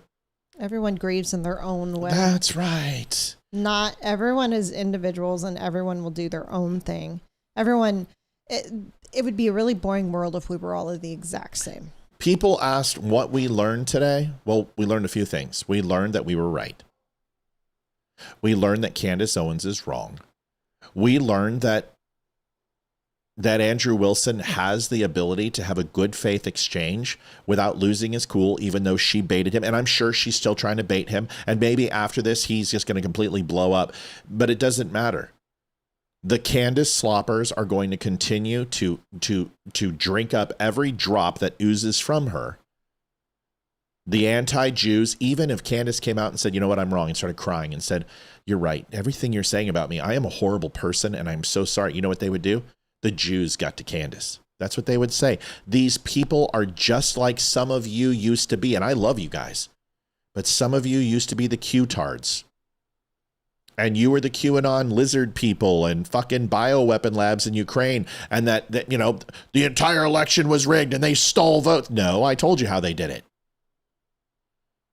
Oh, the Baltimore Bridge collapse. It was the Chinese. No, it was, here's steerage. This is what happened. Here's loss of power. I'll show you the video. Here's the collapse of a two-tiered bridge, and why it happened is that the low-bearing side completely collapsed, which pulled on the non-low-bearing side, and it went in the water. No, it was thermite. No, those are actually power cables that illuminate the bridge because traffic has to drive across. It doesn't matter. All of these things prove that she's wrong. And it's not going to change anything. Because those people who love Candace are just going to say, this doesn't prove anything.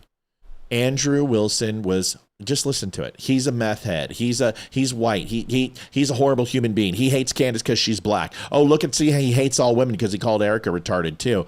You know what? I have called people retarded, and I don't think they're retarded. I've called people fags, and I don't think they're fags.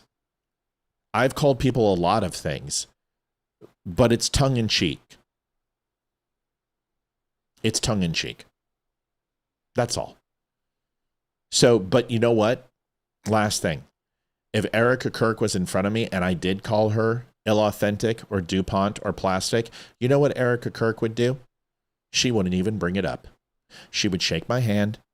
She would say, it's nice to meet you. And she would move on to the next person waiting to speak to her. She wouldn't even give it the time of day. Why? Because she's a bigger person than Candace fucking Owens. She's a bigger person than all of these people. And she doesn't deserve what people are doing to her. And it's completely, I think Jesus is going to be ashamed of us. I think he shakes his head at us all the time and just goes, why? But I'll tell you what, one of these days, if you get to heaven and you see Charlie Kirk there, and you have said some of these things, or you have treated his wife this way, I think he's probably going to be a little bit ashamed of what you've thought and what you've done. Because this isn't the legacy that he left, and he doesn't deserve this. His wife doesn't deserve this, and the people she's accused doesn't deserve this, and she needs to pay. In this life or the next. My last statement. Olivia, go, Yep. And then we're done.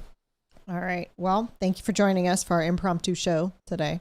Join us tonight when Hannah Pruder is in studio. Tell them about that. Hannah Pruder will be in studio. Yay, super excited. She'll be here at 6:30. I just talked to her. So nice. So she'll be here. We're going to watch her documentary live when she is here, and then we'll have a discussion. She's going to stay for the entire show. So after we're done talking to her, we'll watch a few videos and she can chime in. Yeah, and as far as donations, let's make sure that we follow through, because we're not going to be asking about donations a lot because we're watching a movie. So if you guys can help us out, we appreciate it. Listen, we did it really good this morning, and that's fine. I don't care. It wasn't about the money. It was about facing this down and addressing it. I hope you enjoyed the coverage. I hope we got some new followers. Thank you for watching. God bless, and we will see you tonight at 7 o'clock. 7 o'clock. Good night. Good night, y'all. Or goodbye, y'all. Later. See ya. See you later. Alligator.